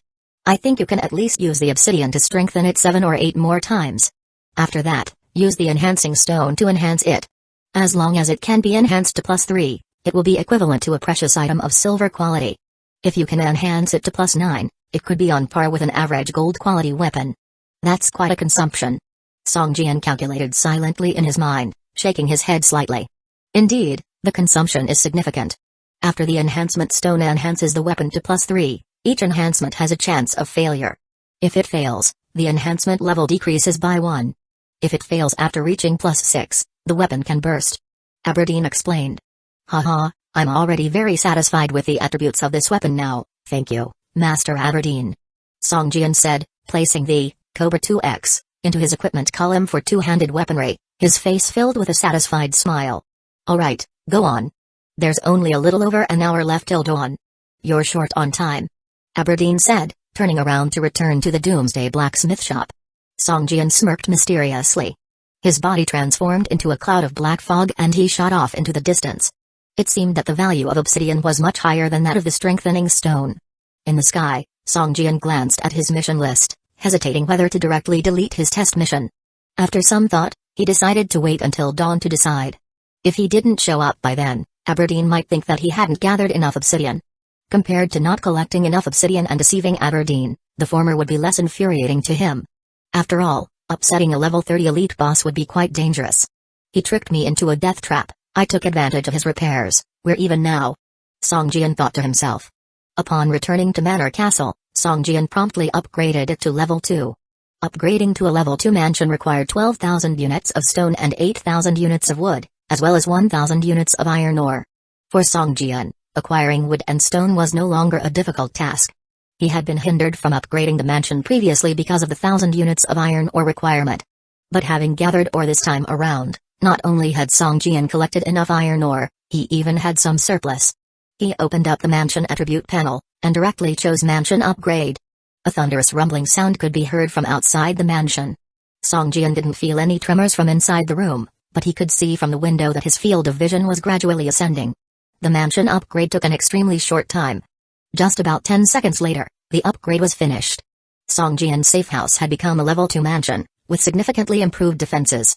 With a flicker of thought, Song Jian headed down to the basement, the size of which had expanded significantly with the upgrade, now covering an area of 120 square meters.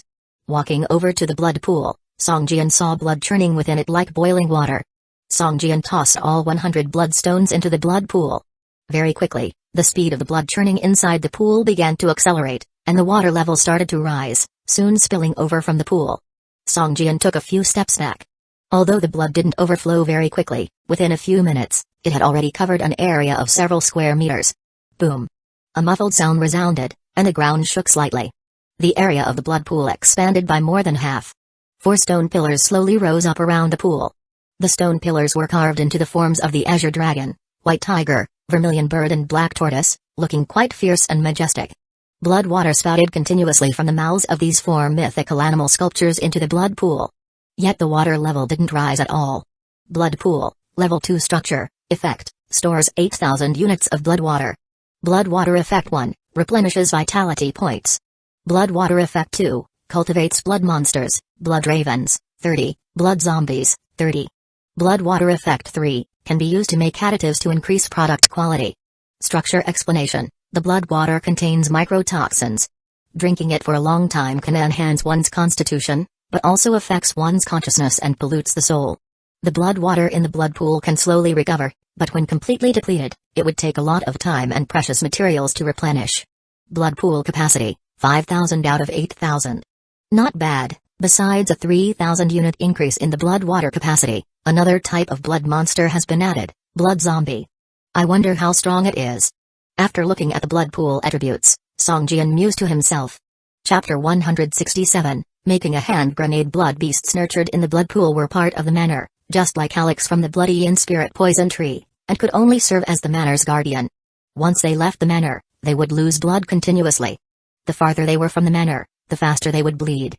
However, because Song Jian's demonic summoning skill had mutated into the blood pool summoning skill, these blood beasts had become Song Jian summoned creatures, able to appear anywhere and assist Song Jian in battle. At this time, the blood pool had just been upgraded and the blood zombies had not yet been bred, so Song Jian could not immediately check the attributes of the blood zombies.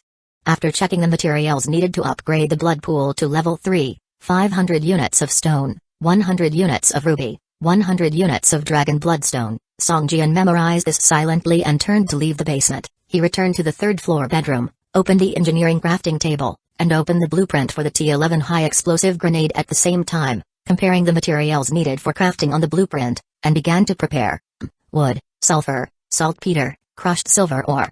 Song Jian followed the blueprint for the high explosive grenade and put the materials into the material inlet of the engineering crafting table. After all materials were inputted, Song Jian fiercely pressed the start button of the workbench. Suddenly, a deep rumbling sound came from inside the workbench, followed by the sound of crushing. The entire workbench began to tremble slightly. Now it's crushing all these materials, then separating and purifying them. In fact, the process is not much different from that of the pharmaceutical workbench, both already at proof-level operations, Song Jian thought to himself. However, it didn't take long for the engineering crafting table to tell Song Jian with facts that it was different from the pharmaceutical workbench. Boom! A muffled sound came from the outlet of the workbench, followed by a wisp of black smoke, and the workbench quickly quieted down. We're not the same, not the same. Song Jian stood still in front of the workbench, feeling a powerful wave of disappointment wash over him. After a while, he mumbled to himself, is this a failure, already? System, you used engineering crafting table to make T11 high explosive grenade, but the crafting failed and you gained 5 crafting experience points. Isn't there a 30% crafting success rate bonus on this thing? What the hell? Song Jian angrily kicked the wooden table under the workbench. During this mining trip, Song Jian had gathered all the materials needed to craft the T11 high-explosive grenade, but they were only enough to make 12 grenades. Now he had already wasted one set of materials. He originally thought that 12 T11 high-explosive grenades would be enough for self-defense, but now it seemed that with these 12 sets of materials, no, now it was 11 sets of materials. If he could manage to craft 3 to 5 T11 high-explosive grenades, Song Jian would be thankful. Following the materials list, he refilled the crafting table with another set of materials. Boom system, you used engineering crafting table to make T11 high-explosive grenade, but the crafting failed and you gained 5 crafting experience points. Song Jian remained expressionless and continued to put in another set of materials. Boom system, you used engineering crafting table to make T11 high-explosive grenade, but the crafting failed and you gained 5 crafting experience points. What the hell? Song Jian couldn't help but curse. 10 sets of materials, and yet not a single T11 high-explosive grenade was made. This made Song Jian doubt whether the blueprint was fake. I accept 1 failure, 2 failures are fine, 3 failures, 4 failures, I'm just unlucky, but 10 consecutive failures, you have to show me some respect to probability, right? Song Jian's mouth twitched involuntarily. However, after 10 failures, the crafting experience of the T11 high-explosive grenade had reached 50 points. Keep going, 2 more to go. Song Jian gritted his teeth. Even if they were all wasted, at least some inventory space would be saved. At the very least, by using up the materials, out of sight, out of mind. The workbench started working again. This time, it took a full 10 minutes for the workbench to stop working. A metal ball the size of a fist, with a pockmarked surface, rolled out of the workbench. System, you used engineering crafting table to make T11 high-explosive grenade. Crafting succeeded. You gained 20 crafting experience points and 10 engineering experience points. Phew, finally succeeded for once. Song Jian let out a long breath. The 10 consecutive failures had made him hold his breath, almost going down the rabbit hole. Picking up the T11 high-explosive grenade, Song Jian began to check its attributes. T11 high-explosive grenade, ordinary, consumable. Use effect, throw at a target beyond a 5-meter range to deal 300 points of explosive damage. This damage can be increased with the level of the throwing skill, has a chance to cause an additional 150 points of fire damage. Use requirement, possess the throwing skill. Hey, such a powerful damage, no wonder it took me so much effort to craft you. Song Jian held the high-explosive grenade, a satisfied smile on his face. Although he had not yet mastered the throwing skill, such basic skills could be comprehended on their own. Just casually throwing a stone at a monster 3 times, he could comprehend it. This would not cause any obstacles for Song Jian. If I can make a large number of high-explosive grenades and find a place where monsters gather, won't my level increase as fast as a rocket? Song Jian couldn't help but think to himself. After placing the grenade into the inventory, Song Jian took out the last set of crafting materials and put them into the workbench. The workbench began to operate. What a pity, this workbench is only of ordinary quality. If only it could be like the pharmaceutical workbench.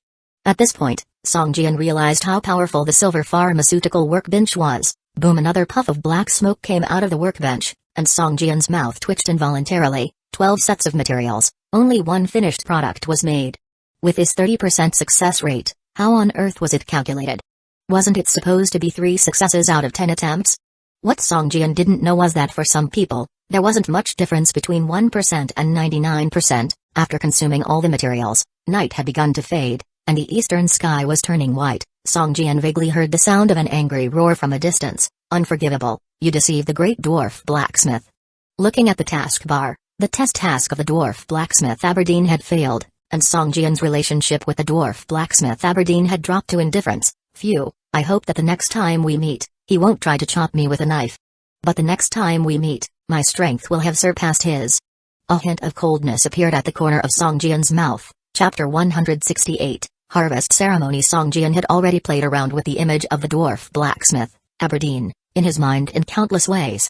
A strange smile appeared on his face, and his laughter made George the butler, who was standing outside the door, feel a chill down his spine. After hesitating for a while, he gently knocked on the door of the room. Knock. Knock. Knock. Who is it? Song Jian wiped off his saliva and asked, Master, the wheat and potatoes in the 6 sparrowed fields have matured. John would like to invite you to the harvest ceremony. Do you have time? Butler George asked respectfully from outside the door. Song Jian was perplexed. For just a couple of patches of wheat and potatoes, they needed to hold a ceremony.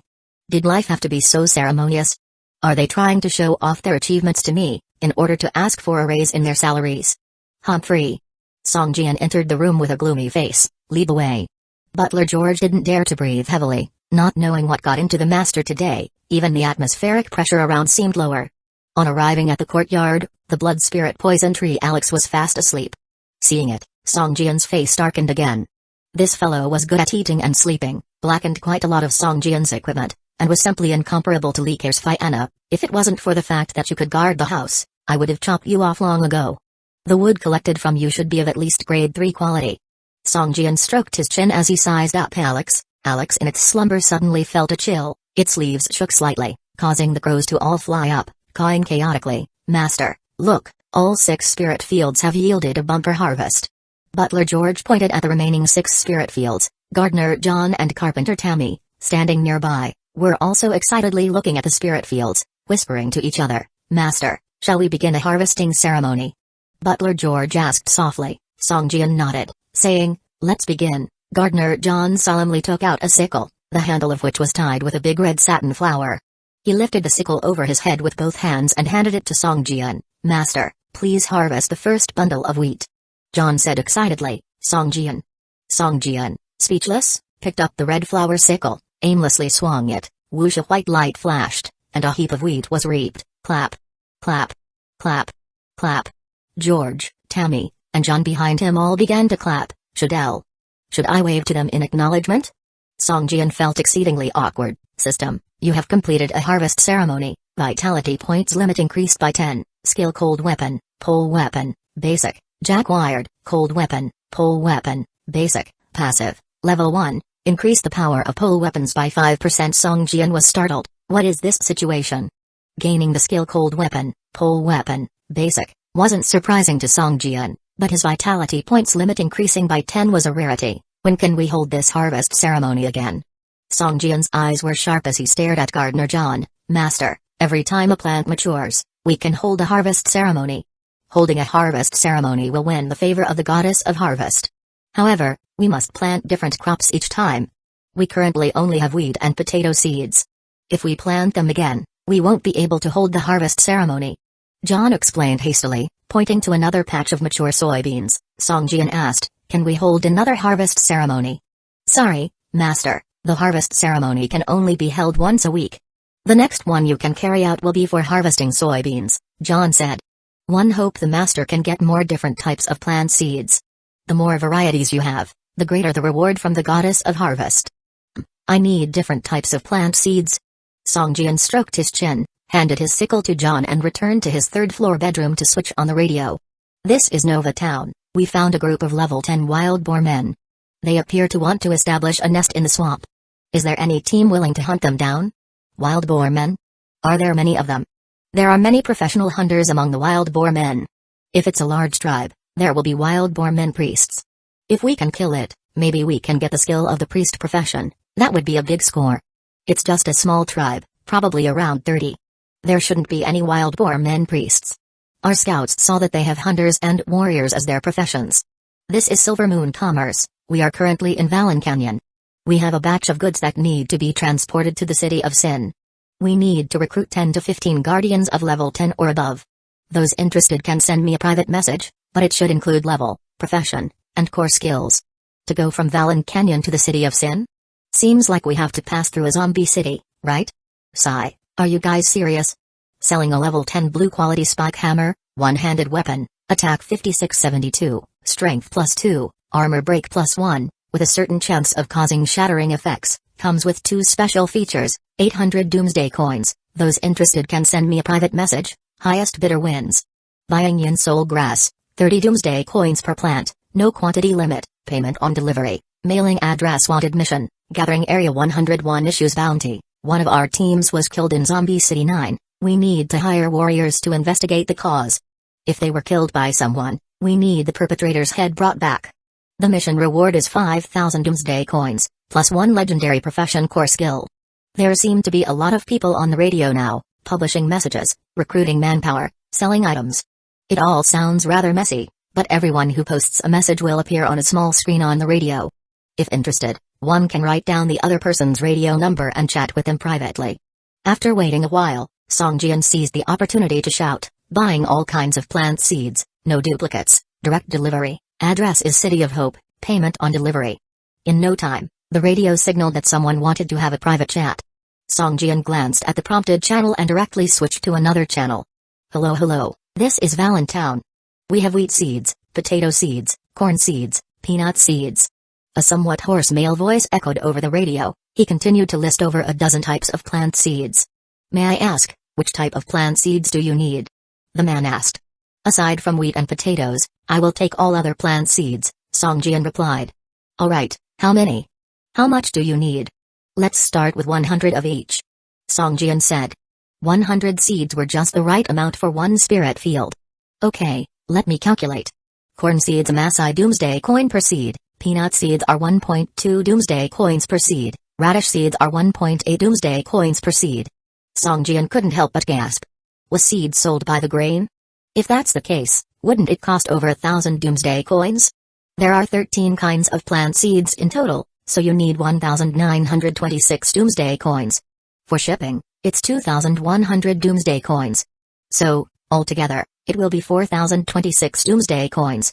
No, is there no postage included? Song Jian asked. Sir, you must be joking. Using the mailbox system is expensive, but it is very safe. If we included shipping, we'd be running at a loss, the man laughed. Okay, cash on delivery it is. How about a discount? Song Jian said after hesitating for a moment. Sure, let's say 4,000 doomsday coins, cash on delivery. I will go prepare right now. Thank you for your patronage, sir. Hope we can do business again. Chapter 169, Setting up a safety house in groups. Buying a single seed costs 4,000 doomsday coins, and Song Jian only has just over 1,000 in his pocket now. He still needs to figure out how to get more money. Do you buy plant seeds? Song Jian suddenly asked. I have recently harvested some wheat and soybeans. Of course, wheat and soybeans are grains and they're valuable in these times. However, we offer 8 doomsday coins for every 100 grains of wheat and 10 for every 100 grains of soybean. We buy as many as you have. Sheesh, these prices. You're even more ruthless than the system store. Song Jian exclaimed, thinking to himself, hey, just kidding. Just send them over quickly. After saying this, Song Jian directly closed the radio. I might as well use these grains to enhance my cooking skills. I might even discover some new recipes. Song Jian thought to himself. Just then, from the window, Song Jian saw 3 green light columns emerge from the ground almost simultaneously. Someone is completing the main task of creating a safe house. Song Jian had a thought and instantly disappeared from the room, appearing on top of the manor castle towers, looking towards the light columns. Their locations were quite close and not too far away from the residential area where Song Jian was. It seems that's where the new garden residential area is. Song Jian scratched his chin and muttered to himself, one should go and see. Once the safe house is established, the whole area within a 1-kilometer radius essentially becomes Song Jian's territory, and other players would need his permission to establish their own safe houses here. However, before any safe house is built, anyone can build one, which is why the 3 players had agreed upon building their safe houses together. But in the future, whoever wants to build a safe house here will need the approval of all 3 of them. Song Jian quickly arrived near the new garden residential area. By now, quite a few players had already gathered around, buzzing with discussion. These 3 guys are smart, banding together to create safe houses and fend off monsters. This way they all share the burden. Not bad at all. Isn't this just a game bug? The number of monsters within a 1-kilometer radius is fixed. 3 people defending against them instead of just 1 would obviously be much easier. Why don't you give it a try? 4 people would surely be easier than 3. I think I will wait to see what happens. Such an obvious bug, I don't believe the game would just let it slide. A boss monster might appear and completely wipe them out. After hearing this, some players who had been keen on the idea of combining their forces immediately dismissed it. They decided to wait and see. If the 3 players succeed and the number of attacking monsters doesn't increase, it wouldn't be too late to establish their own safe houses together then. The 3 players stood amid the green light columns, constantly moving their hands in front of their chests as they set up defenses around their safe houses. With more than a month in the game time passed by, most players had gathered just about enough wooden and stone materials. As long as the game allowed, they could build any defense structure. Soon, the 3 green light columns shattered simultaneously, causing hundreds of monsters to swarm towards the 3 safe houses. It really works. The monsters are spread out and their numbers don't seem to have increased much. Someone exclaimed in surprise, no, there's been some increase, But it seems to be only by 2 to 3 layers. Almost. Can we really build safe houses together? At this moment, almost all the onlooking players were excited. Let's wait. There may still be a strong boss yet to appear. We'll see if they succeed. Kyang bro, it really works. Haha, the monsters have been split off. We just need to hold this together. A player on the rooftop of a safe house said, laughing and shouting towards another safe house not 10 meters away from him. It's all thanks to Kyang bro's smart thinking. The boss really is the boss. Another player promptly complimented. The 3 safe houses were arranged in a product line layout, each separated from each other by just 8 to 9 meters. The defensive structures they built were even connected, allowing them to concentrate their fire on a single monster, thus reducing the pressure on the safe houses. Moreover, it allowed them to easily fend off the attacking monsters. In just a short while, all 3 of them leveled up. Don't worry, as long as you're with me, I guarantee you'll all be able to complete the main tasks. Kyang bro had a look of pride on his face. Kyang bro, a boss is coming. A player suddenly pointed at a level 5 elite boss in the distance and shouted out loud, don't panic, it's just a level 5 elite boss. If it dares to come at us, we'll concentrate fire and bring it down instantaneously. Kyang bro squinted his eyes, looked at the boss for a long while, and spoke. All 3 had upgraded their safe houses to level 3, and had built arrow towers. 12 arrow towers combined to form a rain of arrows, making it extremely difficult for the monsters to even get close. Boss, the boss is coming. Zhao Liang had his eyes fixed on the boss. In his view, the regular level 3 and level 4 monsters would hardly cause any damage to the safe houses. The main threat was the boss. Once it entered the boss's attack range, the damage to the safe houses would be severe. Got it. Take control of the arrow towers and aim at that boss. As soon as it enters the attack range, start firing. Kyang bro took out a white quality AK, aimed at the boss, and started to fire. The sound of 3 consecutive firings echoed each time, each hitting the boss's head and causing a lot of damage. The other 2 players also took out their long-range weapons and started firing at the boss. The boss, beaten to a roar, was blocked by the lower-level monsters in front. Every meter it advanced, it had to bear a lot of damage. Hey, this boss isn't that tough. Seems it can't even get close to the safe houses. We're just lucky. It's a melee attack boss. We'll just aim to not let it get close to the safe houses and just knock it out. No sweat. Kyang bro was relieved, and shouted aloud. Not long after, the boss fell down 3 meters away from the safe house that was closest to him. It burst out a piece of green quality equipment and several white quality materials. The 3 players' eyes lit up immediately. Glancing at the surrounding monsters, they held their excitement back. But their eyes kept darting towards that piece of green equipment. The surrounding players, seeing the boss fall, gave out a cry of surprise. It's actually possible. Now with this, the safety of the main tasks has greatly increased. Yeah, they aren't even scared of the boss showing up. It's actually like a huge gift pack giving away experience and equipment. What do you say, old Lee? Why don't we find a place and build a safe house together later? Sure, count me in, haha. Let's find more people. We can all complete the main tasks together. Songjian looked around. With the death of the level 5 boss, the atmosphere around had suddenly become lively. Chapter 170, Bounty. In just half an hour, the 3 Alliance game houses managed to kill over 300 monsters, with each player's level rising by approximately 1.5 levels. Compared to an individual creating a game house, they received fewer experience points, but their safety significantly increased. This gave the onlooking players hope that they could successfully complete the main quest. This can't be as simple as it seems. Even though the monster count has tripled, compared to the strength of the 3 of us together, this increment in difficulty is nothing at all. Songjian slightly furrowed his brows while looking into the sea of monsters. At that moment, the 3 players building the game house had a sudden change of expression. They exchanged glances, their eyes reflecting mutual fear. Boss, what do we do? Why did a level 10 elite boss appear? Zhao Liang said with a grimace. Yeah, boss. The 3 of us, even together, we can't possibly deal with a level 10 elite boss and all these other monsters. We're done for. Another player, named Zhang Wei, also wore an expression of sheer terror. Not to mention a level 10 elite boss, even at the sight of a level 5 boss, these 2 would immediately turn tail and run, completely unwilling to engage in direct battle with any boss. Boss, in 10 minutes it will be upon us, what do we do? A level 10 elite, and I'm still only level 7. We can't beat him. Don't panic, we'll clear out the surrounding lesser monsters first. Even though he was terrified, Kyang bro rallied. He couldn't deal with a level 10 elite boss either. Our game house is only level 1, its defense is not high, the remaining defense value now is only 2/3. When the level 10 elite boss joins the fray, we won't be able to hold up. What do we do?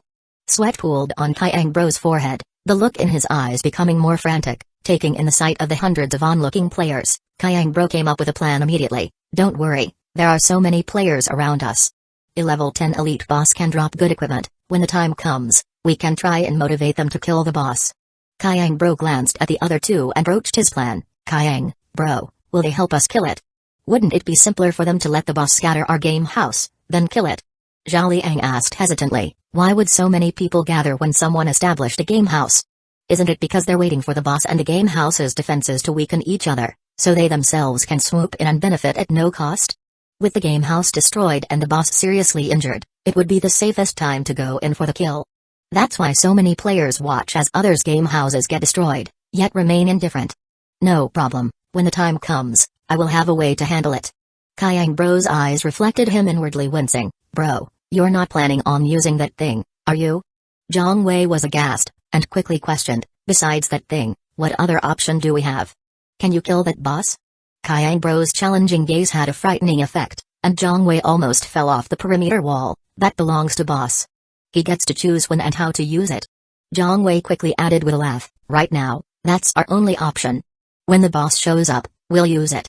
Kyang Bro gritted out, although he could visibly see he wasn't keen on the idea, but there didn't seem to be any better alternatives at the moment. But what about the reward? Zhao Ming seemed to have caught on and asked somewhat hesitantly, yeah, what if the reward is too low and no one wants to do it? Zhang Wei chimed in with support, how many doomsday coins do you two still have on you? Kyang Bro suddenly asked after careful thought. The two had a start and shook their heads immediately. Zhang Wei quickly responded, Bro, Kyang, all the doomsday coins we get every time are with you, right? Yeah, boss, we didn't dare to hoard any. We gave everything to you. Zhao Ming quickly added, pretty words, as if I don't know you two?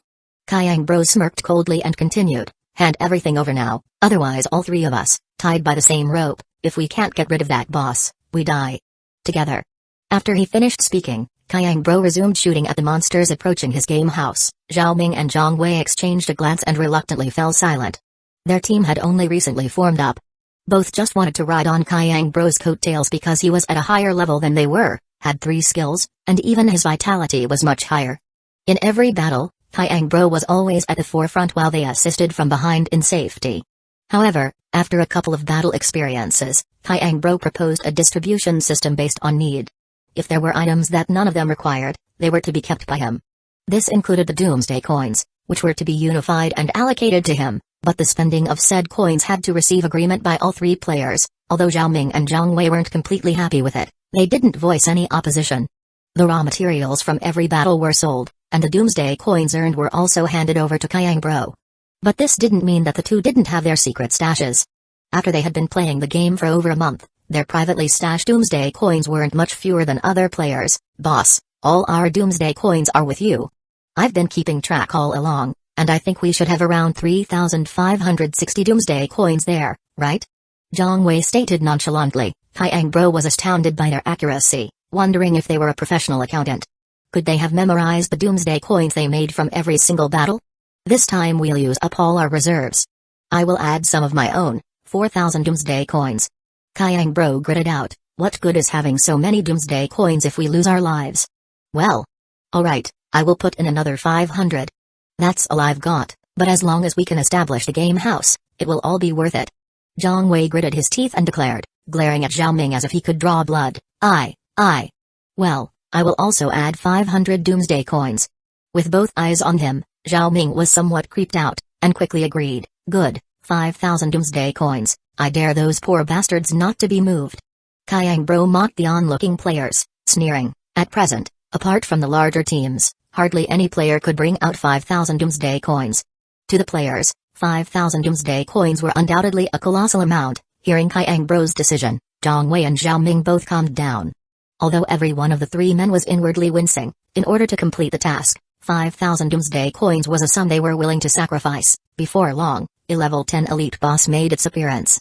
This boss was humanoid, but it was covered in spikes, looking like a giant human-shaped porcupine. Level 10 spiked zombie Quicka, elite, vitality points, 1,100 out of 2,200, traits, super agile, damage reflection, abilities, spike throw, spike scatter, Waltzing Triple Strike.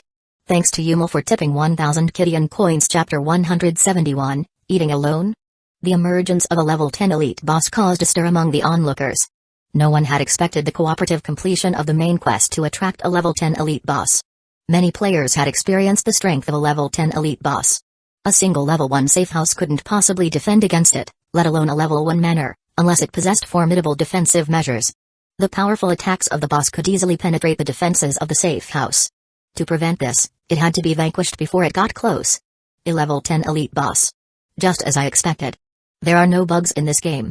If they hadn't cooperated, it would have been a level 5 elite boss at most, definitely not level 10. Yeah, now they've shot themselves in the foot. It's just a matter of how many level 10 bosses they can fend off. How many? This one is enough for them to choke on. Just wait and see, they'll definitely fail this time or I will eat shit on a live broadcast. Easy on the trash talk, anything can happen in this game. While the spectators began to mock and ridicule, Kyang suddenly pulled out a blue scroll from his package, opened it, and tore it fiercely. A semi-transparent curtain of light appeared in front of Kyang. He waved his hands continuously as if adjusting something or writing something into the light. Quickly, all players in the whole area received a system notification at the same time. System, an anonymous player has issued a kill order to all players within a kilometer radius. Your task is to kill the spiky zombie Kuka, elite, of level 10 and obtain its skull, 0 out of 1. Reward, 5,000 Doomsday coins. Everyone in the area is automatically given this task. There will be no penalties for task failure. The spectators around the area stiffened. They looked at each other, seeing the surprise in each other's eyes. How did he post a mission? I can't do that. Are you blind? Didn't you see him using a scroll? It's probably a task posting scroll. How can you post a task without it? 5,000 Doomsday coins, that's a lot of money. Is the guy who said he would eat shit on live broadcast still around? Are you freaking out now? The spectators began to get excited. To them, 5,000 Doomsday coins was a huge sum of money. However, hunting down a level 10 elite boss in a sea of monsters was no easy task. When the time comes, one only needs to inflict some damage on the boss to be eligible to pick up the loot. The main focus should be snatching the boss's head at the end. Almost all players thought the same. They set their sights on the level 10 elite boss, expecting someone to take the first move. The player to first attack the boss would bear the brunt of its hatred. Despite having its abilities halved, a level 10 elite boss was no joke. Seeing the players around him, Songjian immediately pulled out the rocket launcher, aimed at the level 10 elite boss, and pulled the trigger. Whoosh! A rocket trailing a long flame flew towards the spiky zombie. The boss seemed to sense the danger and turned its head towards the rocket, letting out a roar. 2 spikes came out of its elbows, which it threw at the incoming rocket. In a eye. A glint flashed in Songjian's eyes. Suddenly, the rocket slightly curved in the air, avoiding the 2 spikes. By the time the spiky zombie tried to dodge, it was too late. Because the modified rocket had a 25% increase in flight speed and was locked onto the target by the inner eye skill, the spiky zombie could only brace for the hit. Boom. Amidst the explosion, the spiky zombie let out a screech. Its menacing bloody eyes stared at Songjian. Holding 2-foot-long spikes in its hands, it charged towards Songjian. All the monsters in its path were torn to pieces by the spiky zombie. The monster hopped and spun with the 2 spikes in its hands as it raced towards Songjian. Its spikes were like the death god's scythes, reaping the lives of any monster that dared to stand in its way. It's coming, get ready, get ready. The surrounding players were yelling and swiftly retreated. Within a short period, there was no one within a 10-meter radius of Songjian. The other players also raised their ranged weapons, aiming at the level 10 elite boss. As soon as it was within range, they would attack without hesitation. Hey, this guy is quite daring. Now the boss's hatred is firmly on him. We don't have to worry about drawing the boss's attention anymore. A player glanced at Songjian and murmured. There are still good people around. Hee, it's a windfall. The boss's head is mine. Back off.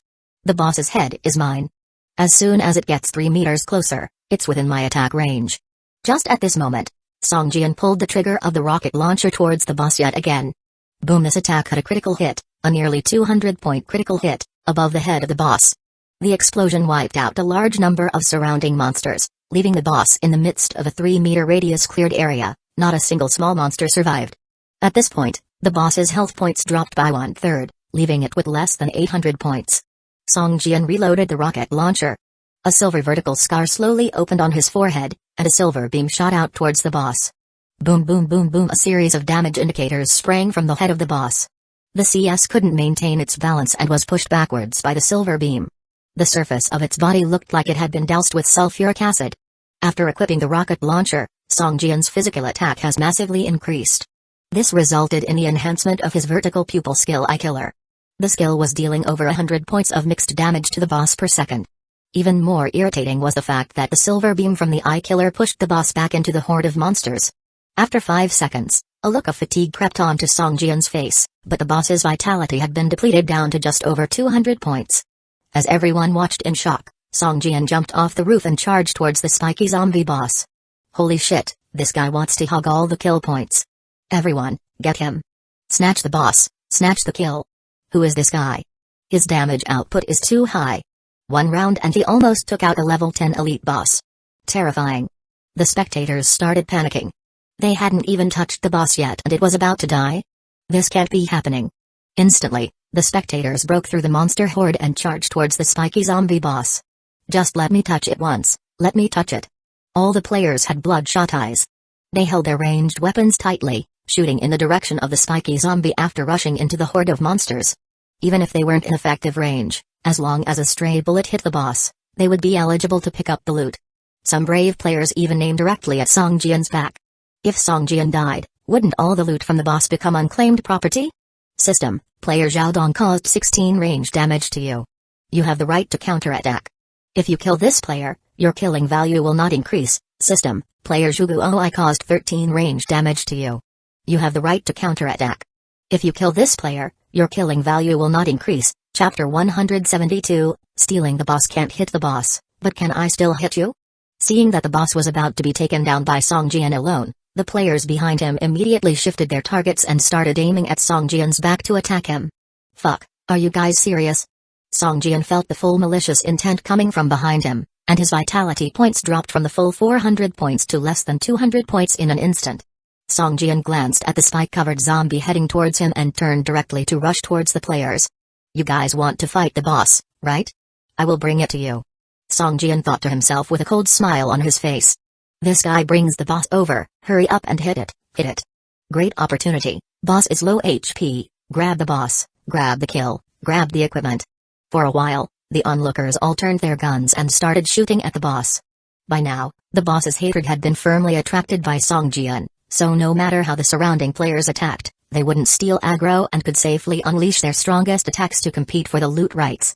Song Jian rushed into the crowd, not continuing to run forward, but darted around in the crowd like a fish, causing the boss's 2 spikes to constantly swing and its body to spin. A circle of black aura surrounded it, striking fear into the hearts of those that saw it, as the players who touched the black aura had their vitality points drained rapidly. Get out of the way, don't crowd, the boss is coming. In an instant, a storm of blood and gore erupted among the players. The vast majority of players were around level 5 or 6, mostly those who hadn't completed the main quest or set up safe houses. Facing the boss, they were like ants, their attacks dealing only single-digit damage, some not even able to break its defenses. In the boss's eyes, there was only Song Jian, but it would tear apart anyone who stood in its way, be it player or monster. Some players managed to escape by a hair's breadth, fleeing with low HP, while some were instantly killed by the boss before they even realized what was happening. Now, no more players wanted to compete for the loot rights, as they all howled like ghosts and ran off, trying to keep their distance from the boss. Other players' faces turned green as they saw Song Jian rushing towards them, and they scattered before he even arrived, prioritizing their own lives over the quest rewards and boss drops. Song Jian stood in the middle of the street, and none of the surrounding players dared to meet his gaze. This guy is too vicious, deliberately luring monsters and killing so many players. He is a murderer. Someone muttered quietly. Don't say anything, be careful not to get targeted by him, he wouldn't mind killing one more. Players who attacked Song Jian would find themselves covered in a faint pink glow, visible only to the players targeted by him. That wave just now had killed more than half of the players who attacked Song Jian. Having taken a look around, Song Jian suddenly turned and rushed down a nearby street. The players who were standing there panicked and scattered in all directions like birds and beasts. Fuck, he's back again. I told you not to hit him, but you didn't listen. Now he's seeking revenge with the boss. What are you going to do? I said to attack him, and you all agreed, so why the hell are you blaming me now? Run, don't argue, that boss is too fierce, if it catches us, we're dead. Songjian arrived in front of the three players without speaking, only to hear a roar from the boss behind him. Whoosh whoosh whoosh, countless spikes rained down like a torrential downpour in Songjian's direction. Bang bang bang, Songjian's protective shield started shaking violently, and after the downpour ended, the shield's defense dropped to 0. It shattered like glass, and Songjian's vitality points shot up again. While he was running towards the players, Songjian's vitality points had almost fully recovered. This time, his vitality points were restored to their maximum level. Meanwhile, the three players beside him were pierced by spikes all over their bodies, turning into 3 corpses. Songjian scanned the area, and there were almost no players with the red glow left. Even if there were, they had already run far away, not daring to approach him in the slightest.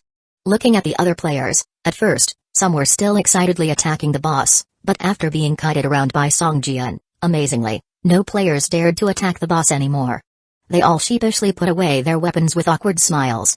Songjian glanced at the T11 high explosive grenade in his inventory, and then at the boss's just over 200 vitality points, and shook his head slightly before rushing towards the boss with his dagger clutched in hand. His dagger was thrust like a tusk towards the boss's eyes. The spike-covered zombie raised both hands to block, its spikes stopping Songjian's attack. But Songjian feinted, swiping his right hand across the zombie's arm, cutting a foot-long wound and drenching its arm in blood. -13. Songjian's head also showed a damage value of more than 10 points. Rebound damage? How annoying. Songjian frowned slightly. However, with his current rate of vitality recovery, any real damage would be healed within a second. To him now, rebound damage was basically non-existent. Whoosh whoosh whoosh, Songjian danced around, executing the basic moves of the dagger fighting technique, but when combined, these moves unleashed a significant amount of power. The spike-covered zombie's vitality points quickly dropped to below 100. With a long howl, the spike-covered zombie's muscles tightened as it released its power. All the spikes on its body began to tremble slightly and slowly protrude outwards. Run, the boss is about to use its ultimate move again. The onlooking players immediately ran towards the distance, while Songjian's mouth revealed a faint smile and he whispered a single word, explode. Puff, the spike-covered zombie trembled slightly and green smoke burst from its body, showing a damage value of over 100 points, which emptied its remaining vitality points. The boss's body slumped to the ground, scattering loot all over, leaving only a headless corpse. Songjian picked up all the dropped items, including a small package displaying Kuka's head of the spike zombie. Opening the task interface, Songjian directly chose to complete task, and the small package in his inventory disappeared, replaced by 5,000 Doomsday coins. By now, Songjian's Doomsday coins were close to 8,000. Now I have enough money to buy the seeds. Songjian's face showed a satisfied smile. Looking at the safe house in front of him, without a level 10 elite boss, the 3 players' main quest should be completed soon. Once they succeeded, future players would definitely follow their example, and even if it attracted a level 10 elite boss, it would still be much stronger than resisting the monster waves on their own. There was no reason to stay here any longer. Songjian's experience points were locked and would not increase unless he became a professional player. He turned to leave, but suddenly a voice stopped him. Chapter 173, Hiring. Just as Songjian was about to turn and leave, he was suddenly stopped by someone. Big bro, how about we pay you 3,000 Doomsday coins to help us get through the main quest? A teenager who looked about 17 or 18, asked timidly. Behind him stood 3 other teenagers of the same age. They seemed somewhat afraid of Songjian, avoiding eye contact and looking uncertain.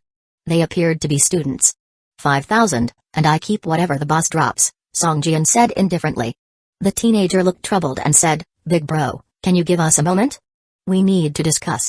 The 4 teenagers huddled together for a moment before the one who stopped Songjian first stepped forward and said, Big bro, we'll give you 5,000 Doomsday coins if you can hold off the level 10 elite boss. You can also keep whatever it drops. Deal. Songjian agreed with a slight smile. Big bro, my name is Yanbo. These are my classmates, although we're not all in the same class.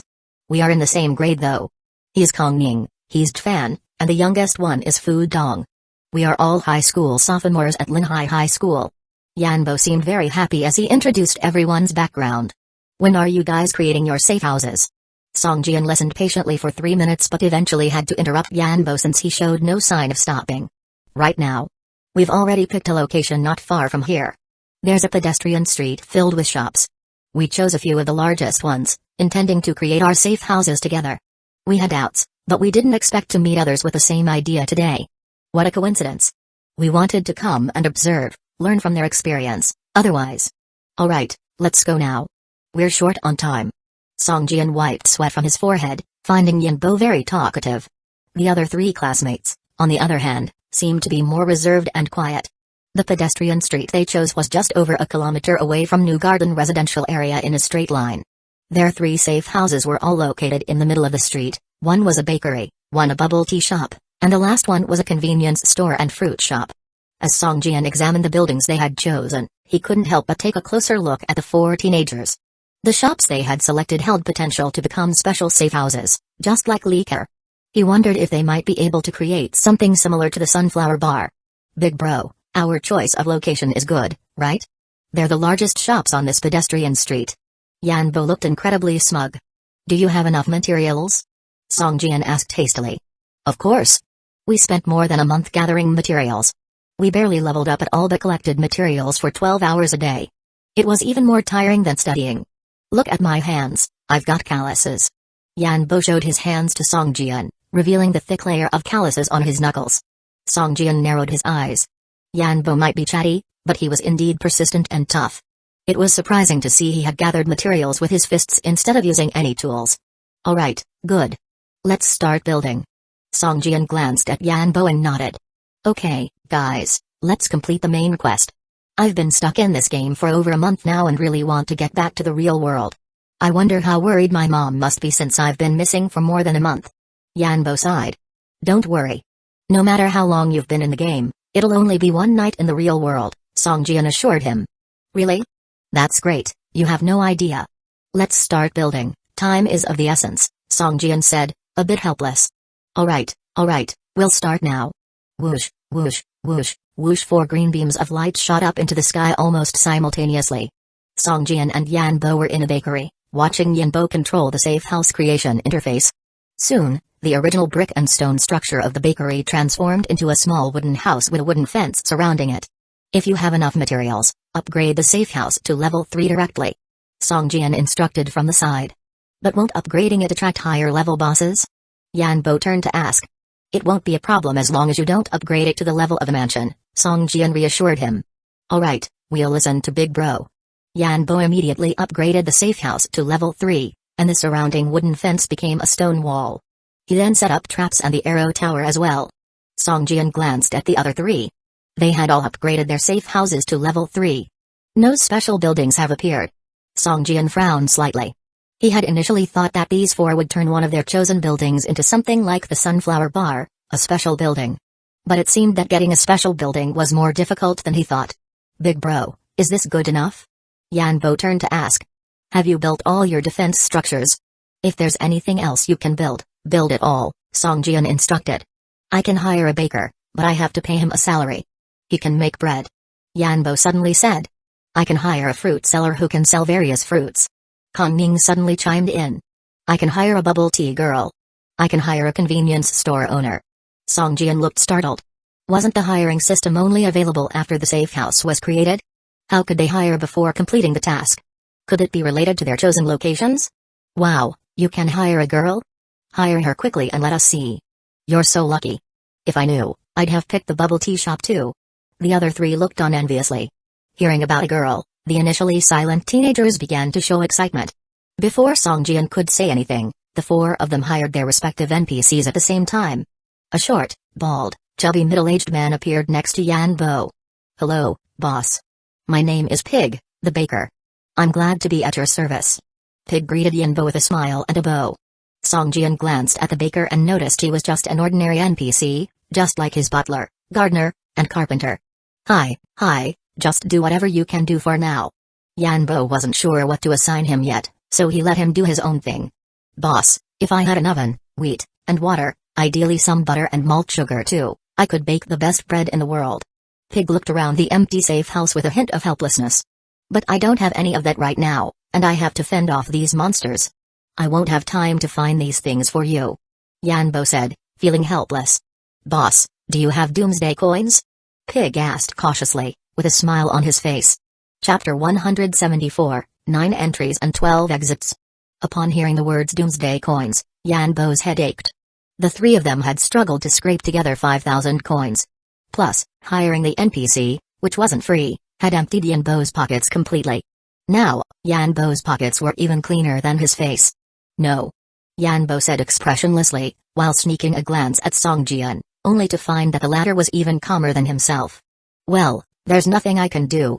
Breadmaker, Pi, shrugged, I can buy these materials from the special store, but I can't do it without doomsday coins. Let's get through the creation of the safe house first, we'll have more doomsday coins eventually. Yanbo gritted his teeth as he spoke. If I have these materials, I can also help. Pi muttered under his breath. When Songjian overheard Pi's muttering, his eyes lit up and he asked, how many doomsday coins do you need? Yanbo's face suddenly broke into a smile. 9 in, 12 out. A small loan. What do you say? Songjian glanced at Yanbo and suddenly asked. Brother Song must be joking, right? Yanbo broke out in a cold sweat. What's wrong? The money is supposed to come from you, right? Just say if you want to borrow it or not. Songjian said nonchalantly. Boss, it doesn't take much money. I just need 300 doomsday coins. Breadmaker Pi said softly. If it's for 300 doomsday coins, I will give you 270. Pay back 360 in a week. Any problems? Songjian asked. I'll borrow 400, and I don't believe I won't make any money once we create the safe house. Yanbo gritted his teeth. Songjian smiled slightly, took out 400 doomsday coins, and passed along a bag of wheat seeds as well. This is a gift. Yanbo's face finally looked a bit better upon seeing the bag of wheat seeds. After giving the doomsday coins and wheat seeds to breadmaker Pi, it didn't take long for kitchen utensils, such as baking ovens, stoves, chopping boards, and rolling pins, to appear in the safe house. Having turned the wheat seeds into flour, Pi began kneading dough and making bread. Songjian watched closely, noticing the occasional system prompts popping up in front of him, inducing a slight upward curve of his lips. System, you watched breadmaker Pi make magic bread, and gain 3 points in cooking proficiency. System, you watched breadmaker Pi make magic bread, and gain 2 points in cooking proficiency. Could it be that the produced bread can temporarily increase character attributes? Songjian speculated in his heart. In a short while, dough balls were placed into the oven by Pi, who began making biscuits afterward. System, you watched breadmaker Pi make magic biscuits, and gain 2 points in cooking proficiency. System, you watched breadmaker Pi make magic biscuits, and gained 4 points in cooking proficiency. System, your cooking skill has been upgraded to level 2, and you have gained the recipe magic bread, food, usage effect, increases hunger level by 30 points, defense by 20% for 30 minutes. System, your cooking skill has been upgraded to level 2, and you have gained the recipe magic biscuits, food, usage effect, increases hunger level by 25 points, attack by 30% for 30 minutes. Indeed, they temporarily increase character attributes. Songjian nodded slightly after looking at the recipes. Brother Song, lend me 500 doomsday coins. I want to buy goods in bulk. Brother Song, lend me 300.1 need startup capital for making milk tea. Song. Brother Song, I also need 600 doomsday coins. I can import a batch of small healing potions from my shop. The last person was Fu Dong, who treated the convenience store as a safe house. Hearing his call, Songjian couldn't help but shudder. Small healing potions can be bought from the store now? Songjian immediately distributed the required doomsday coins, and soon, there were ding-ding-dang-dang sounds coming from the other 3 safe houses. Soraya, Kuchi, Murashada. Breadmaker Pi suddenly recited some inexplicable incantations towards the oven and stove. Songjian was stunned, but he could feel a mysterious force swirling around the surface of the oven and stove, seeping into the interiors in strands. In a short while, a shocking scene unfolded as the oven and stove automatically opened from the inside, and palm-sized bread and biscuits, which had sprouted tiny limbs, slowly crawled out and lined up on the ground, as if they were soldiers. Soldiers, it's time to defend our homeland. Breadmaker Pi's face was fierce, making him look like a commanding general of thousands of troops. However, the apron he wore and the flour on his face made the scene somewhat comical. Hooray, the bread and biscuit people cheered in unison. Master, I wonder if there is any wood and stone left. My soldiers need to make some weapons and siege equipment. Breadmaker Pi turned to face them, a pleading expression on his face, contrasting sharply with his previous fierce demeanor. Oh, how much do you need? Yanbo also seemed astonished, staring at the large group of bread and biscuit people for a long time before raising his head to ask. Not much, not much. Just 1 unit of each will do. Breadmaker Pi rubbed his hands together. Here you are.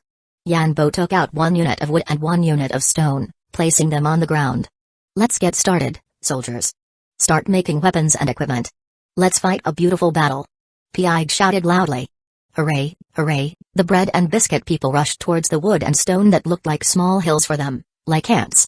In a short time, accompanied by a series of ding-ding-dang-dang sounds, the wood and stone were turned into small shavings and formed into helmets, armor, and spears, as well as bows and arrows. What was even more surprising was that some of the little people had gathered to make ladders, movable platforms, lever cranes, and even primitive catapults, while others made stone projectiles from the stone materials. The little people, or rather, the bread and biscuit soldiers, worked at an incredibly fast pace, and in no time, a large number of weapons and equipment were produced. They then split up to carry other people and catapults onto the outer walls of the safe houses using ladders, lever cranes, and movable platforms. Each of them drew bows and arrows, looking ready to fight. At this moment, the green light columns on the surfaces of the 4 safe houses began to fade. Eventually, the light columns shattered with a crisp sound, turning into fine fragments. The surrounding monsters roared simultaneously and charged towards the safe houses. Chapter 175, Activation Technique. Whoosh, whoosh, whoosh. On the walls, biscuit soldiers and bread soldiers were firing arrows. The rain of arrows shot at the monsters seemed even more terrifying than the arrow towers on either side. Whoosh, boom.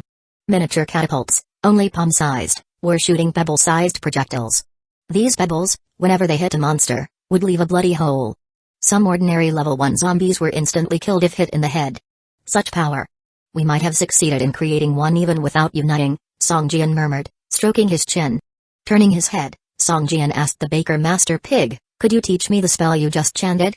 I can pay tuition. Sorry, this is our gnome bloodline magic, the animation spell. Without gnome blood, it cannot be learned, Baker Master Pig replied earnestly. Animation spell, is it that amazing? Said Songjian, unable to hide his surprise. At that moment, Songjian saw that the safety house based on the fruit shop had various kinds of fruits standing on the walls. Pineapples, lemons, pomegranates, apples, watermelons, pears. All kinds of fruits, with tiny arms and legs supporting their large bodies, looked somewhat comical. Just like the bread soldiers and biscuit soldiers, they were attacking the monsters outside the wall. Pomegranate soldiers were spitting pomegranate seeds as if they were machine guns. Groups of apples, pears, and lemons were holding hands and flinging their companions toward the horde of monsters. The thrown fruits exploded like bombs, clearing large areas. It was comical to see the watermelon. It was too heavy for any fruits to lift, so it had to bounce off the wall and fall into the monstrosity. A thunderous boom followed, and a red and green mushroom cloud rose. In the tea shop, cups of tea were animated. The wall was filled with cups of teas, thick as arms, their straws continuously spraying tea. The milk tea, once it touched the monsters, seemed more formidable than sulfuric acid. The monsters covered in it silently dissolved into pus, not even leaving a complete corpse behind. On the wall of the convenience store stood a row of plastic soldiers. Animated children's toys, even tanks and planes, rushed out of the safety house and fired at the monsters. This is just like a fairy tale. Songjian chuckled at what he was seeing. The monsters were being beaten so badly by these comical soldiers they couldn't even lift their heads. It was just like the game Plants vs. Zombies, with the monsters unable to approach the safety house. Time flew quickly. An hour later, the numbers of monsters were dropping fast. The levels of Yunbo and the 3 others all rose to level 9. It seemed that, by the time the safety house was completed, the 4 could very well reach level 10. Just then, the ground began to tremble slightly. A zombie that looked like a mountain of flesh slowly walked toward the safety house. Every step it took made the ground shudder. Brother Song, the boss. The boss is here. It's up to you now. Yunbo looked at the boss in the distance and uttered with fear. Songjian looked rather disturbed by the 5-meter-tall and 6-meter-wide boss lumbering in the distance. It was no longer walking, but more like a big meat bale dragging itself over. On its way, regardless of the number of monsters in front of it, it would absorb them into its body, making them part of itself. Its body surface still had many zombies that had not been completely dissolved. Some were 2 legs sticking out, some were an arm, some were half a body. From afar, it looked like a trash mountain. The worst part was that the boss stank tremendously. Before it came close, Songjian could already smell its horrible stench. Zoomers could probably be the only ones to attack it. Mellers would all run away from it. Songjian muttered, frowning. Livio Corrosive Zombie Garmor, Elite, Vitality Points, 1,600 out of 3,200, Traits, Super Vitality, Super Smell, Skills, Devouring Dissolution, Poison Splash. 3,200 Vitality Points was higher than most of the level 10 elite bosses, But thankfully it was daytime, so its attributes were halved. Even then, 1,600 vitality points were still higher than regular level 10 elite bosses. Considering its skills, it probably also had the ability to attack from a distance. Song Jian didn't dare to let it get close. He immediately lifted his rocket launcher. There was no need to aim with the eye of the heart. Firing blindly ahead would hit the boss, as its movement speed was much slower than ordinary zombies. It could not avoid the attack at all. Whoosh! A rocket shell left a trace in the air as it moved towards the boss. As expected, even if the boss saw the rocket headed at it, it couldn't dodge and had to stand there as the rocket hit it square inches the chest. Boom! The rocket performed an explosion. Suddenly, a large pit appeared on the boss's body, along with countless pus mixed with fragments of undissolved monsters scattered everywhere. Uncritical hit dealt with more than 100 damage came out of the top of the boss's head. Roar! A sharp screech came from the boss's mouth as the pus flowed from its body to fill the hole in its chest. The boss's eyes were fixed on Song Jian standing on the wall of the safety house, as if it wanted to swallow him in one gulp. Whoosh, whoosh, whoosh! On the wall, miniature catapults were also firing towards the boss, but the pebble-sized projectiles, no matter how powerful, didn't do much damage to the boss, causing only about 10 points of damage. But 7 or 8 catapults could deal almost 100 points of damage at once. If it weren't for the slow firing speed of the catapults, Yanbo might have had a chance to grind this level 10 elite boss to death. The boss looked at Song Jian and suddenly began to inhale, its body swelling up even more. Song Jian felt something was wrong. Before he could fire the second rocket, he quickly jumped off the wall and pulled Yanbo, who was standing next to him, down at the same time. Brother Song, what's going on? Yanbo was puzzled. Plop! A stream of pus was sprayed from the boss's mouth like a water truck, spraying towards the wall. The bread soldiers and biscuit soldiers on the wall, as well as their war machines, were all melting like ice under a fiery sun. In a short time, only a puddle of pale green, fishy fluid remained on the wall. The wall itself was also slowly being corroded, becoming crumbly and having its defense reduced. This is too powerful. Yanbo looked up at the green smoke still billowing from the pus on the wall and uttered in shock and trembling. This boss is quite tricky. After saying that, Song Jian jumped back on the wall, aimed at the boss, pulled the trigger, and a rocket shell whizzed at it. Chapter 176, Snatching the Monster. Focus fire, aim all at that boss. Yanbo jumped back onto the wall, swiftly controlling the arrow tower on the wall to shoot at the boss, not allowing it to approach. If it did, even the level 3 stone wall wouldn't be able to stop its poison spray. Song Jian also targeted the boss. The second rocket whistled out with a boom, causing over 100 points of critical damage and blasting off nearly half of the boss's body. This boss's defense is not that strong, huh? 2 hits, 2 critical strikes. Song Jian muttered to himself. Severely injured, the boss roared. Around its body, a fierce tornado started, drawing in all the creatures within a 3-meter radius. At this point, the boss was among a horde of monsters, and there must have been 20 or 30 of them around it. Within a blink of an eye, it cleared the area, absorbing all the creatures into its body. Slowly, green numbers with a +3, +4 sign started floating above the boss's head. Its vitality points began to slowly increase. This creature can increase its own health. Everyone was instantly shocked when they saw this. Song Jian immediately pulled out a can of Red Bull and started chugging, and his spirit points also started to recover slowly. Brother Song, keep it up. Kong Ning, who was using a fruit stand as a safe house, shouted and threw an apple over. Catching it, Song Jian saw that it was a food item which could recover spirit points. He was instantly delighted, as this was far better than increasing the spirit point recovery speed. Thanks. Song Jian called out and started munching on the apple. The food didn't need to be completely consumed. All he needed was a few seconds of eating. In no time, Song Jian's spirit points were fully restored. He tossed away the remaining apple, his vertical eye on his forehead slowly opened, and a dazzling silver beam shot at the boss. Bang, bang, bang for 5 seconds, each second was accompanied by an explosion.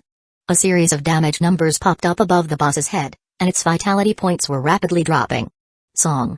Brother Song, that's amazing. Is it the Eye of Relang? Yanbo's face was full of admiration. Good grief, does having an extra eye on the forehead mean I am Relang Shen? Song Jian didn't even want to respond. After 5 seconds, Song Jian looked a bit tired. However, he could feel that when casting the mind's eye, the burden was gradually decreasing. It was as if the third vertical eye on his forehead was slowly adapting to his body and truly becoming a part of him. Implantation, implantation.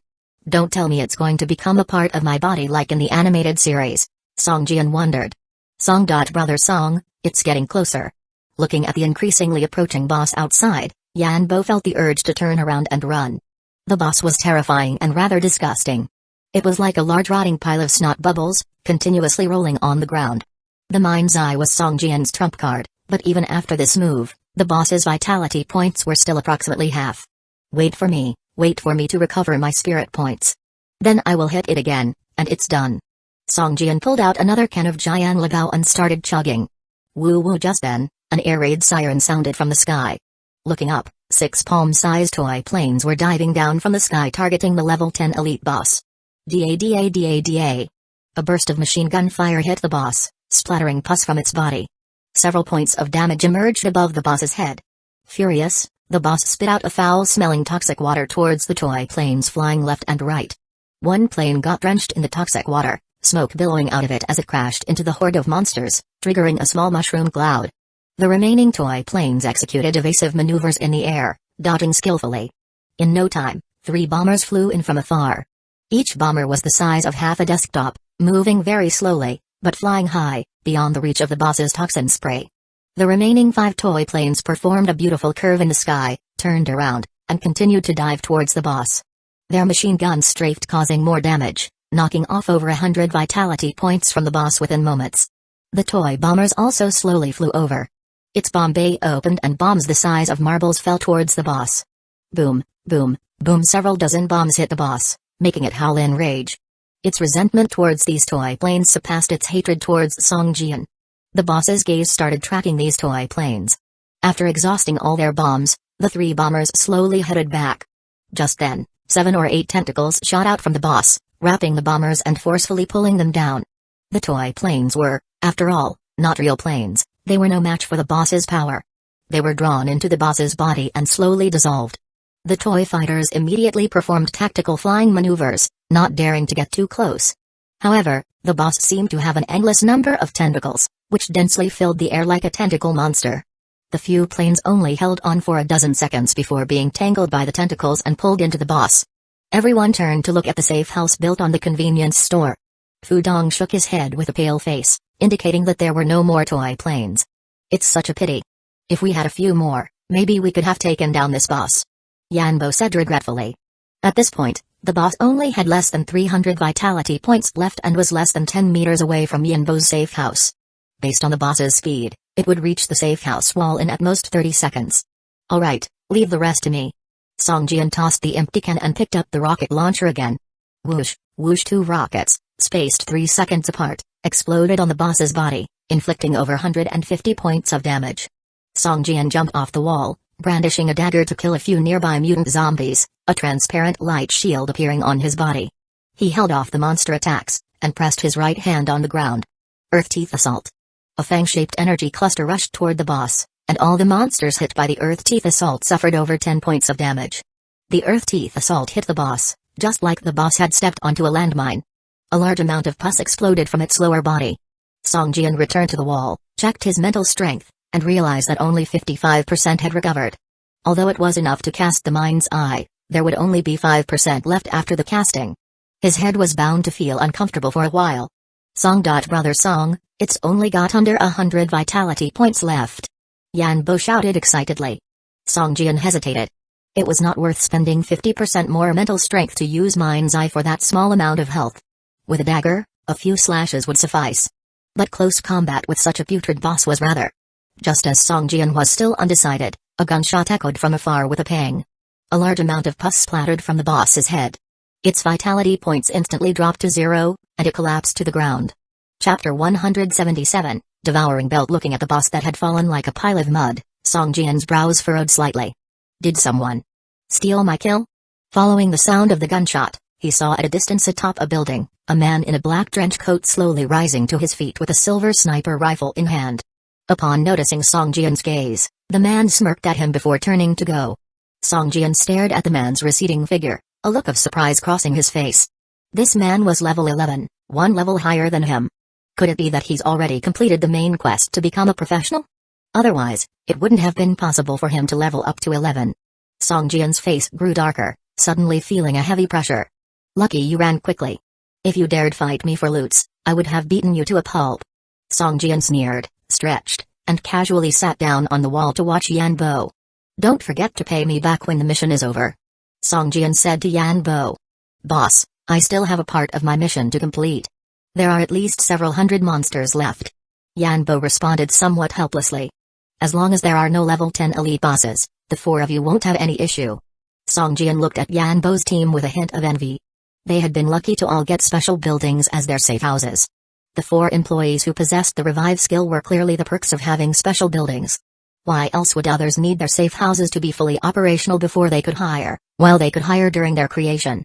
Even though I did not learn the revive skill, at least I have mastered 2 recipes and leveled up my cooking skill by 1 level. That's not too bad.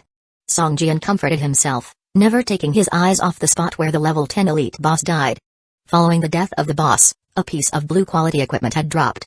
Even though he could barely make out what it was, for Songjian, a piece of level 10 blue quality equipment was already a significant prize. Without a level 10 elite boss, Yanbo and the others finally managed to finish their defense without much ado. The whole area around their safe house was packed with dead monsters. When only a few monsters remained, Songjian rushed over to pick up the blue quality equipment. Brother Song, congrats on scoring the level 10 blue quality gear, Yanbo said cheerfully, not showing envy despite the envious expression on his face. Thank you, thank you. The four of you are at the top of the game now too, Songjian laughed. Very few players were able to construct their safe houses. Most were still laboriously chopping wood and gathering materials. Not everyone was like Lee Kerr who had a one-time chance to finish a mission. Naturally, the more secure, the better. Haha, we're doing okay. We're changing this place into a bakery. My pastries can be sold, and it's getting tougher to find food. In a while, everyone might have to come here just to buy bread.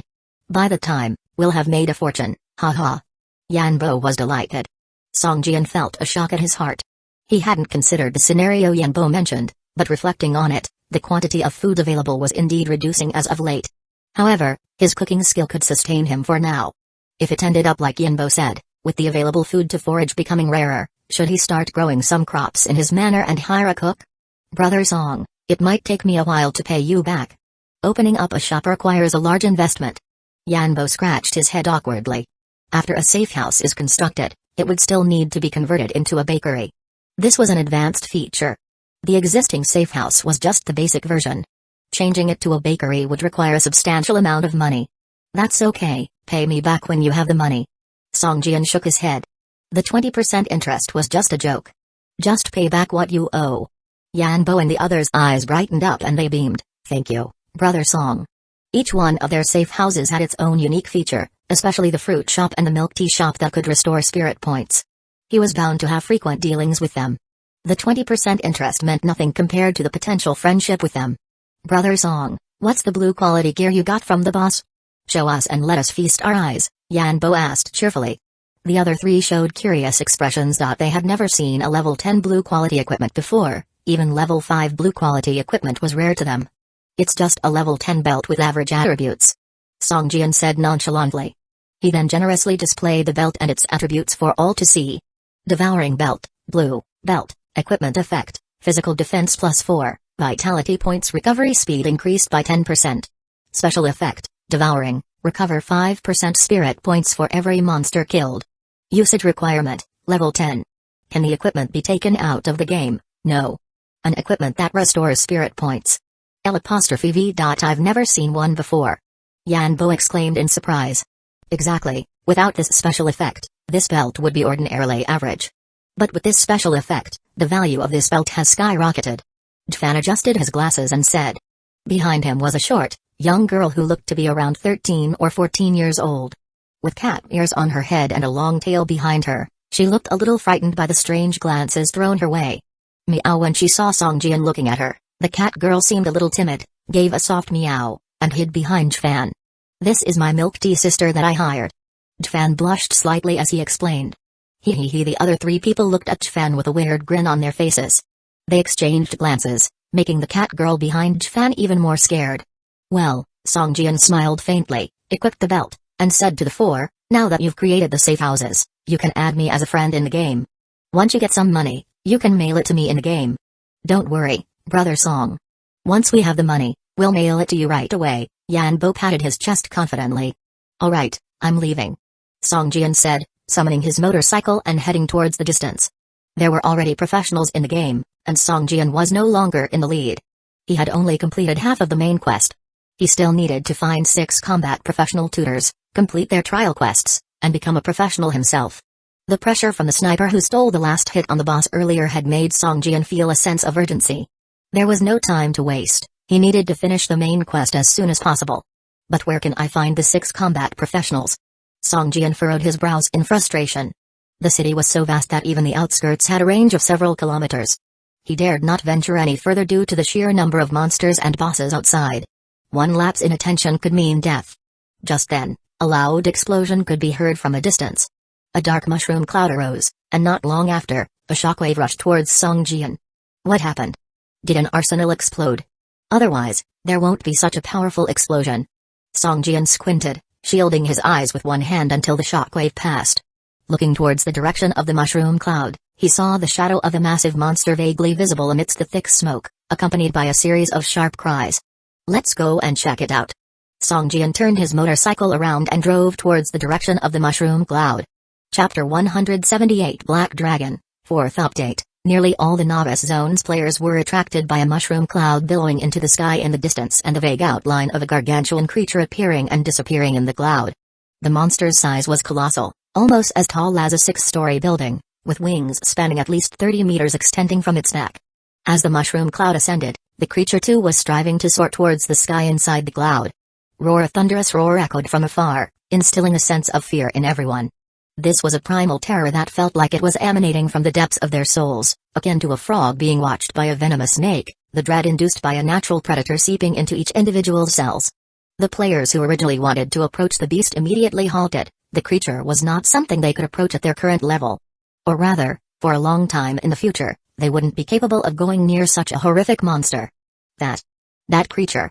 It looks vaguely like the dragon from the legends, professed a player abruptly, pointing at the monster in the mushroom cloud.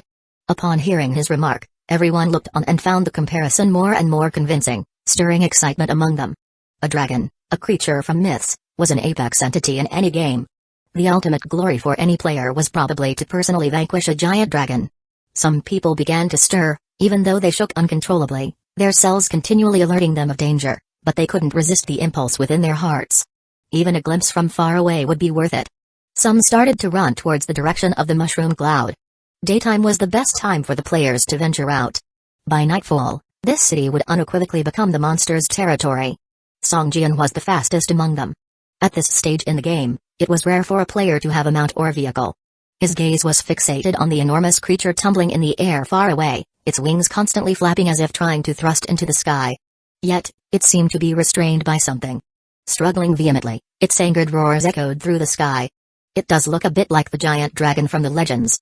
Song Jian's eyes gleamed. The beast appeared much like a massive lizard, with 2 curved black horns atop its head, black scales adorning its body, a thick tail ending in a large ball cloaked with sharp bony spines. The distance was too great for Song Jian to check the monster's attributes. He could only continue onwards. He had now entered the region containing level 10 monsters. The roar of his motorcycle drew all the shadow-dwelling monsters towards him, chasing after Song Jian. Despite being left far behind, they didn't give up. As long as they could hear the sound of the motorcycle, the monsters could continue to chase after it endlessly. Even the regular monsters have reached level 10, should I continue ahead? Faced with an increasing onslaught of monsters, Song Jian reluctantly dismounted the motorcycle, stored it away, and hid in a remote alley. Continuing further might lead to being besieged by the creatures.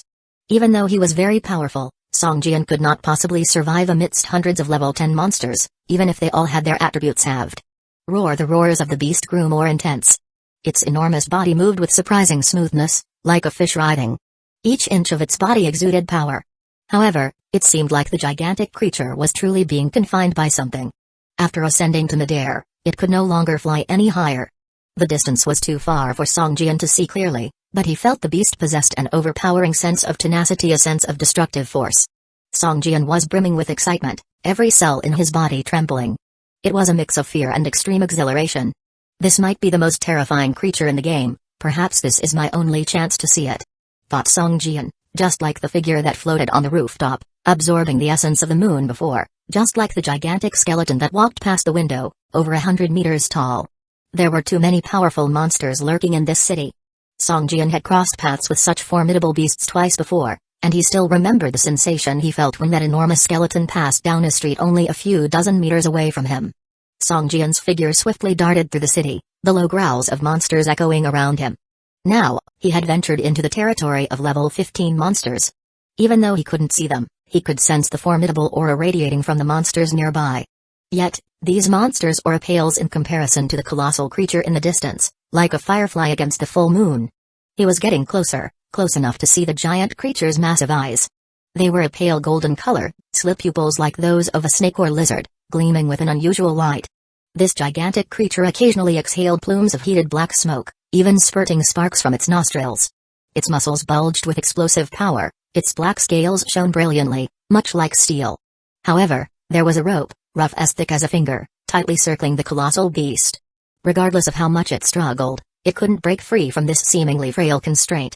Level 8 Black Dragon, Reborn, Elite, Vitality Points: 5800, Traits, Super Resistance, Fire Element Control, Lightning Element Control, Skills, Vortex Fireball, Tail Whip, Electro Strike. It's a level 80 elite boss, so terrifying. More than half of its attributes are invisible. Perhaps I can only see these because it's injured, or because it's in a fight. Song Jian could feel every cell in his body trembling, screaming, even wanting to bow and worship the beast. This was the reverence of lower organisms for higher ones, at the cellular and genetic level. The closer he got, the more shivers ran through his spine. In the end, he couldn't even muster the courage to take a step forward. The black dragon Reborn grew increasingly violent, its mouth already starting to conjure a vortex fireball. All the monsters within several kilometers disappeared under its terrifying power. Lower-level monsters could only run away, incapable of any other action. It's just a monster. No matter how high its level is, it is simply a monster. Monsters exist for players to level up and get equipment, but why am I still so afraid? Song Jian's face was deathly pale, sweat pouring from his body, trembling uncontrollably. The vertical pupils on his forehead even opened wide, pushing him to his limit and on the brink of collapsing. Just then, the hexagram array on his chest suddenly erupted with dazzling light, its radiance shining through his armor, illuminating Song Jian's face. The terror in his heart was being rapidly replaced by rampaging bloodlust. Song Jian's face twisted into a fearsome grimace, his eyes gleaming with a lust for blood. It's only a big lizard. What's there to fear? Kill it, skin it, rip its flesh, scoop out its bones, devour its heart. The giant dragon is nothing but my prey. Boom. With a stomp of his foot, Song Jian left cracks in the cement road. He propelled himself towards the black dragon in a distance like an arrow loosed from its bow. Chapter 179, Dragon Hunter. At this point, Song Jian was like a humanoid behemoth, exuding a terrifying aura. With each step forward, he moved a distance of 7 to 8 meters, far exceeding the capabilities of a level 10 player. The surrounding monsters continued to increase in level, 15, 18, 20. Such levels of monsters were challenging to contend with even at half strength and with Song Jian at full capability. But now, the mere aura emanating from Song Jian sent these monsters into disarray, prompting them to scatter and flee in panic. The closer he got to the terrifying beast, the fewer monsters there were around. In the end, on the empty streets, only Song Jian's racing silhouette remained, crossing over abandoned vehicles and scaling walls with agility. Eventually, he arrived in the Black Dragon's sector. Ahead, Song Jian jumped onto a 3-story building of a 100-meter-high skyscraper, tightly gripping the outer wall with his hands. His fingers dug deep holes into the concrete. Descending the rooftop with bare hands, he moved as deftly as a monkey. It was not before long that Song Jian appeared at the topmost part of the tall building. The black dragon, still struggling fiercely from its shackles, was less than 30 meters away from him. The thick smoke and sparks spewing from its mouth had already spread to Song Jian's vicinity. With eyes full of murderous intent, Song Jian's expression softened gradually. He looked around bewildered, as though he had just woken up from a dream. When Song Jian took sight of the beast in front of him, he shuddered, involuntarily stepping back 2 steps. Only then did he realize that he was standing at the rooftop of a 100-meter-high building, looking at his blood-soaked fingers. The memories from before flashed across his mind. Did I climb up here myself? Song Jian looked down and immediately felt dizzy. Who would believe that I climbed up a 100-meter-high building with bare hands? I can't even believe it myself. After a while, Song Jian finally turned his gaze to the black dragon in front of him. At this point, he clearly saw the golden ropes enveloping the black dragon's body. Some of the ropes had even embedded themselves between the dragon's scales, seeping into its flesh. Fresh blood slowly dripped down, staining the entire rope in red, continuously dripping onto the ground. Woo woo, the black dragon roared as it thrashed its wings. But it didn't make any height. Instead, it caused the golden ropes to sink in deeper. Whoosh, another gold rope shot up from the ground. Flying in a beautiful arc in the sky, it coiled around the black dragon's neck. Next, with a light bing sound, the rope tightened, forcing the black dragon to jerk its head backward. Its massive body teetered backward and nearly lost its balance, on the brink of dropping from the sky. A resentful roar emerged from the black dragon. Muscles bulging, it struggled with all its might to escape, but over a dozen ropes tightly bound it. The other ends of the ropes seemed to be in the hands of a deity, immovable. Song Jian could sense that the aura emanating from the black dragon was gradually weakening, and its strength was slowly fading as it continued to bleed. The black dragon could no longer maintain its flying position. It crashed into the building next to it, making the building collapse from the middle. Amidst the billowing dust, it struggled to get up. Ha ha ha, this will be the 13th giant dragon that I, Dragon Hunter Deardily, have hunted. A proud voice sounded from below the building. Song Jian looked down and saw a figure raising both hands high. Both her hands donned a pair of dark green gloves. The dozens of golden ropes binding the black dragon were shot from these gloves. At this time, Deardily controlled the gloves to wrestle with the black dragon. It was clear that Deardily had the upper hand, but achieving final victory wasn't easy. The black dragon just might manage to escape if she was not careful. Level 85 Dragon Hunter, Deardily. Walker, Elite, Vitality Points, Spirit Points, Characteristics, Skills. Damn it, all attributes except for level, profession, and name are question marks. However, this was within Song Jian's expectations. After all, it took a lot of luck to view other players' attributes when they surpassed level 10. Attributes of level 20 monsters could be seen for the most part. With level 30, you might not even see anything but the name and level. As for level 40, 50, it was probably too much to ask to even approach, if it wasn't for the battle between the Dragon Hunter and the Black Dragon. If not for the hexagram array diagram on his chest, Song Jian wouldn't even be able to approach within a 10-kilometer radius. Oh? There's a human daring to approach the Dragon Hunter's battle zone. Amazing. Haha, do you fancy coming down for a chat? Dragon Hunter Deardily seemingly noticed Song Jian's presence and invited him over. The Black Dragon also seemed to notice the arrival of a third party and roared in anger towards Song Jian. At this point, Song Jian was as insignificant as an ant in its size. If it hadn't been for Deardily's invitation, the Black Dragon wouldn't have even glanced at Song Jian. Song Jian took a deep breath. This was an 85-level elite boss. If it weren't for her name in green, Song Jian wouldn't dare to approach. Just as Song Jian prepared to descend, the Black Dragon suddenly pounced towards him.